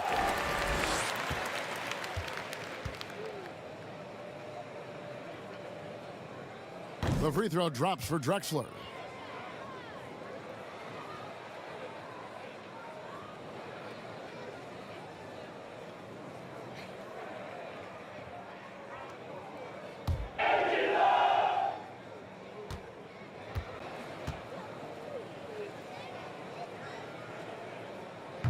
Off on that one, so he goes 1 for 2 at the line. Yeah, he cuts the deficit a little bit, but not as much as he could have. One miss can make a big difference. Guys, I think this is a game they have to feel good about as we wind through the final moments here in what looks to be a solid win for the Warriors. Nothing like second chance buckets to pick up the scoring pace. Yeah, it was impressive how they piled on the extra points, hitting the offensive glass, and then also winning the 50-50 ball battle. And so with this win, they'll move to 6 victories on the season. And against a conference opponent, always good to take that first win of the season series to establish a psychological edge. Now here's Robertson. 3-second difference between shot clock and game clock. Takes it into the teeth of the D and converts the layup. Robertson's got the lead up to 13 now for the Warriors. Here's ABC. Here's Bullard. Another miss by Houston. So we see the Warriors taking the game here. This was a very strong showing for him, Greg. Not necessarily a runaway win, but one they'll feel very good about. And let's face it, anytime you can go on the road and win in the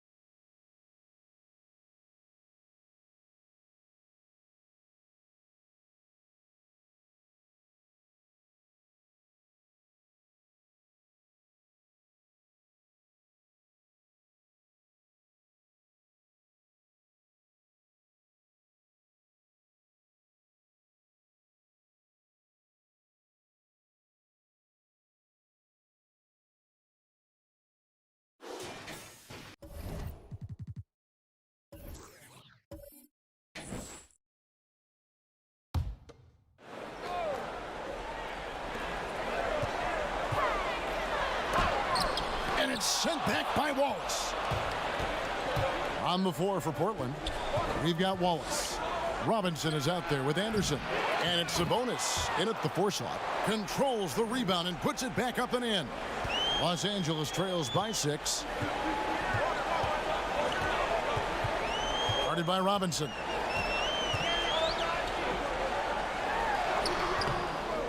Rebounded by Dudley. Everything looked good until the finish, and it all goes wrong. There's the pass to Wallace. Over Rogers. And he overshot that one, missing. No other way to put it. Just a poor shooting performance for him. But luckily, his teammates have picked up the slack.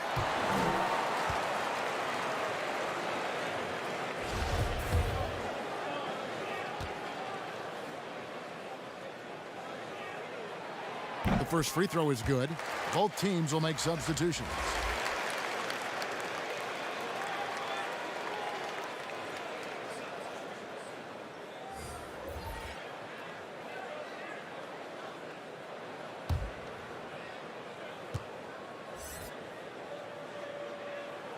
That's also good, so he hits both free throws. Portland leading by 4. Time called here. The Blazers decide to talk it over. And they're committing an awful lot of fouls here, and not of the good variety. You don't want to give up easy layups, sure, but it's been a non-stop parade to the foul line. And now we present our Jordan Player of the Game. And it's been a ridiculous performance in the best sense possible. I mean, everything about his game has been working. And no matter what they've thrown at him, he's had the answer. He gets a chance now to catch up with the 4th member of our crew, Hall of Famer David Aldridge. Well, Kevin, I had a chance to find out what the Trailblazers coach was going over with his guys. He's encouraged where they are at this point in the game, but he told his guys things can turn in a blink. What we need to do is execute the rest of the way. So we'll see if they can finish this one off, Kevin. And the Clippers call time here. And a wise move to call time out there. They need to settle down a bit. They've been playing out of control at times here, and it shows with their turnover numbers. And here are the Clippers now. 6-point game. Here's Richardson. Misses off the left iron. Fantastic positioning there to contest that one. Oh, textbook defense. I mean, it took a good angle to the shooter and bothered the release. You know, they say there are no easy finishes in the NBA, but that should have been easy. Buries the long-range jumper. And those are the types of shots down the stretch that win you ball games. Time called here. The Blazers decide to talk it over. They're up by 3. 1:44 left in the 4th quarter.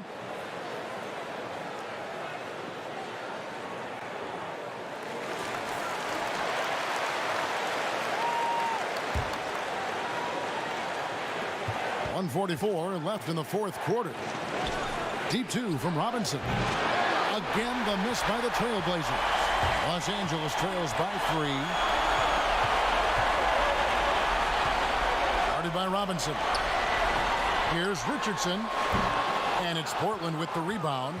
Even when the D is playing off of him, the mid-range jumper shouldn't be the shot they're looking for.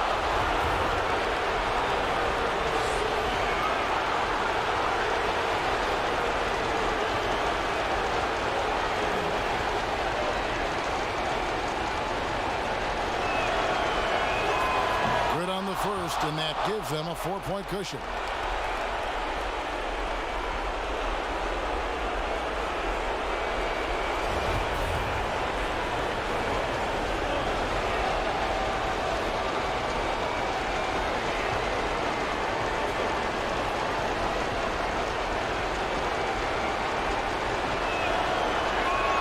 And so he drops them both. It's a 5-point game.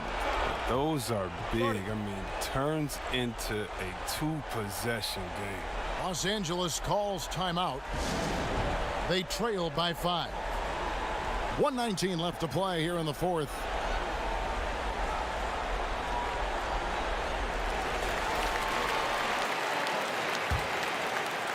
Here's Richardson.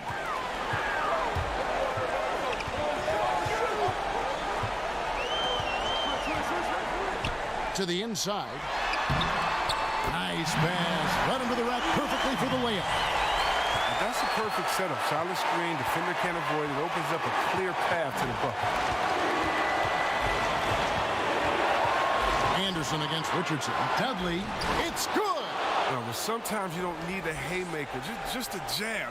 You got to get those easy looks inside. L.A. has gotten off 4 3-pointers in the final quarter, and 2 of them have fallen. 46 seconds left in the game. Those plays can make a difference in a game like this. Well, you know it's going to fire up, Greg, everybody on that bench. And rightfully so. Also, how lackluster was the defense right there with the score this tight? They get it back, but they recover it. Well, that's made a huge difference in this game, if you ask me. Their offensive rebounding has been sensational. And another shot, and he gets it to go as they call the foul. He's on his way to the line for one more. And so he's picked up his final foul. And he will sit for the rest of this game. And the Clippers making a switch here. Rodgers is checked in. Sabonis, he's checked in for the Trailblazers.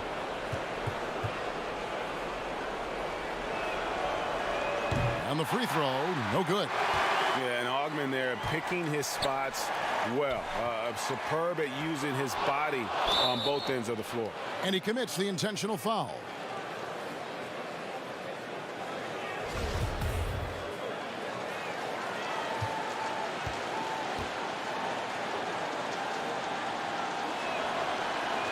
So the first one drops, and that increases their lead to 6.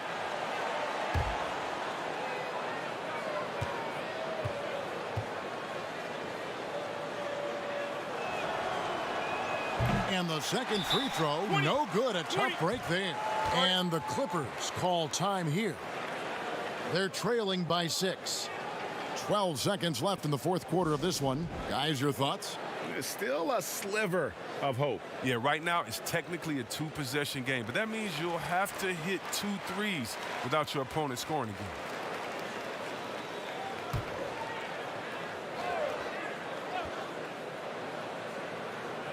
Here is Rodgers. For 3. They get it back. Richardson gets a wide open look. It's money from deep. It's been this way since halftime. Tremendous production from beyond the arc. Yeah, and they aren't just chucking up anything. I mean, they're doing a great job of creating quality looks. Time called here. The Blazers decide to talk it over. They're up by 3. Just 4 seconds left in the fourth.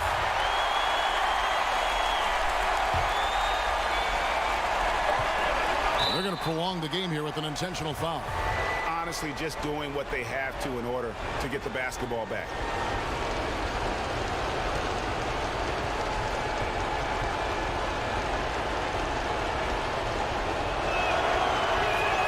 First free throw is good, and that gives them a 4-point cushion.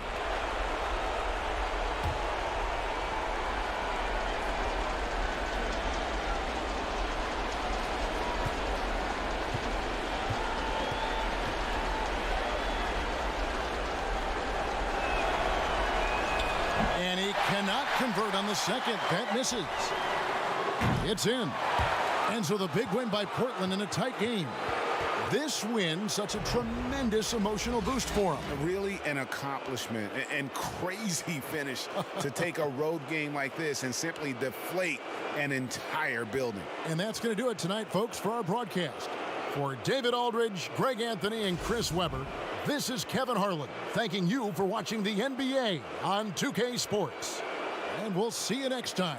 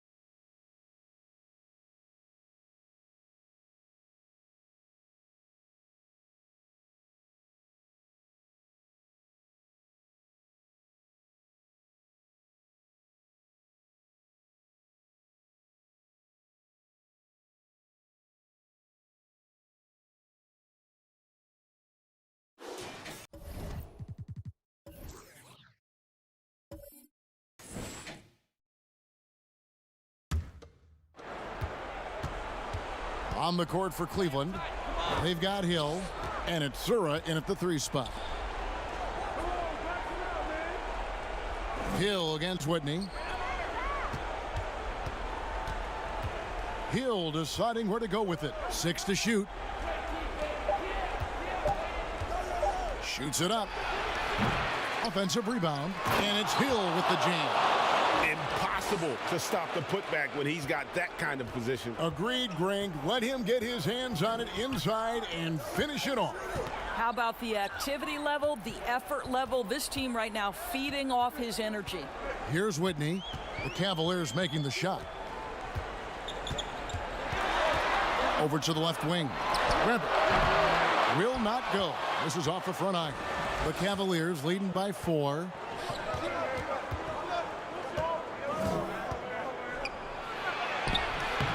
Rebound, Washington. Not a great decision there. With a defender in your grill, kick it out. And Weber throws it down. And Weber always a guy that can score the basketball. And once he gets going, it is tough to slow him down. Timeout called, Cleveland. And Kevin, he saw his guys just a little sluggish out there. Oftentimes a timeout like this allows you to kind of just reset. And now a moment to take a look at our Jordan Player of the Game. And what an amazing ball game we've seen from him. It's been a one-man show worth the price of admission all by itself. There wasn't anything he couldn't do on that court tonight. Cavaliers making a switch here. West is checked in. Okay, well, let's go down to David Aldridge for a report from the sideline. Thanks, guys. I got a chance to hear what Cleveland's head coach was talking about with his team. He said, I love how we're shooting the basketball. You guys have been locked in from 3. Just keep taking makeable shots. If you don't have it, pass it to the guy who does. Kevin? And the call on the shot that sends him to the line. And Hill doing layman's work there on the boards. Great at playing to his strengths and also a solid defender. It's the first, and that gives them the lead.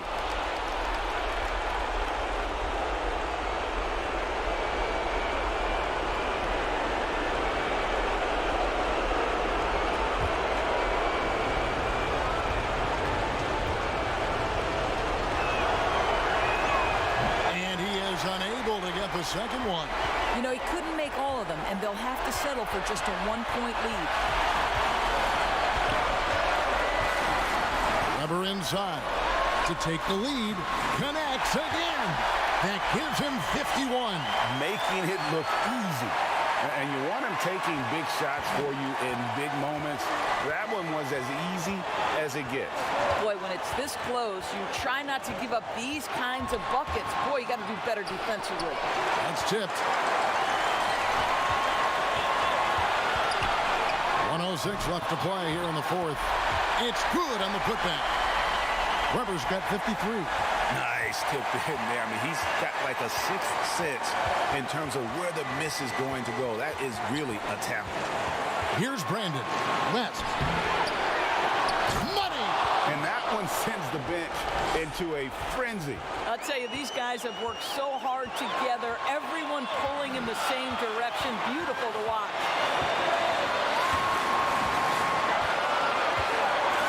There's 39 seconds left here in the 4th quarter. The pass to Whitney. Nice ball movement by Washington. Here's Weber. It doesn't go for him. Cavaliers go the other way with it. Here's Hill. Got a piece of it. And so they foul intentionally. Yeah, you can't let them hold the ball and just milk those last seconds away. He hits the first one, and that will put them up by 2.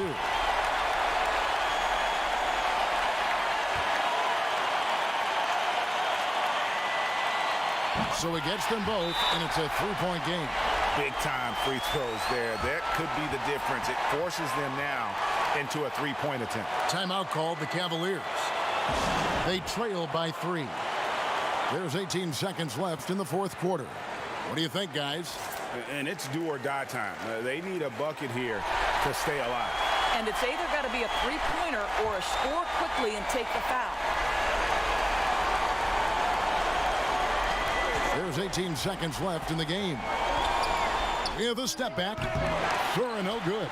And if that's the best look you can get on a possession, what a waste of a trip down the floor. Well, missed opportunities, and they can certainly add up. You cannot afford to take that kind of shot. He drops the first one, and that gives them a 4-point cushion.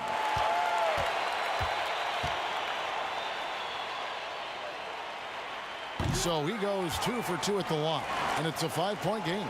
And that's the knockout blow right there, guys. Those free throws should put this one away.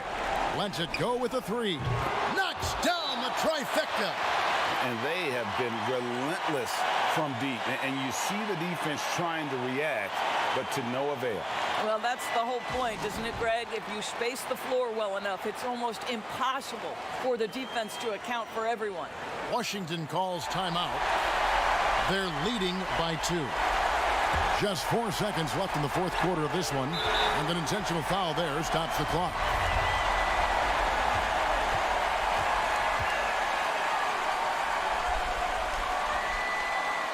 So the first one drops, and that makes it a 3-point lead.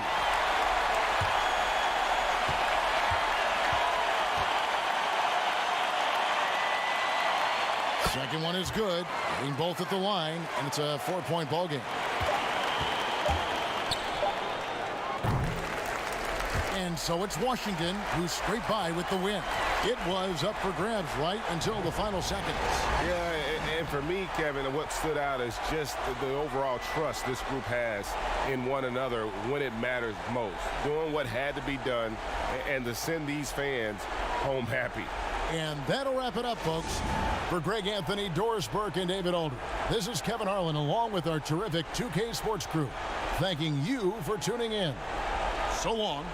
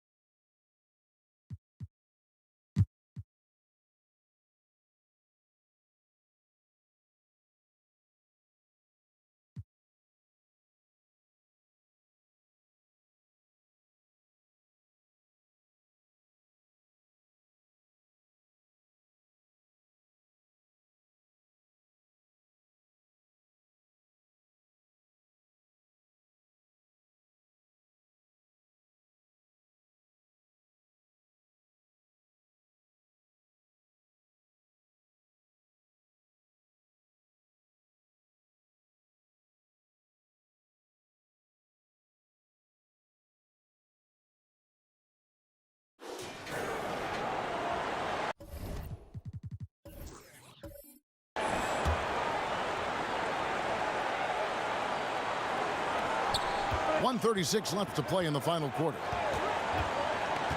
B, the pass to Leitner. Over Williamson. And that one's good. Leitner's got the lead up to 1 now for Atlanta. Yeah, crucial basket there. And as long as they've got that mismatch, big on small, they've got to take it down. The more that you level up in the game of basketball, it becomes about the matchups, identifying the weakest link, and then exploiting it. They've got Smith. Leitner out there with the dude. Then there's B, and it's Mutombo in at the 5 spot. So that's the Hawks 5.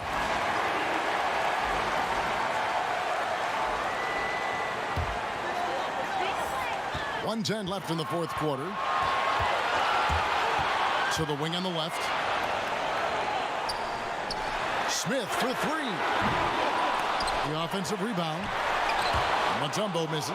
The defense ready for him on that possession. They had to be because he is so strong in the paint. And it's slammed in by Smith.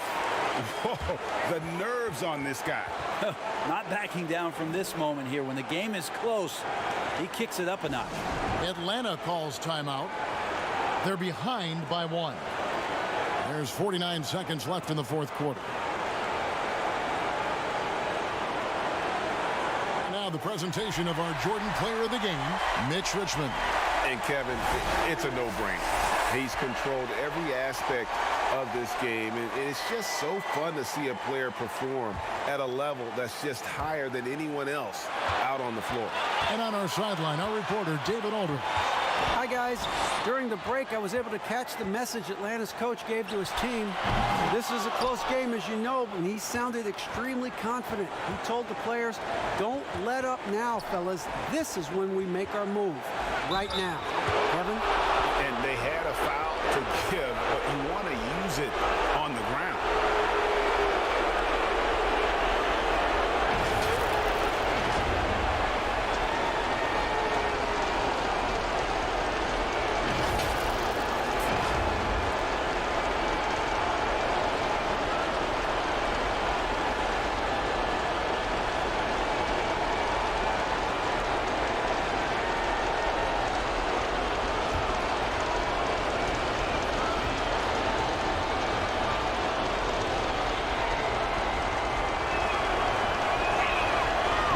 Cannot get the first one to drop. Tough one to miss.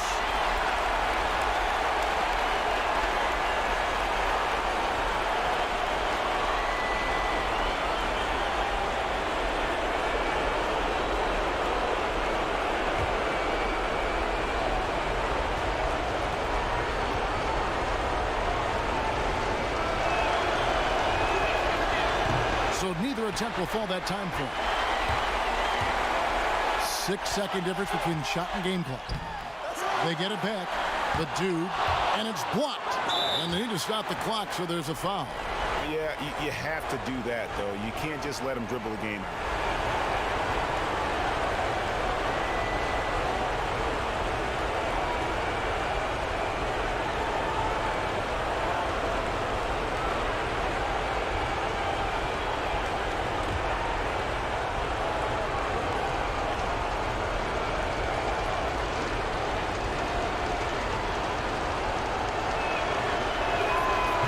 The first, and that will put them up by 2.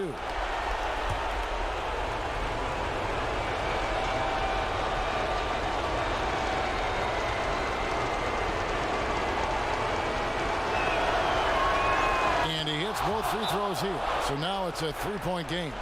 And the perfect time to be perfect at the line. Only a 3 can tie it now. Time called here. The Hawks decide to talk it over. They're trailing by 3. 19 seconds left in the fourth quarter. Guys, your thoughts? And if you can get a 3, shoot it. Otherwise, get the quick 2 and a foul. Yeah, I think that's a great point, GA. Don't force something up. You got to be smart here. B. Abdul Rauf covering. Pass to Leitner. Here's the dude. 3-pointer. Buries the triple. A tremendous 3 to tie it up. So many of the plays they're running designed to create opportunities from deep. And I don't know how they keep doing this, but every time down, the resulting possession ends up at the 3-point line and a fairly efficient shot attempt at that. Timeout called by the Kings.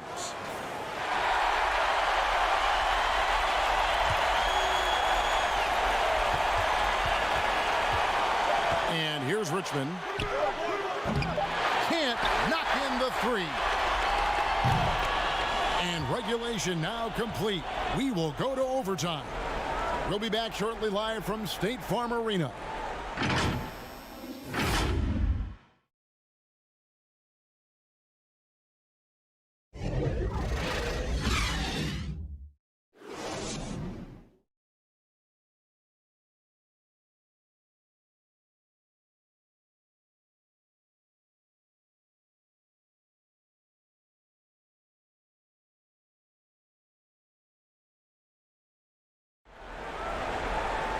These teams have battled tooth and nail for 4 quarters, and now we head to overtime. Should be a blast.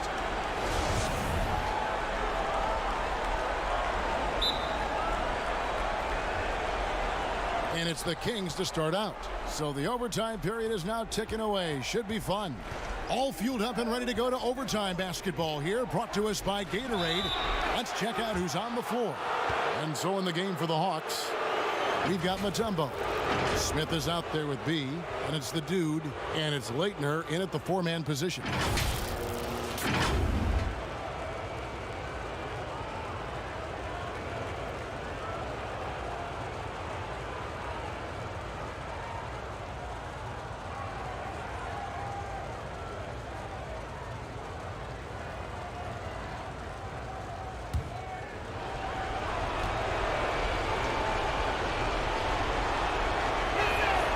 And the first one at the line is good.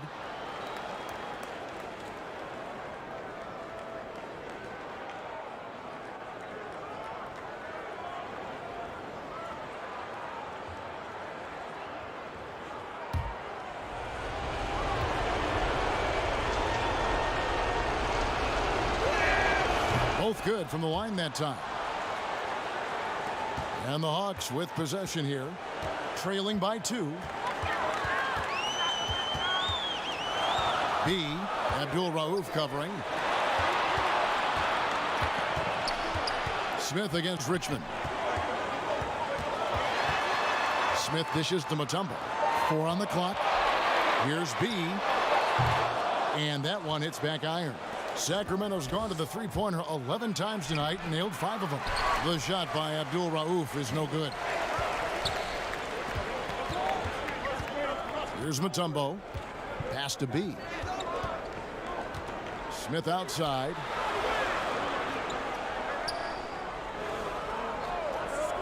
Passes it to B.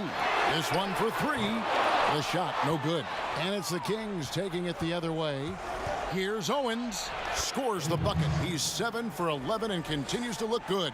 So far, he's a can't-miss player. A superb scorer who plays to his strength.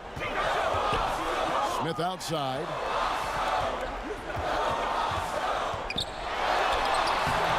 Richmond with the rebound. Richmond's got rebound number 13 for him here tonight. Here's Owens. Bangs home the trifecta. 19 points in the game.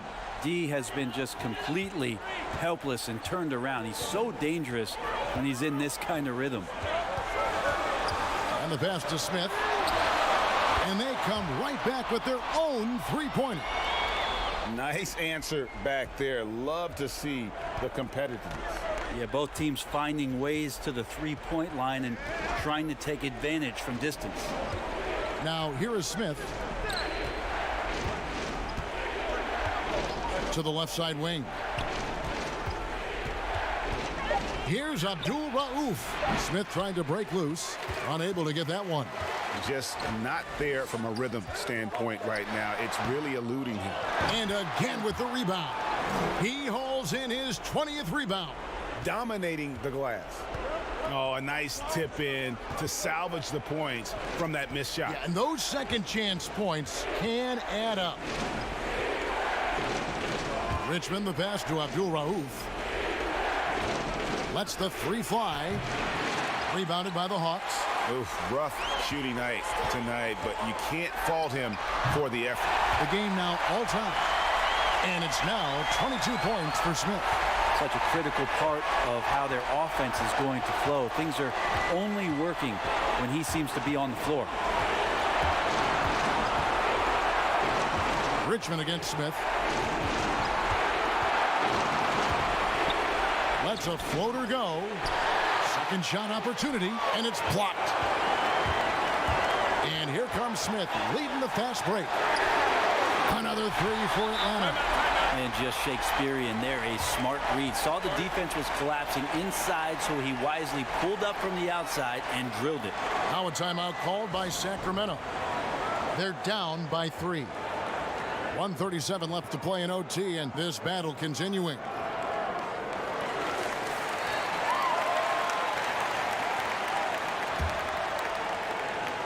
Just under 3.5 minutes played in the extra period here. Here's Richmond. Sacramento again missing. And the Hawks with possession. It's been 10 unanswered points. Leitner the pass to B.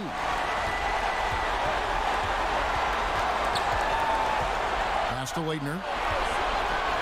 6 on the shot clock. He dishes it to Smith. Whoops, anticipated the pass. Turnover. Here's Owens. Second chance shot, and that'll be 2 free throws coming up. Officials on the call with the foul. Just a physical bull is Richmond. Also, he has the explosiveness to go with the physicality. That's a good recipe for drawing foul. He hits the first one, and that brings them within 2 here.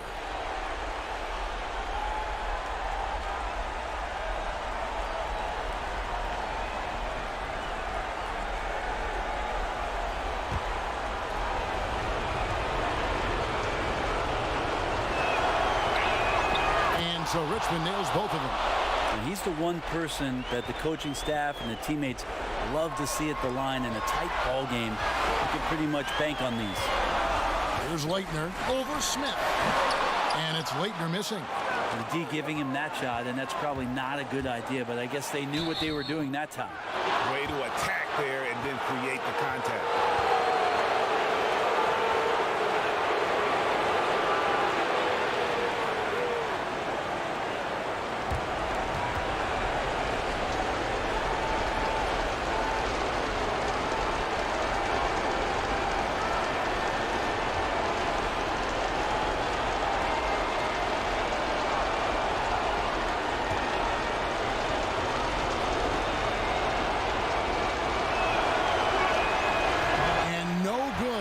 First free throw missing for him. We'll see if he can nail the second.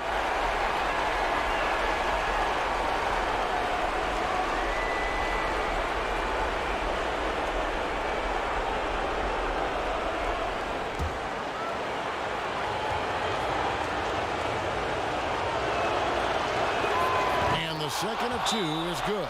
That ties the game up. He was able to tie it up, but he has to be disappointed that he could not give his team the lead. Atlanta calls timeout. There's 47 seconds left in the first overtime. Action has been terrific.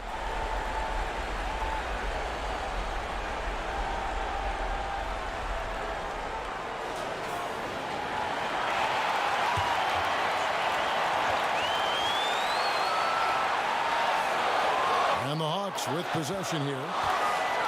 Looking to get back on track here. Excellent defense there from Smith.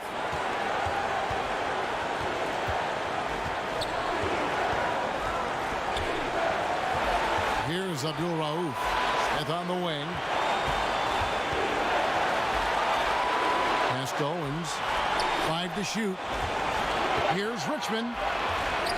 It's good! And big-time bucket there. They've got to play for a stop here with the 2-point lead. Most important thing, no open threes. Atlanta calls timeout. They're behind by 2. 20 seconds left in overtime. Guys, what's your take? Big chance here to tie it with a bucket. Well, they just need a solid play right now, and coach going through his index cards to find one to get something going.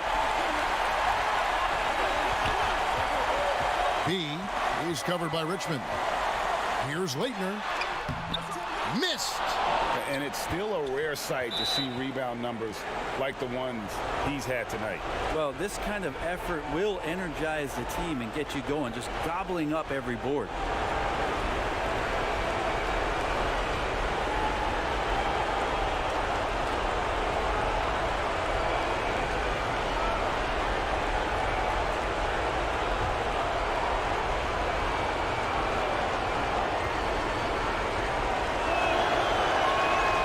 Free throw is good, and that makes it a 3-point lead. One of the most accurate free throw shooters we've ever come across. Abdul-Rauf, not a guy you want to foul. And so he drops them both. It's a 4-point ball game. Ooh, I think that's a wrap, and I can tell you, you can't have more pressure-packed free throws than the ones that are going to seal the game. And Smith launches it from deep. No good. So it's the Kings taking the W in a close one. They had to scrape and claw to push it to overtime, but they really came on in the extra period. What a ride. I mean, I thought it might end in regulation, but you know what? They came through big and did exactly what was necessary once we got into OT. And that'll do it, folks. For Greg Anthony, Brett Barry, and David Aldridge, this is Kevin Harlan. Thanks for watching the NBA, presented by 2K Sports. We'll see you next time. Have a great evening.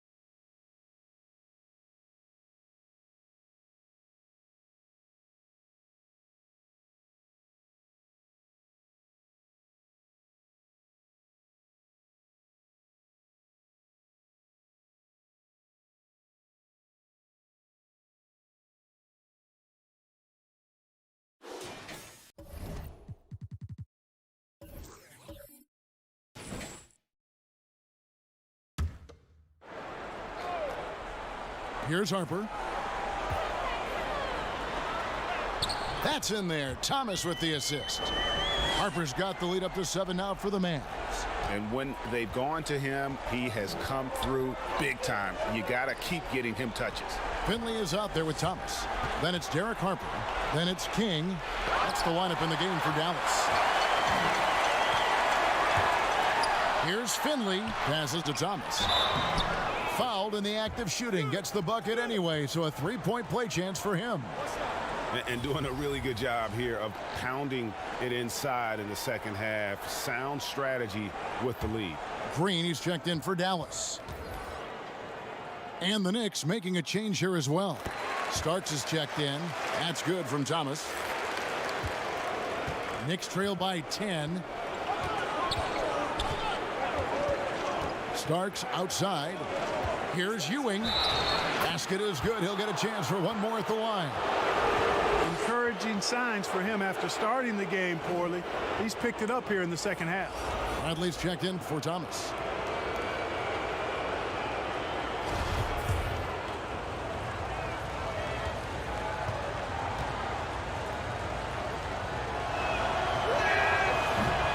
And that one misses. The epitome of a fantastic center. A big, strong body who wreaks havoc on both ends. Harper the pass to Bradley.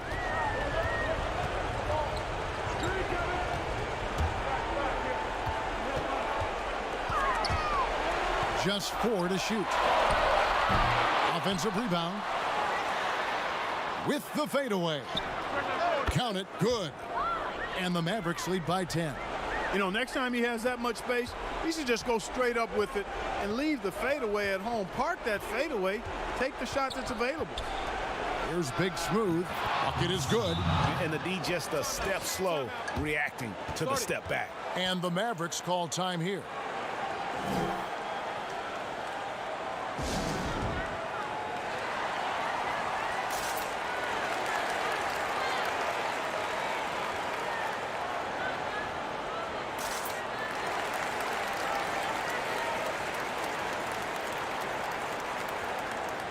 Now a chance to check out some of the tremendous play tonight from our Jordan player of the game. Yeah, and his performance has been a jaw-dropper. He must have been feeling great coming into the building tonight, because once he hit the court, it was all working for him. He was in a zone. Well, he needed a game like this badly. He's been struggling for a while now, but tonight he broke out of that slump in style. Now let's go to the sideline and catch up with our Hall of Famer, David Aldridge. Well, during the last break, Kevin, I got a chance to listen to the head coach of the Mavericks talk with his team. He said, this is where mistakes can kill us. This is where mistakes can turn this thing completely around. Protect the basketball and make the simple play. In other words, guys, no hero ball right now. And the Mavericks call time here. They're ahead by 6. There's 1:47 left in the fourth quarter of this one. There's 1:47 left in the game. Outside Harper. Back to Bradley. Here's Harper.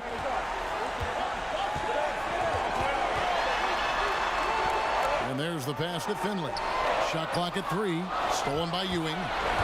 For the finish. And Patrick Ewing with the slam. Boy, once he's near the bucket, he's a threat to throw it down because Ewing has such great size. Harper with the ball. Green breaking loose. And the basket is good, and he's got a chance here for one more at the line. And, you know, coaches will take possessions like that all day long. Phenomenal use of the screen there. And what do you guys think so far about the offensive approach for the Mavericks? I like the work they've done at the free throw line all throughout this game. They've been the aggressors. Something we've also seen them doing tonight is getting the long ball to go down. Big points from outside. Here's Ewing.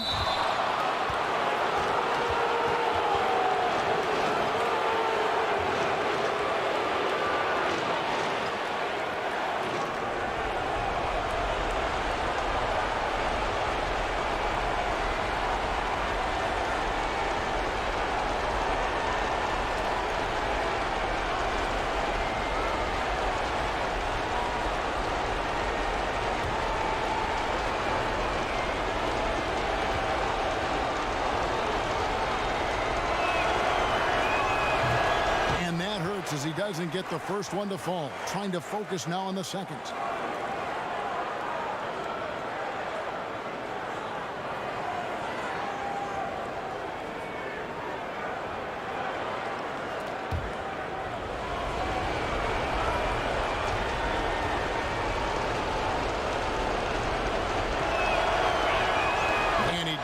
Get the second one, and that brings them within 5. Not nearly as productive a trip to the line as he'd have liked. They need all their free throws to go down at this point.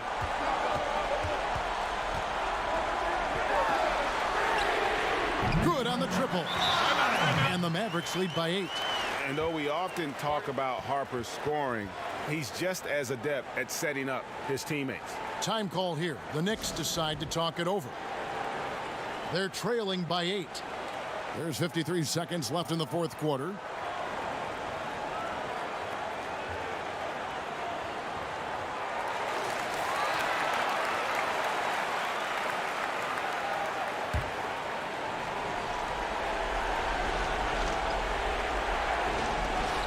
There's 53 seconds left to play in the final quarter. Starts. And the rebound goes to the Mavericks. Well, you know he wants that one back. I mean, more often than not, he'll sink that mid-range jumper. Here's Finley, and it's blocked. And that's out of bounds. Dallas will retain possession.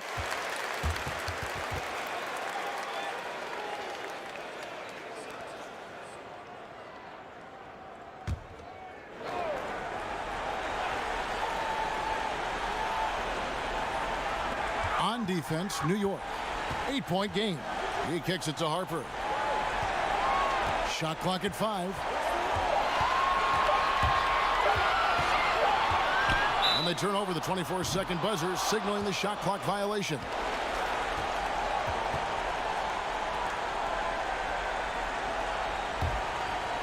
Guys, no real chance for them to come back now. Yeah, I think the focus has to be on their next game at this point. Here's Houston. It counts. Oh, and that cuts the lead to just 5. Much respect for the jumper of Houston. He knows exactly when to let it fly. And the foul on Big Smooth. And so he's picked up his final foul, and he will sit for the rest of this game.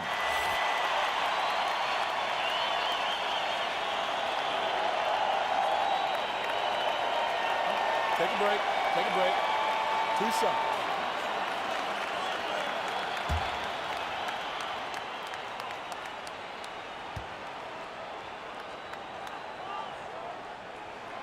And the first of 2, no good. Heartbreaker. Boy, you got to like the leadership Harper gives this team. I mean, you can count on him to run the offense and play solid defense, too. And he ends up making the second, and that increases their lead to 6. New York calls timeout. They're trailing by 6. There's 14 seconds left in the fourth. Guys, what do you think? There's still a sliver of hope. Yeah, but they've got to score and then foul immediately.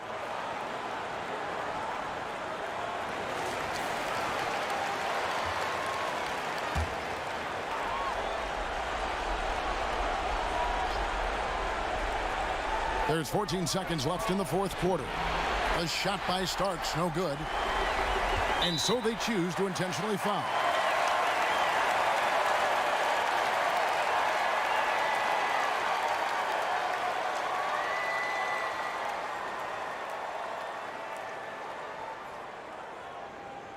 Shooting 2.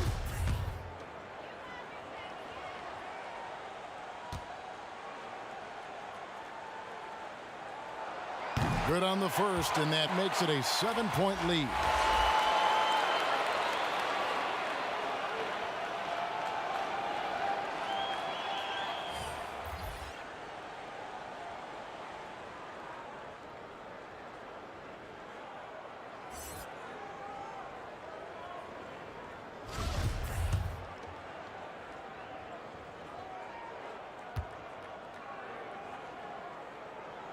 And so both free throws are good, and it's an 8-point game. Time call here. The Knicks decide to talk it over. They trail by 8. 8 seconds left to play here in the fourth. What do you think, guys? trying to keep hope alive, but I don't see them making a comeback. You know what? I'm sure crazier things have happened, or maybe not. It's a long shot, though. Here's Ward. Nails the triple. Love the play there on the inbound. The defense lost contact with him, and he knocks down the triple. And that's an intentional foul.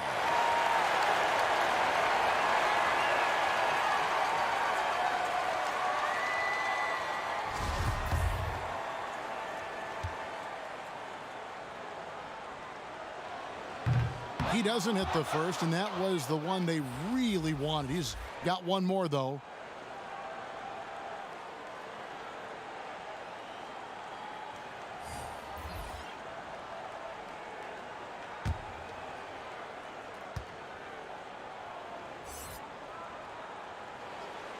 That's off as well, so he misses both.